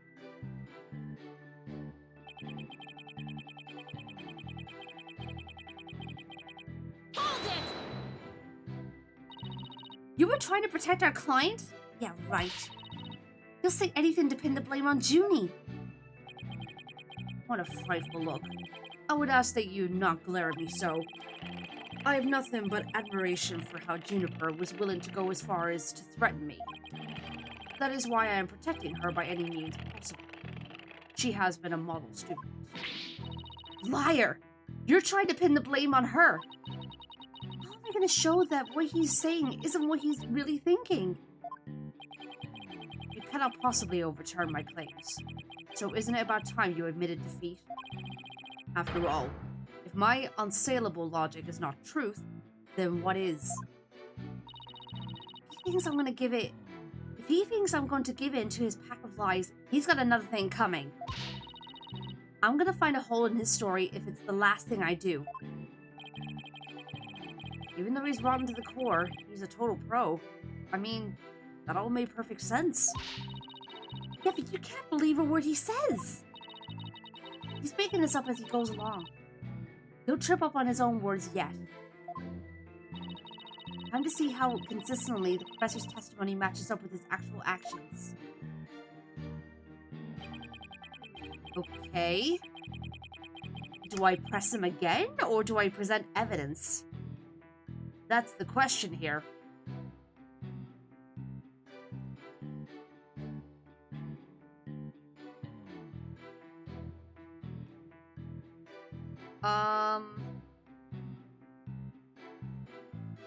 Do I have anything that I could present?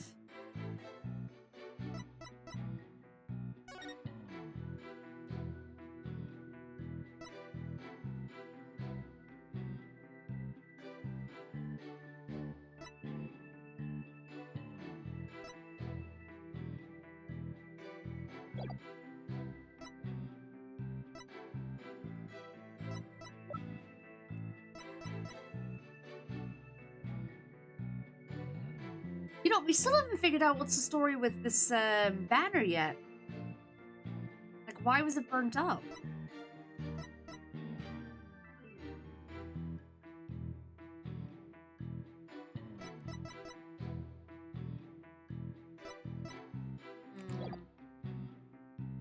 I'm gonna press them again, see if we get anything new out of it. If we don't, then we'll know that we have to present evidence.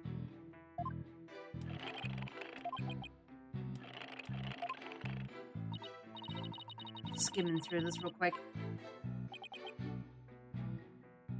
Okay, nothing new there. Hold it!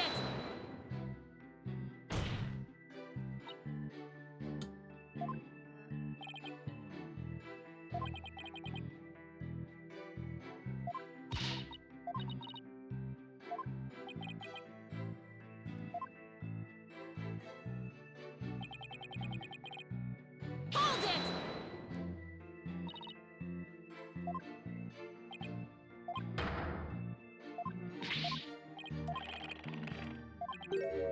Objection!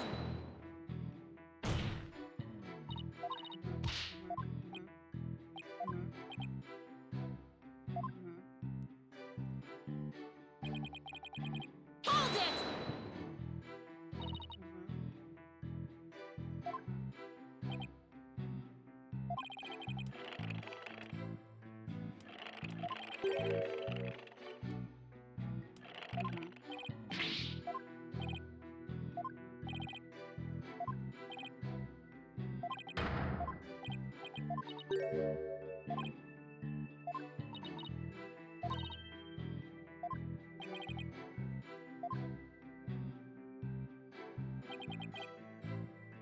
Hold it!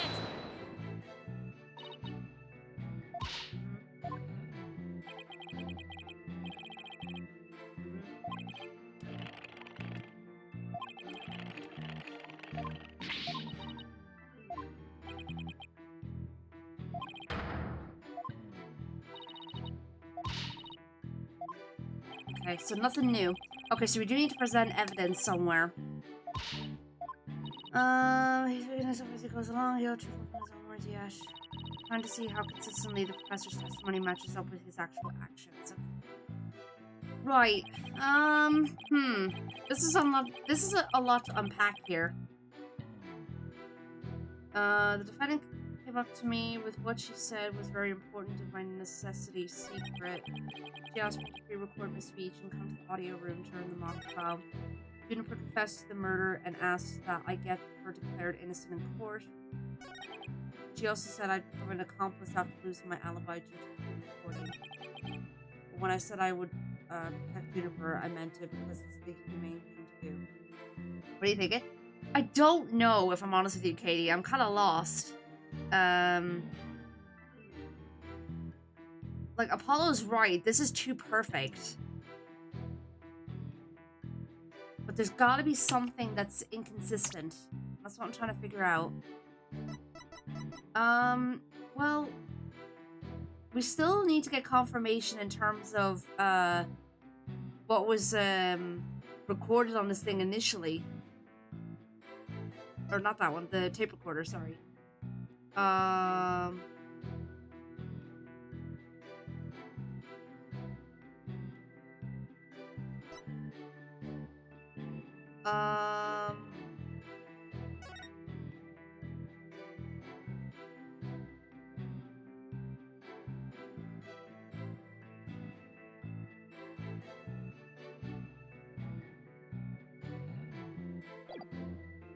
The only thing I could think of that we can bring up right now is something to do with the statue. But the thing is, there's nothing in this testimony that is related to it, so it's kind of hard to really pinpoint anything. Shoot.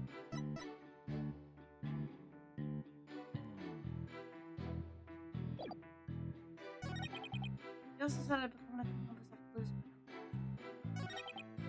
losing my murder announced that I could have prepared against him before.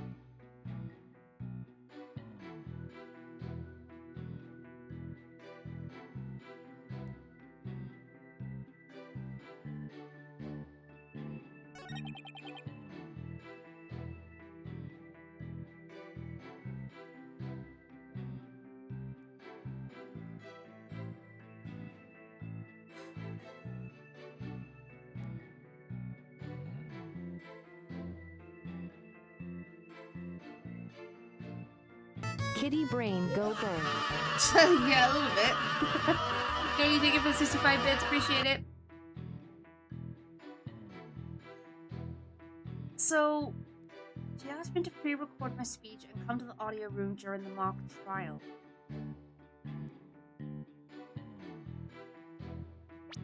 See, here's what I'm thinking at the moment regarding that. But the thing is, we have nothing that can go against that. If he was meant to go into the audio room during the mock trial, wouldn't he have come across to Hugh?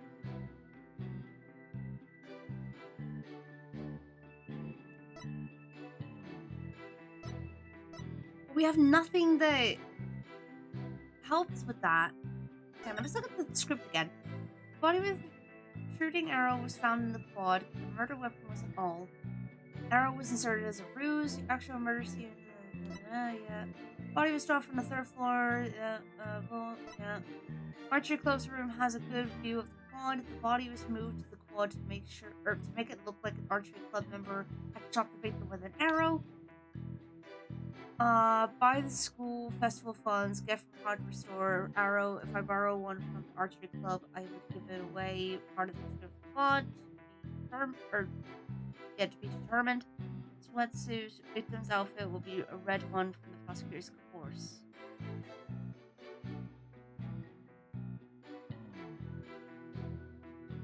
Time. Weapon used to murder Constance Corte. Her blood was found on it along with Jeannie's fingerprints. Well, can't use that right now.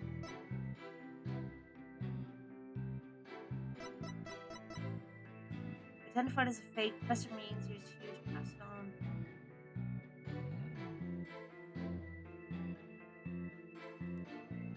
Let me try this real quick. Objection! Okay, it's not that. Or at least either wrong evidence or wrong statement. One or the other. Right, let's go back in.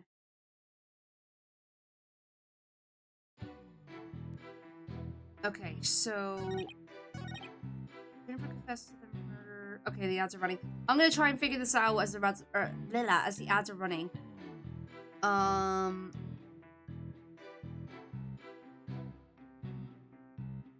So...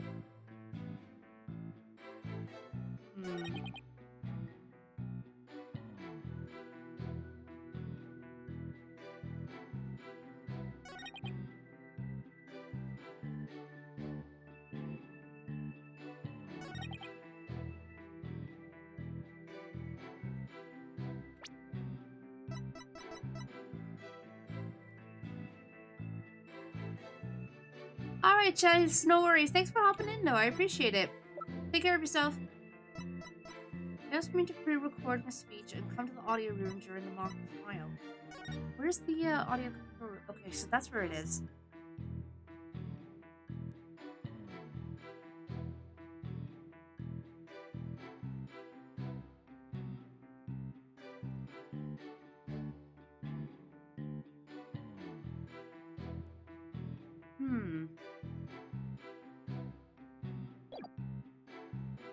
Let me try this. Objection! Okay. Worth a shot. I didn't think it was... I did not think it was the diagram, but I thought I might as well try. Sometimes it is the one that you least expect.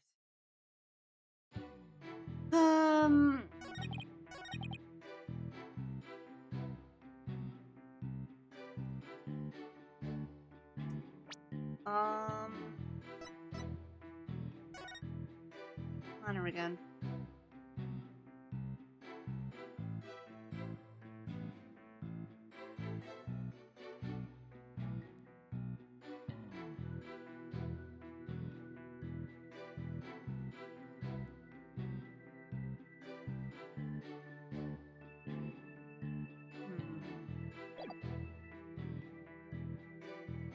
Objection! Ah, I was hoping that would be it. Dang it! No! Okay, let's try that again. I was hoping that maybe had something to do with it, but no, it doesn't. Dang it. Yeah, Katie, it's crazy. Like, it's such a perfect testimony. And yeah, I'm trying to find a hole in it.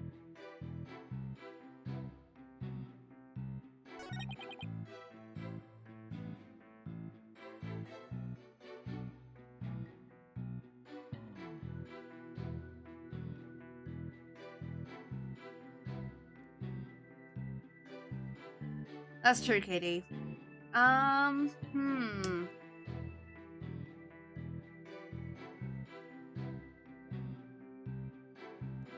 Where is the hole in this testimony? That's what I'm trying to figure out. Jennifer confessed to the murder and asked that I get her declared innocent in court.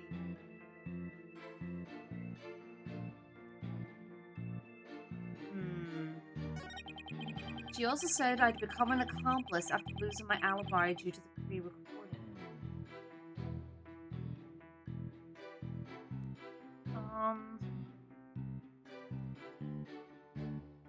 I mean, that just sounds out of character for her in general.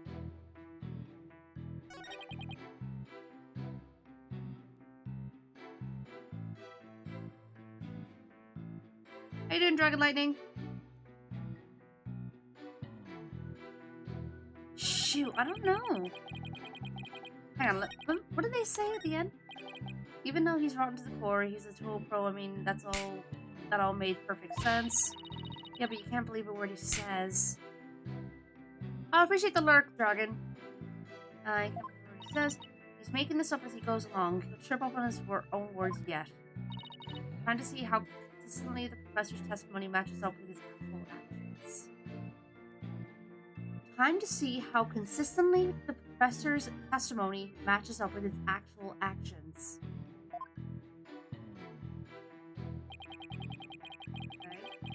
The defendant came to me with what she said was very important and my necessity secret.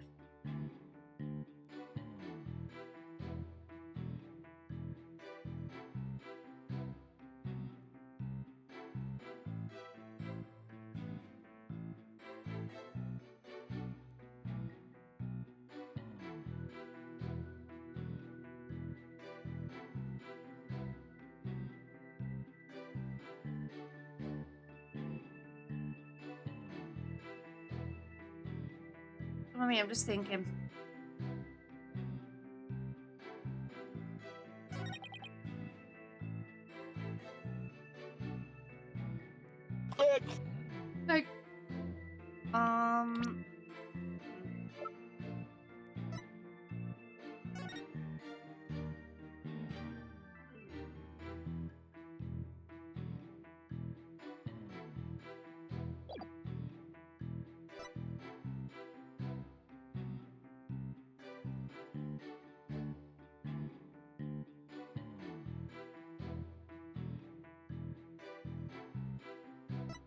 Photos.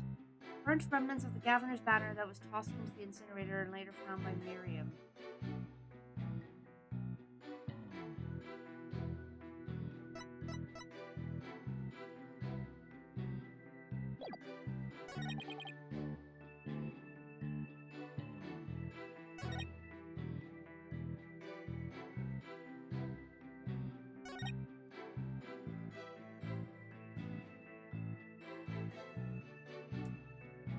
Oh, I'm stuck. I'm legit stuck.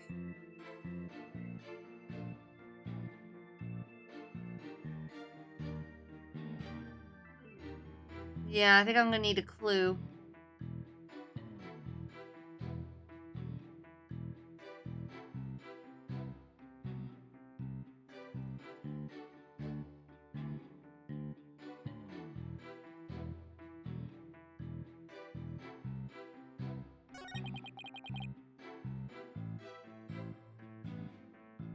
Professor?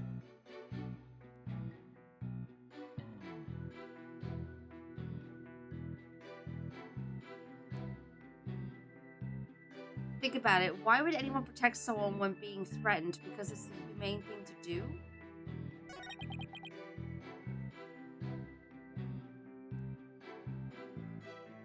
True, yeah.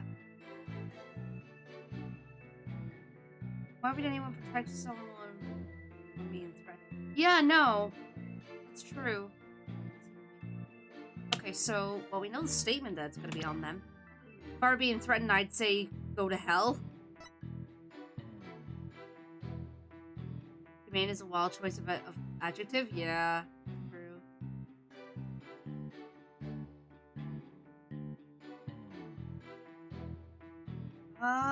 Okay. Now the question is, what evidence do we have to present here?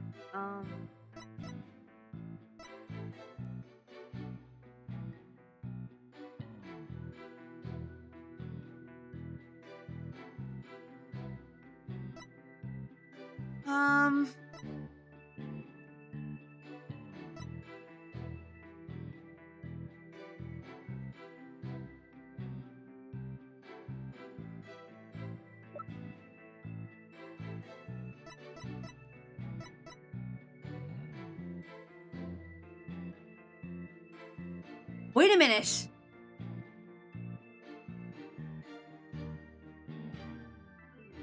I thought of something, but I don't know if this is right.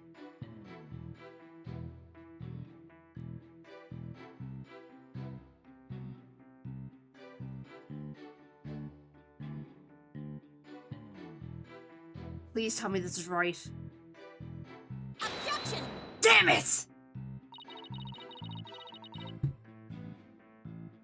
Damn it! I thought I was on the right path! No! Crap! Dang it!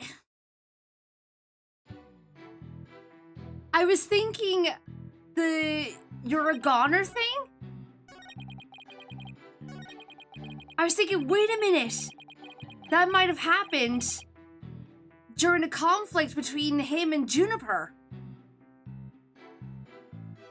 That's what I was thinking, but... Maybe it's the tape recorder itself. Hang on, let's try it. Objection! We got it! Okay, we got there in the end. Thank you. So let me get this straight. You were trying to help Miss Woods. Huh. That's nothing more than a bald-faced lie. No offense, Your Honor. Such defamation of my character and your hair follicles, Your Honor. It is an outrage. Miss Sykes will clarify her statement, but let my hair follicles out of it. Leave my hair follicles out of it this time. Yes, of course, Your Honor. Now please take a look at this. The witness gave this tape to Mr. O'Connor. Then he slyly whispered, "Take this to the police and tell them you found it." Ah, right. There was no whispering, slyly or otherwise involved. I simply did that out of kindness. Objection! Bull. The tape contained our client's voice. In short, it is incredibly damaging evidence. Why would it even exist if the witness wasn't trying to pin the murder on our client? They say the road to hell is paved with good intentions, but not yours. You never had good intentions. Only lies to protect yourself while blaming another. You, Professor, are the embodiment of the dark age of the law. Oh, got him. Oh, what now?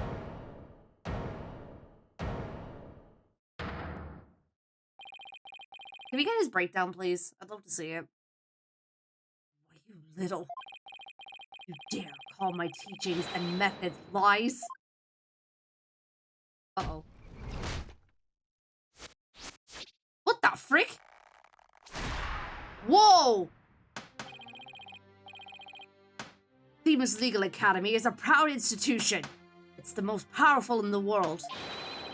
Yeah, actually, that's kind of scary now. You'll never forget what true education and lawyering means once I'm through with you. Huh? Professor Means? What's with your hair? Quiet! No talking in class! Ow! Homeroomed October 26th. Eyes and ears up here, everyone. Homeroom is now in session. We will begin with roll call. Thena Sykes. Huh? Oh, here? Follow Justice? I'm fine. I mean, here. Fool! The proper response is here without any extraneous information. Ow! I mean, here. Now apparently Silver. Next, Your Honor. Here. C-Class? That's the proper way to answer. Simon Blackquill? Said, Simon Blackquill, are you here or not? Think of the hydrate. So you just not give a damn?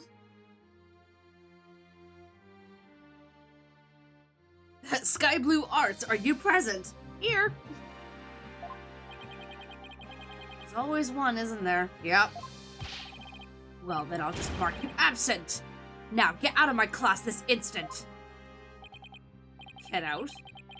Very well, if that is your wish. Who am I to defy my homeroom teacher? That's such a good idea. Prosecutor Blackwell is free of his shackles. Ha ha ha! It just so happens I was a member of my high school's disciplinarian committee. But is that really so shocking? Ha ha ha ha ha ha! Constabulary lapdog teacher's pet. What a malleable mutt you are, Fulbright. Very good, Bobby. You just earned a gold star and a promotion to head disciplinarian. All right. Class is now in session. Why do I have the sudden urge to go to the nurse's office with a stomachache?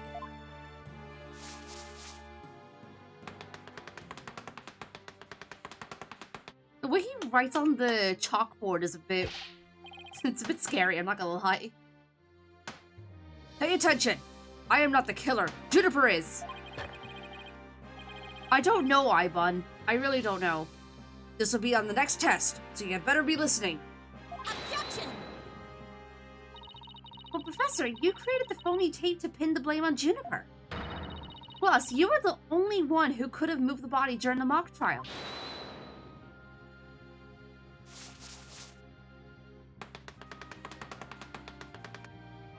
please know I was not at school. Athena, you disappoint me so. To think you would label me a murderer. Now pay attention. The murder occurred on the 23rd between 6 and 8 p.m. And I was already at home by that time. So how could I have been involved in this crime? Objection!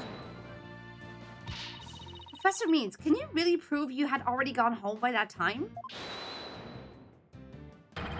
Can you prove that I was still at school? No. No, I can't. So you admit it. Well, you just earned extra credit for your honesty. I keep thinking he's gonna yeet that thing. You have also earned yourself laboratory cleaning duties until you graduate. Ew! Oh wait, what did that say? God damn it. Did I do enough of something?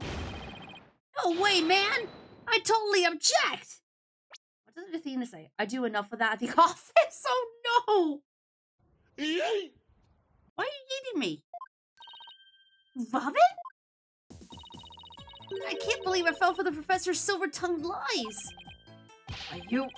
How dare you talk about your teacher like that? I'm not listening to you anymore, man. No way, no how. Now, I have a confession to make. You know those 2 statues that were out on stage? I didn't make them all by myself. The statues on stage? Why would I know where this is headed? I was able to finish one of them, but the last bell rang before I had time for the other one. So I asked Professor Means to make it for me. Oh, maybe that's what that last photo is about. In other words, the professor was there on the stage after the last bell? That's right, yeah. Right, and it would have been way past 7 p.m. before he could have finished. Professor Means was still at school? This is incredibly important testimony. The professor told me I'll take care of it. I thought my parents would let me be an artist if I said I made both statues myself. I'm so sorry for not telling the truth. Robin. Quick, somebody get this juvenile delinquent out of my sight. Simon, you're head honcho among the delinquents. Do something! Ah! And who's in charge of the class pet around here? Hey, get him. Not interested. But if you want a class in swordsmanship, I'm your man. Of course, only real blades will do. No swords at school. All weapons will be confiscated. Ah! Nurse! Nurse! Where's the school nurse when you need one? Sir, this is a courtroom. It would seem Sykes Dono seeks a showdown, Professor. In which case, you would do well to draw your staff quick as lightning. Very well. Then I would just have to prove my innocence myself. The real lessons begin in second period. Prepare to be served old school style. What does that... Oh, never mind. Your testimony, please. How long is this gonna go on for? Jesus Christ, I thought we'd be done ages ago. Pay attention. Robin took over half a day to complete one statue. Dude, it takes ages. Like, you can't rush art. I, however, finished most of the other statue between 7 and 8:30 p.m. Okay, show off. The defendant, Juniper, saw the 2 statues with her own eyes at 8:30 p.m. Completing a statue so quickly meant I could not leave the stage for a single second. How could I possibly have had time to go to the art room and commit murder? You're saying the defendant saw the finished statues? Precisely. She said so herself at the detention center yesterday. Her defense team was there and heard her say so too. Don't try to deny it now.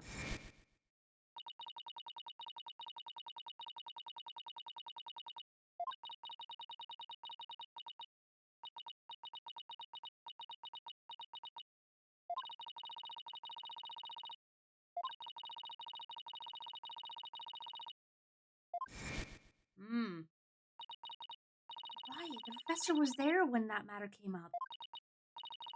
Before I address the professor's charges, I have a question for Robin. How hard would it be to complete a statue like that in 1.5 hours? It would probably take me at least twice as long. So personally, I think it would be incredibly difficult to finish it in that short of time. That didn't exactly help our case. But he won't get off that easy. He's bound to stumble over his own slippery means.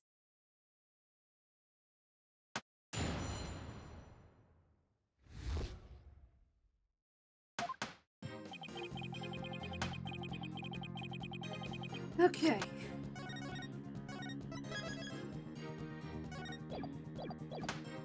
Hold it! Miss Newman took over half a day? Can you please be a little bit more precise than that? What a wonderful question. She was having quite a tough time, you see. Prosecutor Gavin's statue alone took her from morning hours into the evening. Well, it is a rather large statue, after all. Don't be silly. It merely exposes the differences between student and teacher.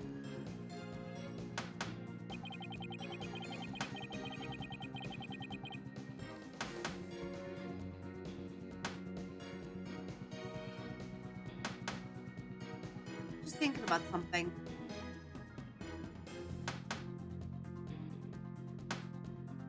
I'm gonna press into details first before I do anything. Mostly at the statue? What exactly does that mean? Robin created the basic outline of Mr. Wright's statue before the last bell rang. I, in turn, completed the rest of it. I see. In academics, as well as art, learning the basics is incredibly important. In short, you skipped the most important part of statue making, didn't you? You insolent little... It is the practical applications built upon the basics that take so much time. Professors such as I mastered the basics a long time ago. Unlike Miss Fancy Pants here, who lacks all loyalty fundamentals. Oh, quiet you. Now, do you understand? I did not leave that stage until I was done. Well, Miss Sykes, do you accept the witness's claim? Either yes, I accept it, or not on your life, Buster. Also, ha, Buster, ha. That was terrible.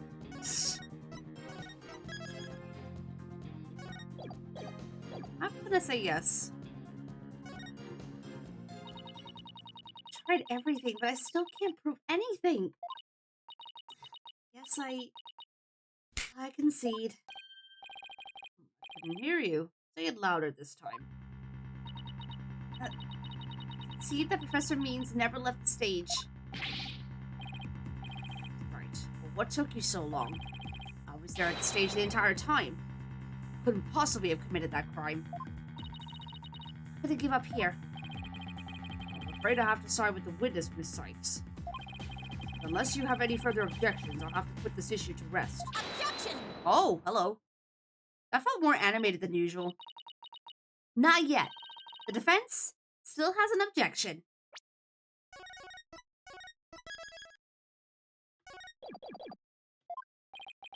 Dina, you thought of something? Well, as I said, not yet. Oh, it's time for legal smoke and mirrors? Not yet, Athena. Not time to quit. It's at times like these, when it seems that there's no way out, that you have to. Yeah, I have to turn the case upside down. Instead of focusing on whether Professor Means could have gone to the art room, I should focus on how he could commit murder without going there. Seems our young lady has a real bona fide idea. Bona fide, I guess. But I'll use any means necessary, even casting stones, if it will distract her. Who brought the bird to school? Sykes don't know. If I hear one word of your usual jibber-jabber, I shall have your head. The murder occurred in the art room, yet the witness was on the stage. How do you propose to fill the vast gap between these two key facts? If I accept the premise that the professor was on the stage the entire time. And I'm just gonna keep saving constantly.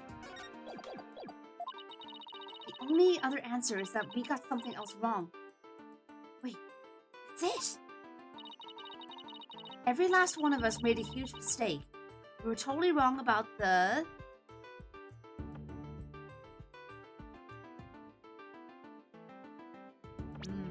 okay.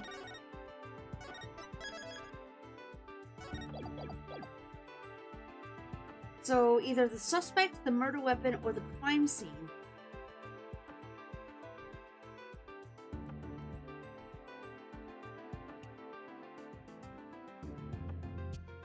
Wait a minute.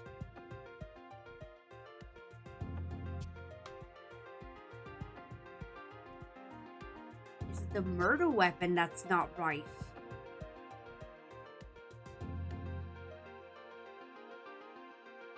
Try that.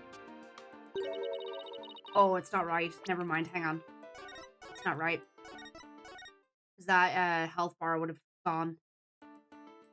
The crime scene? Okay, the crime scene. If Professor Means was on the stage the entire time, then he must be the killer. Ridiculous! The defense has become utterly incoherent. Objection! No, it's just the murder wasn't committed where we thought it was. Continue, Stoner. Okay, the murder was actually committed here. Okay, hang on. I'll just make a separate save just in case if I'm on the wrong track.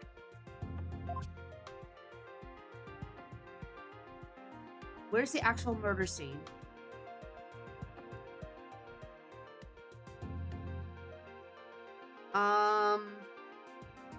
Okay, well, if it wasn't the art room...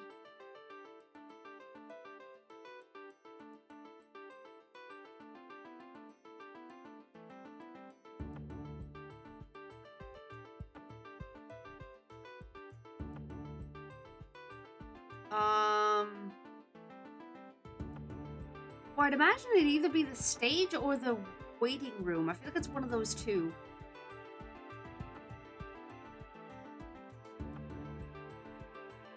Or... No, it wouldn't be the lecture hall, would it? Surely not. Archery. Wait, no, no, no! The archery range is over here! We did see... We got an arrow here, and it's stained with blood. Hello there. Hello there. Vivo, hi, welcome on in. Hope you're doing well.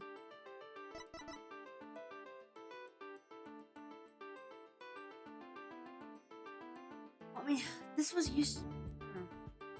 The blood is found on it as well. Okay, I'm gonna say it's the archery range. Let's try that. Take that! Okay, that didn't feel right. Never mind.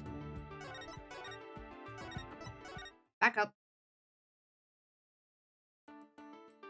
We had a rock-solid defense, but then we took an arrow to the knee. Ah! What happens if I just do the stage? Take that! So, okay, so what's the stage? The greatest riddle of this case has been how the body was moved from the art room. But if the murder occurred on the stage, that means the body was never moved at all.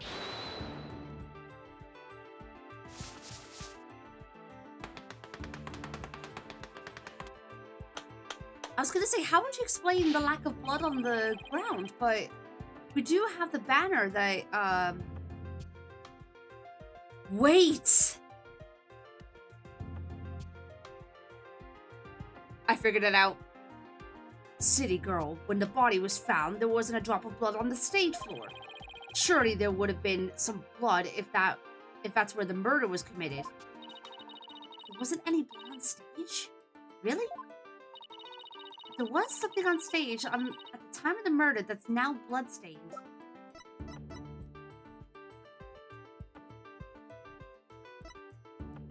Take that! It's true there was no bloodstains on the stage floor. But there was something on the stage that did have a blood stain. And that will be this. The school banner. No blood would have gotten on the floor if this was under the victim when she was killed. Oh my, that's quite a compelling theory. Silence! What? What is it now? My theory makes perfect sense. That was a pathetic attempt. You must put every inch of your body into your attacks. The autopsy states the cause of death was loss of blood. Yet only a trace amount was found upon that banner. Where did the rest go? I have a theory. Blood getting on there when the body was moved by wire makes more sense than not. Very good, Simon. Tell me, what's your first choice for higher education?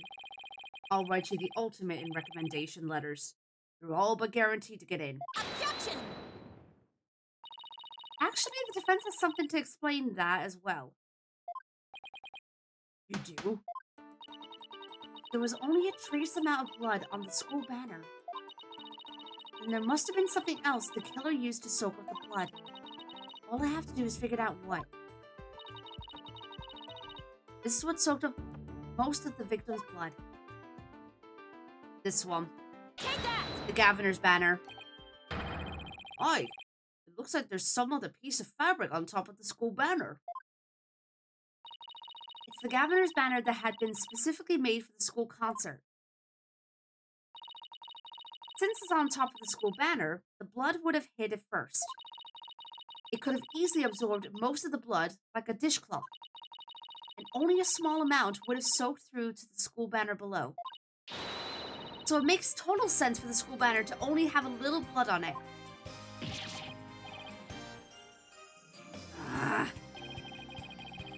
So that banner absorbed the blood like a dishcloth. Yes, that would explain it. Governor's banner was like a dishcloth. Surely it was at least towel quality.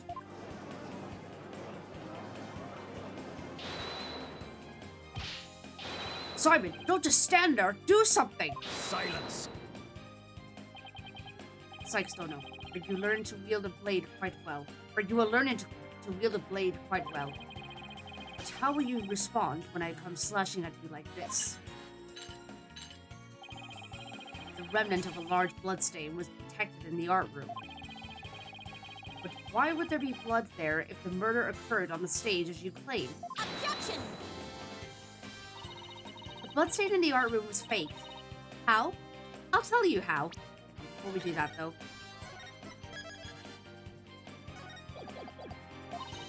All that was needed was something that could transport the blood upstairs.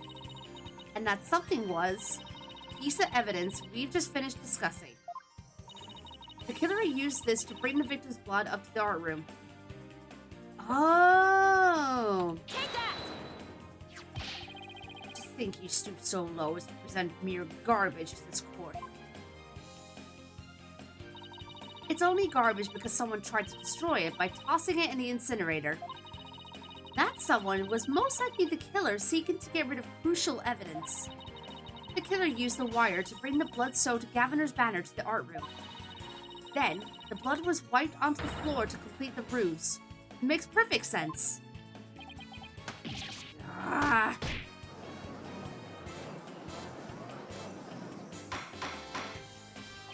Order! Order! This is quite a development. I think the body was never actually moved. What now? Hold it right there. The body must have been moved. How else do you explain that loud crash you heard during the mock trial? If it wasn't caused by the body crashing into the statues, then what was it? I hadn't thought of that. That loud crash wasn't the body hitting the statues. Shoot, we're so close, guys. Then what was it indeed? The knot in the school banner shows that something was carried through. Wait a minute. We know what it is. That's true. I know what I have to find. Something that was in the art room before the murder and then on the stage after. Yep. The object that was sent down the wire to crash into the statues was... Take that! that statue! Yes, I believe it was this statue that broke the other two, not Professor Corte's body. The unique statue you see on the right, that's the pure white Lady Justice from earlier. Professor Corte accidentally broke it while she was polishing it the day before the mock trial. But she used her own unique artistic sense and technique to repair it as you see here. Nobody would have guessed that it was originally Lady Justice. Silence! Perhaps you're onto something. But why, pray tell, would anyone move that scrappy relic in such a tedious manner? Excellent question, Simon. Keep them coming. You know why. But the fact that you won't acknowledge it shows how twisted you are. Oh, this April face. Lady Justice was moved during the mock trial. During that time, Professor Means was fabricating an alibi with his pre-recorded speech. If we consider the facts, then Lady Justice was moved in order to...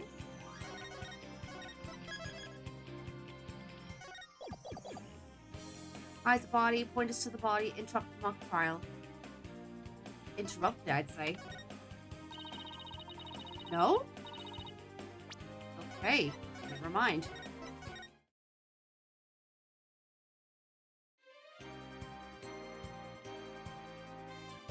Point us to the body, I guess. There we go.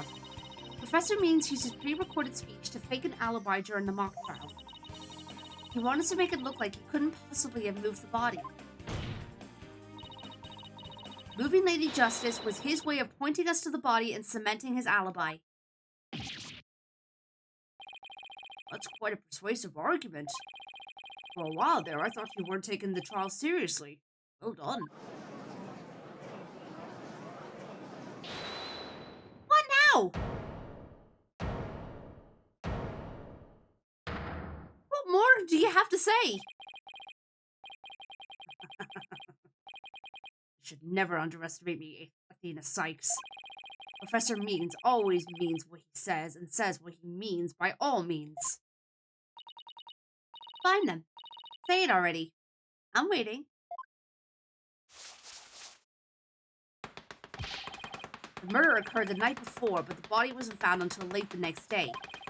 Countless students passed the stage till they met in the lecture hall for the mock trial.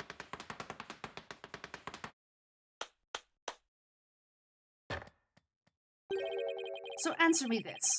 Why didn't anyone see the body that entire time? That can be explained by, oh no.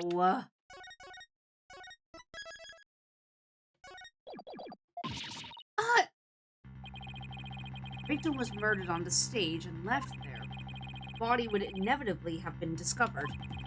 Of course, there was nowhere to hide a body on that stage. This is not good, Athena. The claim is this close to being beaten to a pulp. No, but we've come so far. Consider yourself schooled. I couldn't have possibly killed anyone. The killer is none other than Juniper Woods. It always has been and it always will be. Just wait a minute. Come on. Poor Juniper. She must seriously regret having asked you to defend her. Add insult to injury, you nearly had Hugh convicted for murder. Surely you haven't forgotten that little fiasco.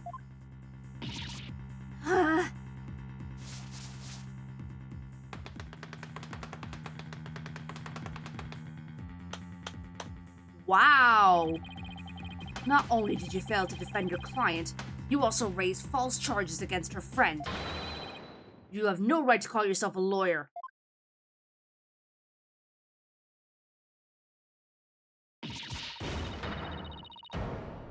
Wow, okay then.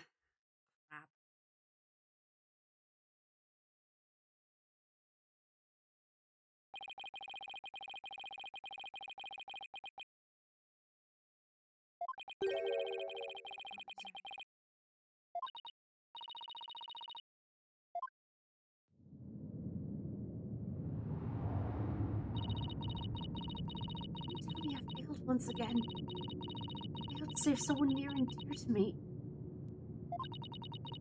I worked so hard to become a lawyer. I even studied psychology. Has it all been for naught? Am I just doomed to relive that all over again? Oh, shoot.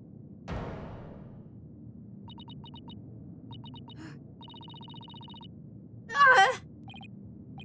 Dina, what's wrong? Breathe out. Breathe in. Relax, Dina. Breathe. Oh, shoot. It's not working. Everything's going to work. All I've done. That's how it ends. With me, Junie. Couldn't protect you like I said I would. I was gonna say, someone please! You leave Thena alone, man! She's the one who saved me! It was because of Athena that I could stop hiding and start living my life as a girl again. And she saved the friendship between Hugh, Juniper, and I think you're an awesome lawyer, Athena. One of the best. But I raised false charges against Hugh. And that's not all. I've done some seriously unforgivable things. I was about to say, Hugh? What's the big deal? False charges are nothing to be scared of. And I'm not even mad at you. I should really be thanking you. You used legitimate means to expose my wrongdoings and give me a chance to re-examine what's important. What does it matter if I can't save Juniper? I mean, the whole reason I've come so far is... It's not over yet, Dina.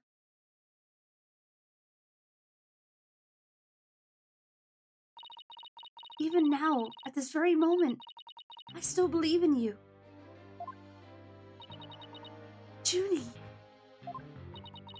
I know you better than most people, Dina. And I know you'd never surrender to the dark age of the law like the professor did. Thank you, Junie, but I feel like I could barely breathe. I don't know what to do. Silence!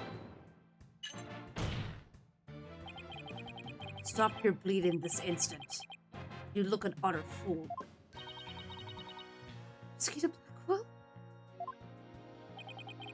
There is one who awaits you, is there not? And that is the reason you have studied so very hard. Are you prepared to give up on all you have worked for thus far? It would not do to have you disappoint you know who.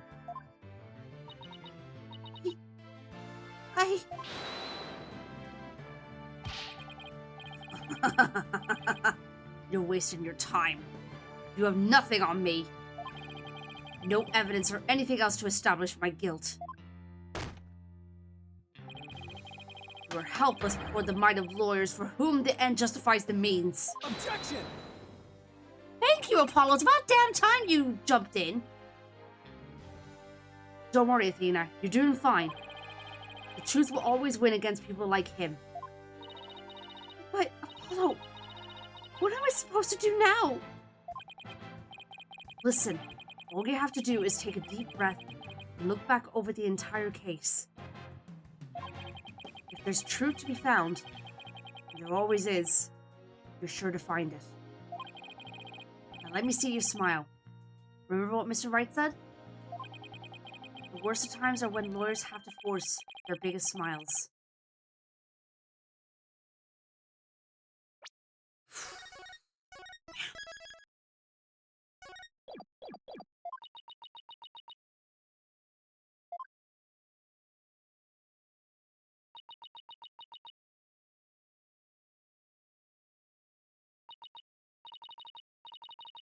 everyone?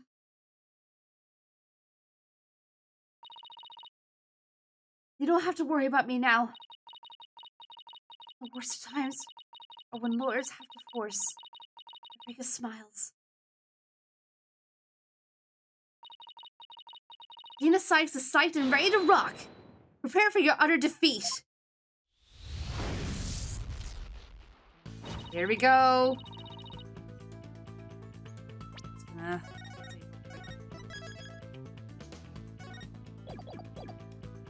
Professor Corte wasn't killed in the art room. She was killed right where her body was found.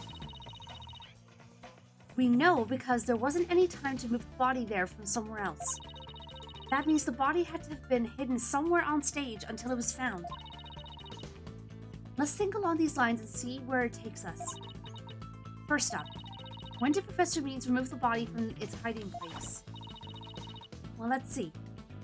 What was he doing right before the body was discovered? He was using the span of time his fake alibi created to move the body to where it would be more easily spotted. Therefore, the only time the professor could have removed the body from its hiding place is...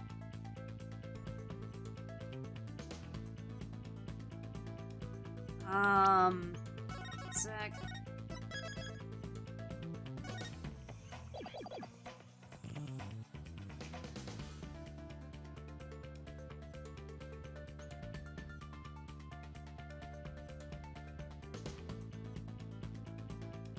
I would have said during the mock trial.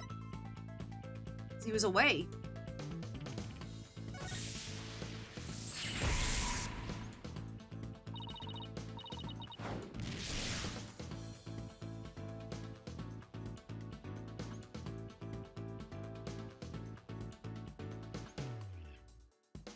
I would have said during the speech.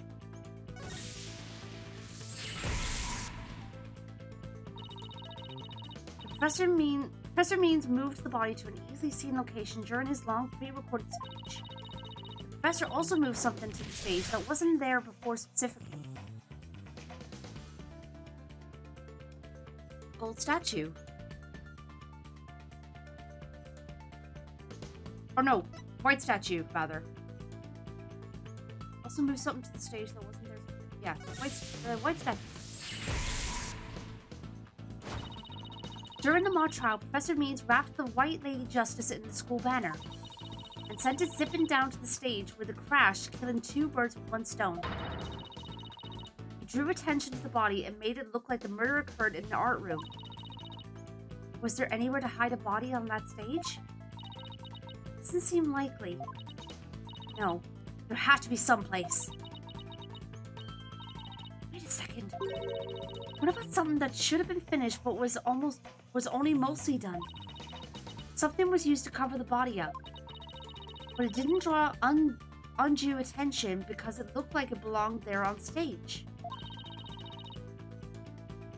In that way, no one would suspect there was a body hidden inside. What was already on the stage and capable of concealing the body?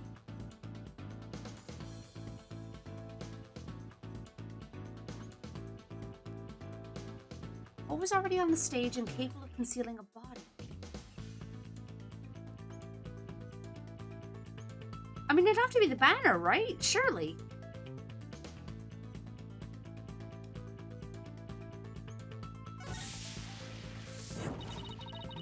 The body had been wrapped in the school banner. Or no one would have usually noticed something like that. It had to be something where you couldn't tell there was a body inside. Huh. Okay, so it is one of the statues.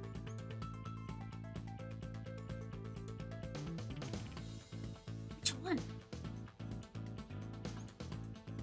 Wait, the Gavin statue. No? It was the Phoenix one.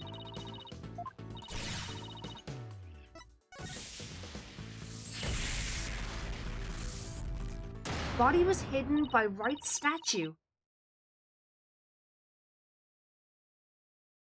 The Mr. White statue was never actually finished. The body was wrapped under some cloth to hide what was really. Oh! That makes sense!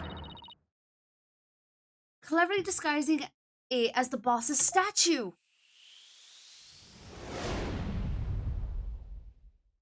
Holy jeez! Miss Newman gave up on the right statue. Yeah, Professor Means finished it in a single night. Yes, what an impressive feat that was. Objection! No, his so-called work of art deserves none of our praise. That's because it was only a facade to hide his real work. The murder of Professor Corte. Come again? Well, I'm afraid I don't follow. He hid the body by making it look like the statue of Mr. Wright. With the body wrapped under a piece of cloth, it looked just like a statue.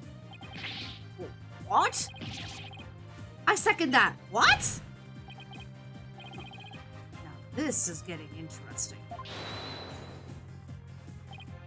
No, this is getting preposterous. How would such a thing even be possible? Objection! We'll never know until we try. Uh-oh. I think I know where this is going. Okay, Apollo. Time to turn me into a reasonable likeness of Mr. Wright. Let's see real quick.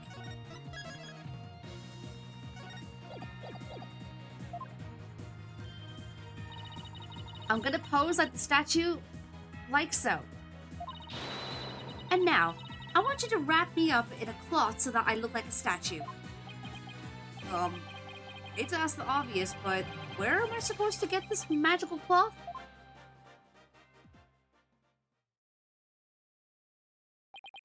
I'm afraid that isn't the right color, Mr. Justice.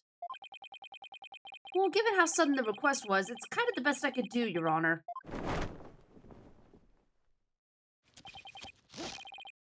Alright, I think that about does it.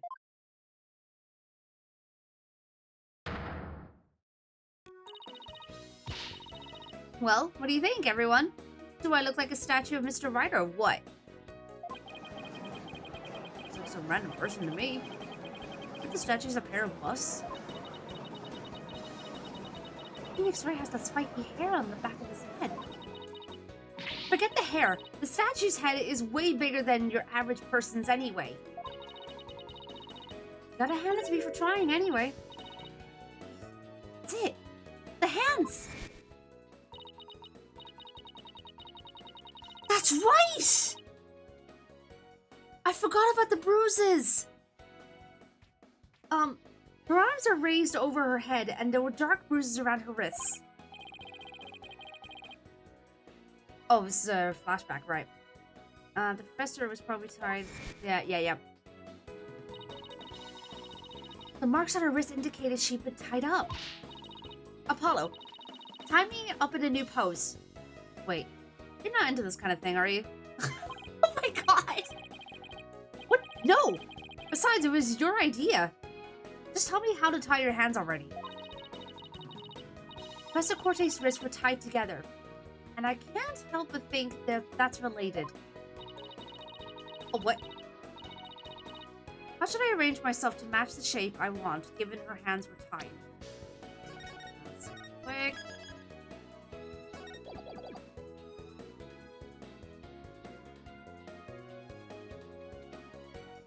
Behind my head. Apollo, tie both my hands behind my head.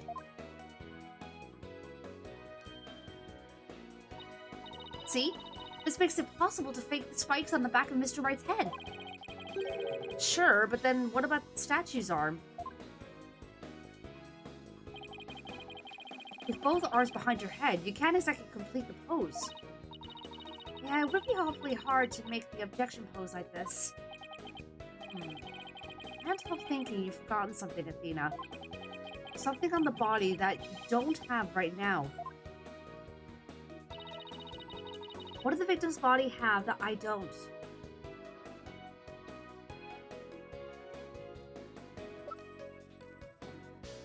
An arrow, right? Take that! Oh, right! There was an arrow sticking out of her side! Okay, Apollo. Take that and plunge it into my side.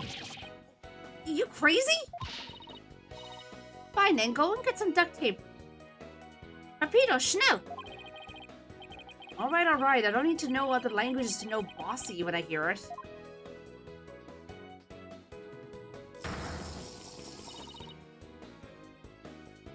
The fatal arrow to the side. Spiky hair created from 2 hands. Thank you for the hydrate, by the way. A masterpiece in the making. Now cover me with that cloth. But remember to make the arrows stand out, okay?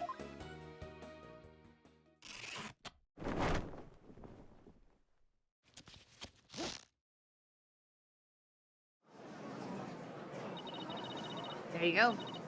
Mommy, the arm's too short. Shh, remember your indoor voice, dear. Nobody's buying it. The arrow's nowhere near long enough. But what else could you use for the arm? Still won't give up, eh? I must commend you. Only for your spirit and determination. Of course she's not giving up. After all she's put me through, she... Oh, dang it. Didn't mean to do that. After all she's put me through, she owes me an explanation, and one that makes sense. What? So did wait, was that? Okay, 2 bars. Now, disappoint me again and the penalty will be doubly painful.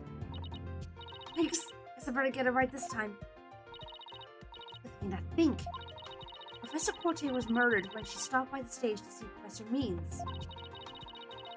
It wasn't premeditated. He must have used something close at hand in his little ruse. Hello. Show me those stage setup photos again. Like that? Right now? Okay, hold on.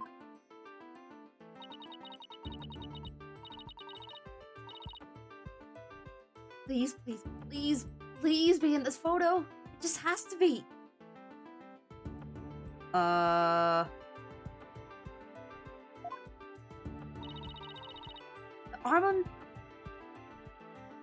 arm on the Mr. Right statue is really this right here. What the hell am I looking at?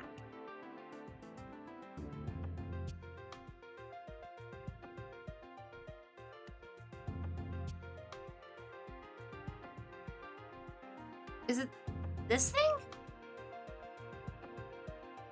Take that!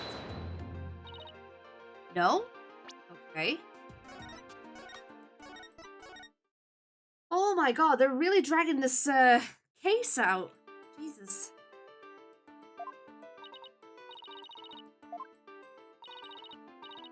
Okay.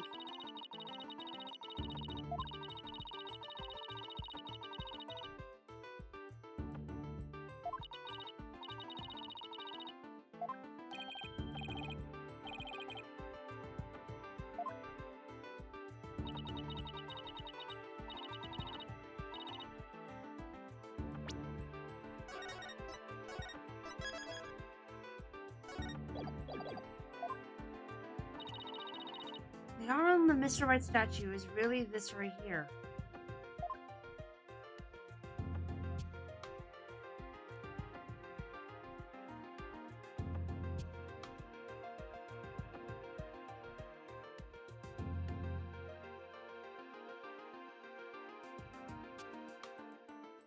It's not the staff, is it?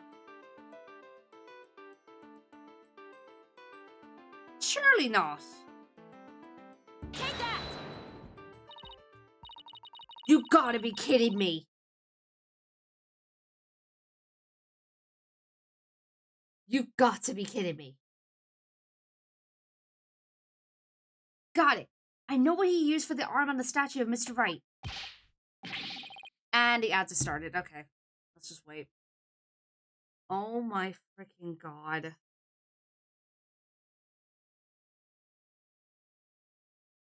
You know what? While the ads are running, I'm gonna go take a quick bio break.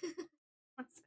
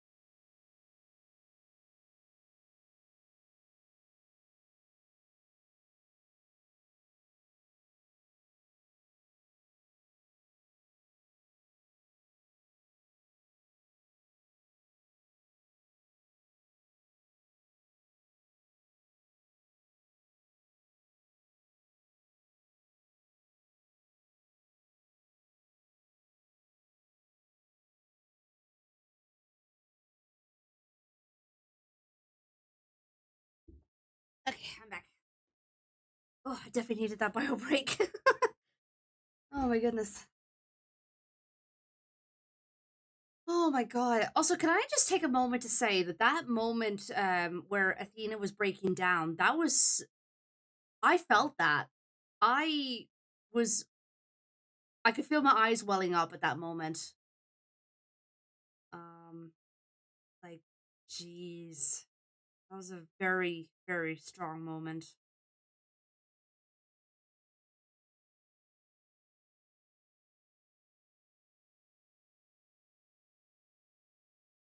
I don't know, just I could definitely feel like Athena's emotions in that moment. It was very impactful for sure.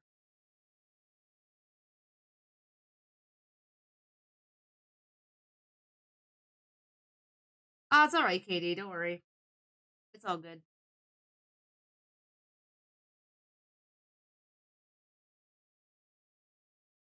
Ads are just about done.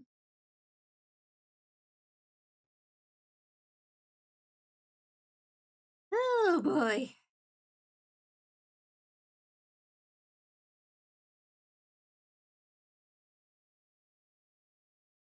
Alrighty, welcome back from ads, everyone. Sorry about that, and thank you for your patience. I appreciate it. We're on the tail end of this now, so let's get into it. This is absurd. There is no such thing in this photo. Don't play dumb with me, Professor. It's the staff you have right there. Staff? This is the spear of a great legal warrior. Whatever, just hurry up and lend it to me.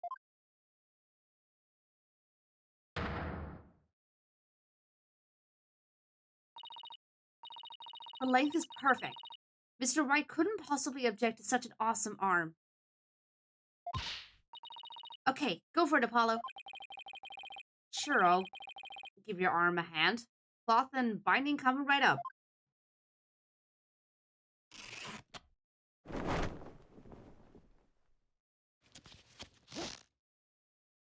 Objection! What? Oh, I was about to say.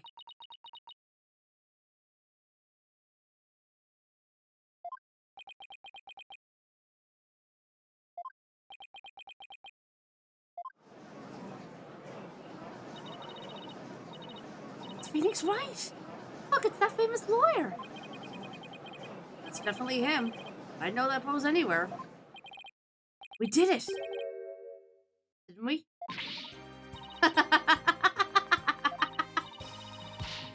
Well, am I not the spitting image of the legendary Phoenix Wright? The man who will bring us out of these dark ages and into an era of brilliant golden light. Golden light? What I see before me is the pink specter of man. That's just because Mr. Wright likes this statue. He's positively tickled pink. Ha ha ha ha ha. You get it, Apollo? He's tickled pink. Ugh, that joke deserves a pink slip. Ha ha ha. I see what you did there. It seems the gallery is quite impressed with the defense's sharp thinking. The witness? Ugh, resemblance is nothing more than a coincidence. Objection! Really? Not so fast there, Buster. Unfortunately for you, I can prove my theory to be more than mere coincidence. To prove that his spear was thrust into the victim, all I have to do is...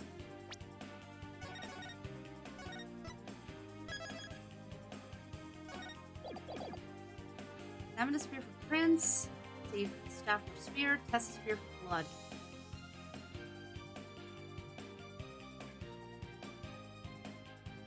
Test it for blood. We had assumed the victim's jagged wound came from the arrow being forcibly shoved in. But if the wound was from the spear instead, then we should be able to detect traces of the victim's blood on it. Water. A brief recess, if you will. By any means possible. What if I get rid of my spear? Wait. Burn it.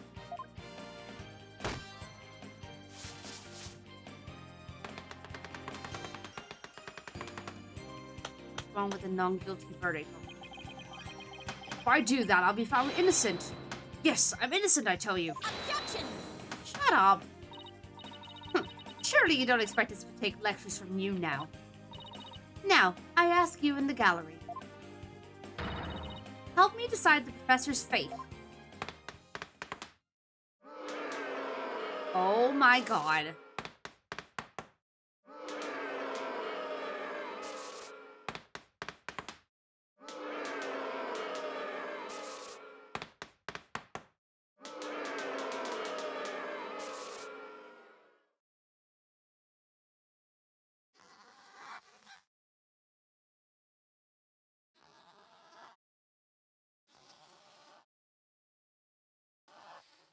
Yeah?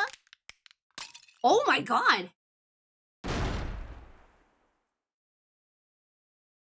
He smiled so much that his teeth broke. Or either that or he grinded his teeth too much. One or the other. Regardless. Prosecutor Blackwell, what has become of our witness, Aristotle Means? It is as Sykestoner suspected. Blood was detected on his staff. He has admitted to this heinous crime. All of it. He shall join us in the clink tomorrow. His teaching skills can be put to good use there. Great, you'll teach felons that the end justifies the means. So much for rehabilitation. Can I ask what the professor's motive was? I could barely make out a word he said on account of his shattered teeth. One of Blackwell's fellow inmates was once a surgeon. One not a former dentist, too. Yeah. I eventually had him put a pen to paper. Turns out Professor Means was the one taking bribes. The victim had suspected him after a report from the class snitch. That led her to question him at length the day of the killing, right there on that stage. Result? The heinous crime was brought before this court.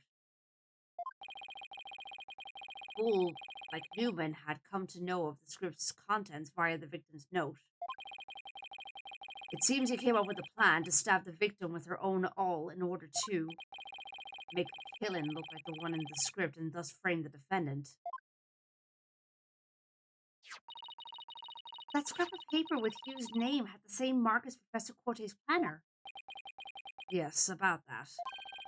Those planners are bestowed upon all students graduating at the top of their class. Really? So then... Indeed. Once upon a time, Professor Means was also awarded the same notebook. The handwriting is being analyzed now, but like as not, the scrap belonged to him.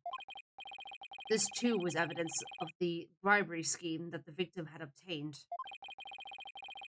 Know that Constance Corte was clean, and that only Aristotle Means took the bribes. I think a professor would murder a colleague, then try to pin it on a student. If this is the dark age of the law, then we can only hope that a brighter future awaits. And the first step is to hand down my verdict for a promising young lady. This court finds the defendant, Juniper Woods. Finally! Oh my god.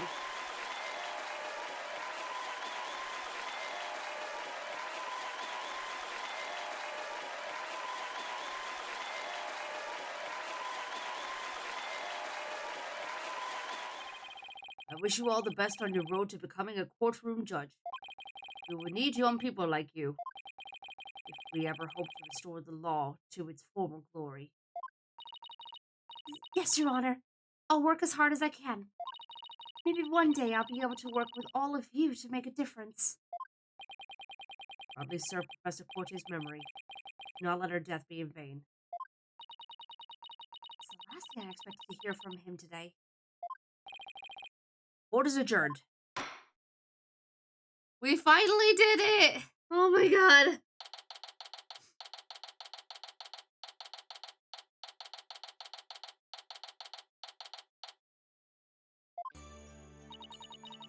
Thank you, Thena. I really mean it. It was nothing, really. I could take the biggest tangled mess of a case and unravel it just like that. I don't know. You looked pretty wound up there at the end. Literally and figuratively. You look pretty hungry for a knuckle sandwich, Buster. Oh my god! I wanted to thank you too, Apollo. Don't mention it. The way you were always there for Thena when she was in a bind. And at the detention center, where your smile gave me hope when there was none.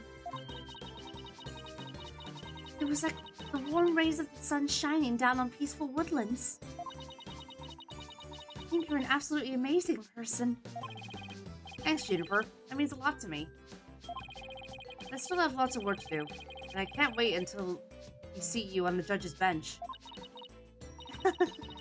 I promise you I'll get there someday.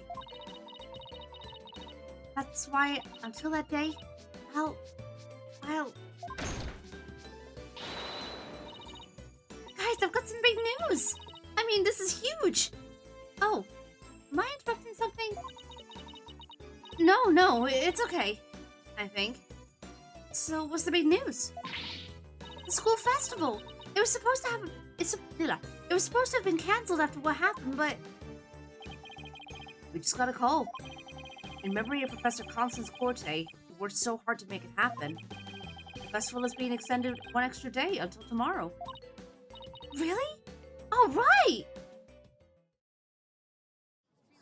Hey, cutscene! Lamar! Or not Lamar, but dressed up as Lamar. We've got a special treat for all of you. A love letter for Themis Legal Academy. Achtung, baby. It's time for the Guitar Serenade.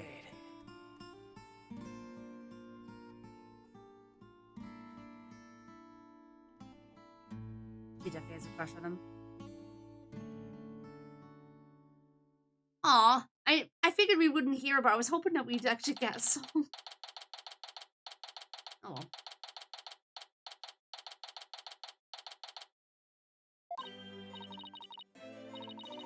That was so much fun! School festivals are amazing! I think you and Robin are getting a little carried away. Your singing voice, Juniper? It could have melt my H-E-A-R-T. Right, thank you for that training seminar.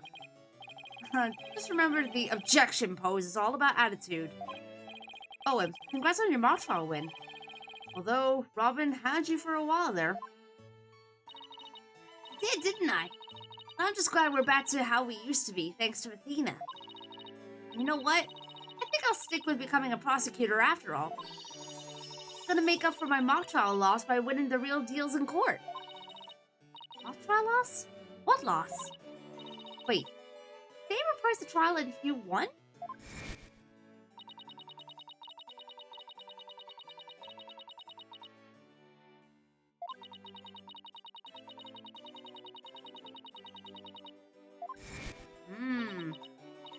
So does this mean it's really gonna happen? Juniper, there's something I've been wanting to say to you. Huh? Oh, is he doing what I think he is? Juniper, can we still be friends? You know, best friends like we've always been? Huh? Best friends? Ew, weren't you gonna profess your love for Juniper if you won the mock trial? No. I was going to confess that I'm not a genius and that I'm really 25 years old. But he already dragged it out of me during the trial.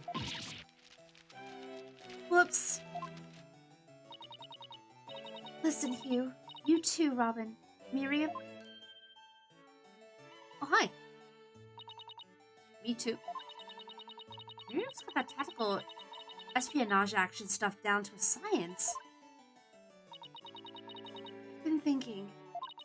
It's up to us to put an end to the dark age of the law if we can. Let's all work together to usher in a new age where winning only results from the truth. And the end never justifies the means. Count me in! I wouldn't have it any other way.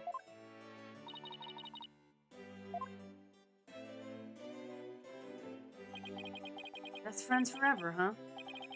No matter what anyone says, nothing beats true friendship. You bet. And what about your BFF, Apollo? You're a bit old to be using that word. But yeah, he's the best friend a guy could have. Which reminds me, we're supposed to meet up and gossip about the new girl in the office. Hey, no talking about me behind my back. So, what kind of guy is he anyway? Well, if I had to describe him in one word. Yes. So, after some slight arm twisting, Apollo promised to bring... God damn it. Unfortunately, that promise was never meant to be fulfilled. For not long after, the friendship was mercilessly severed by fate. Severed by fate. And the bonds between us began to fray and unravel as well. Sorry, I'll be taking a leave of absence. Well, that's where we're finally going to see him in that state. Even now, those words continue to ring in my ears.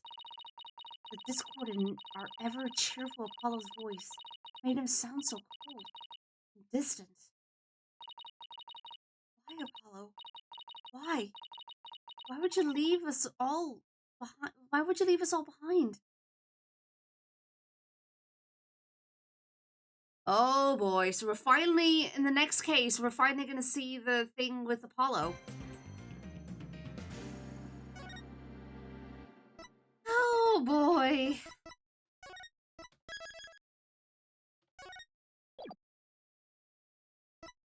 Alright. Well, we're going to have to leave that for next time because, boy howdy, we've been going long enough.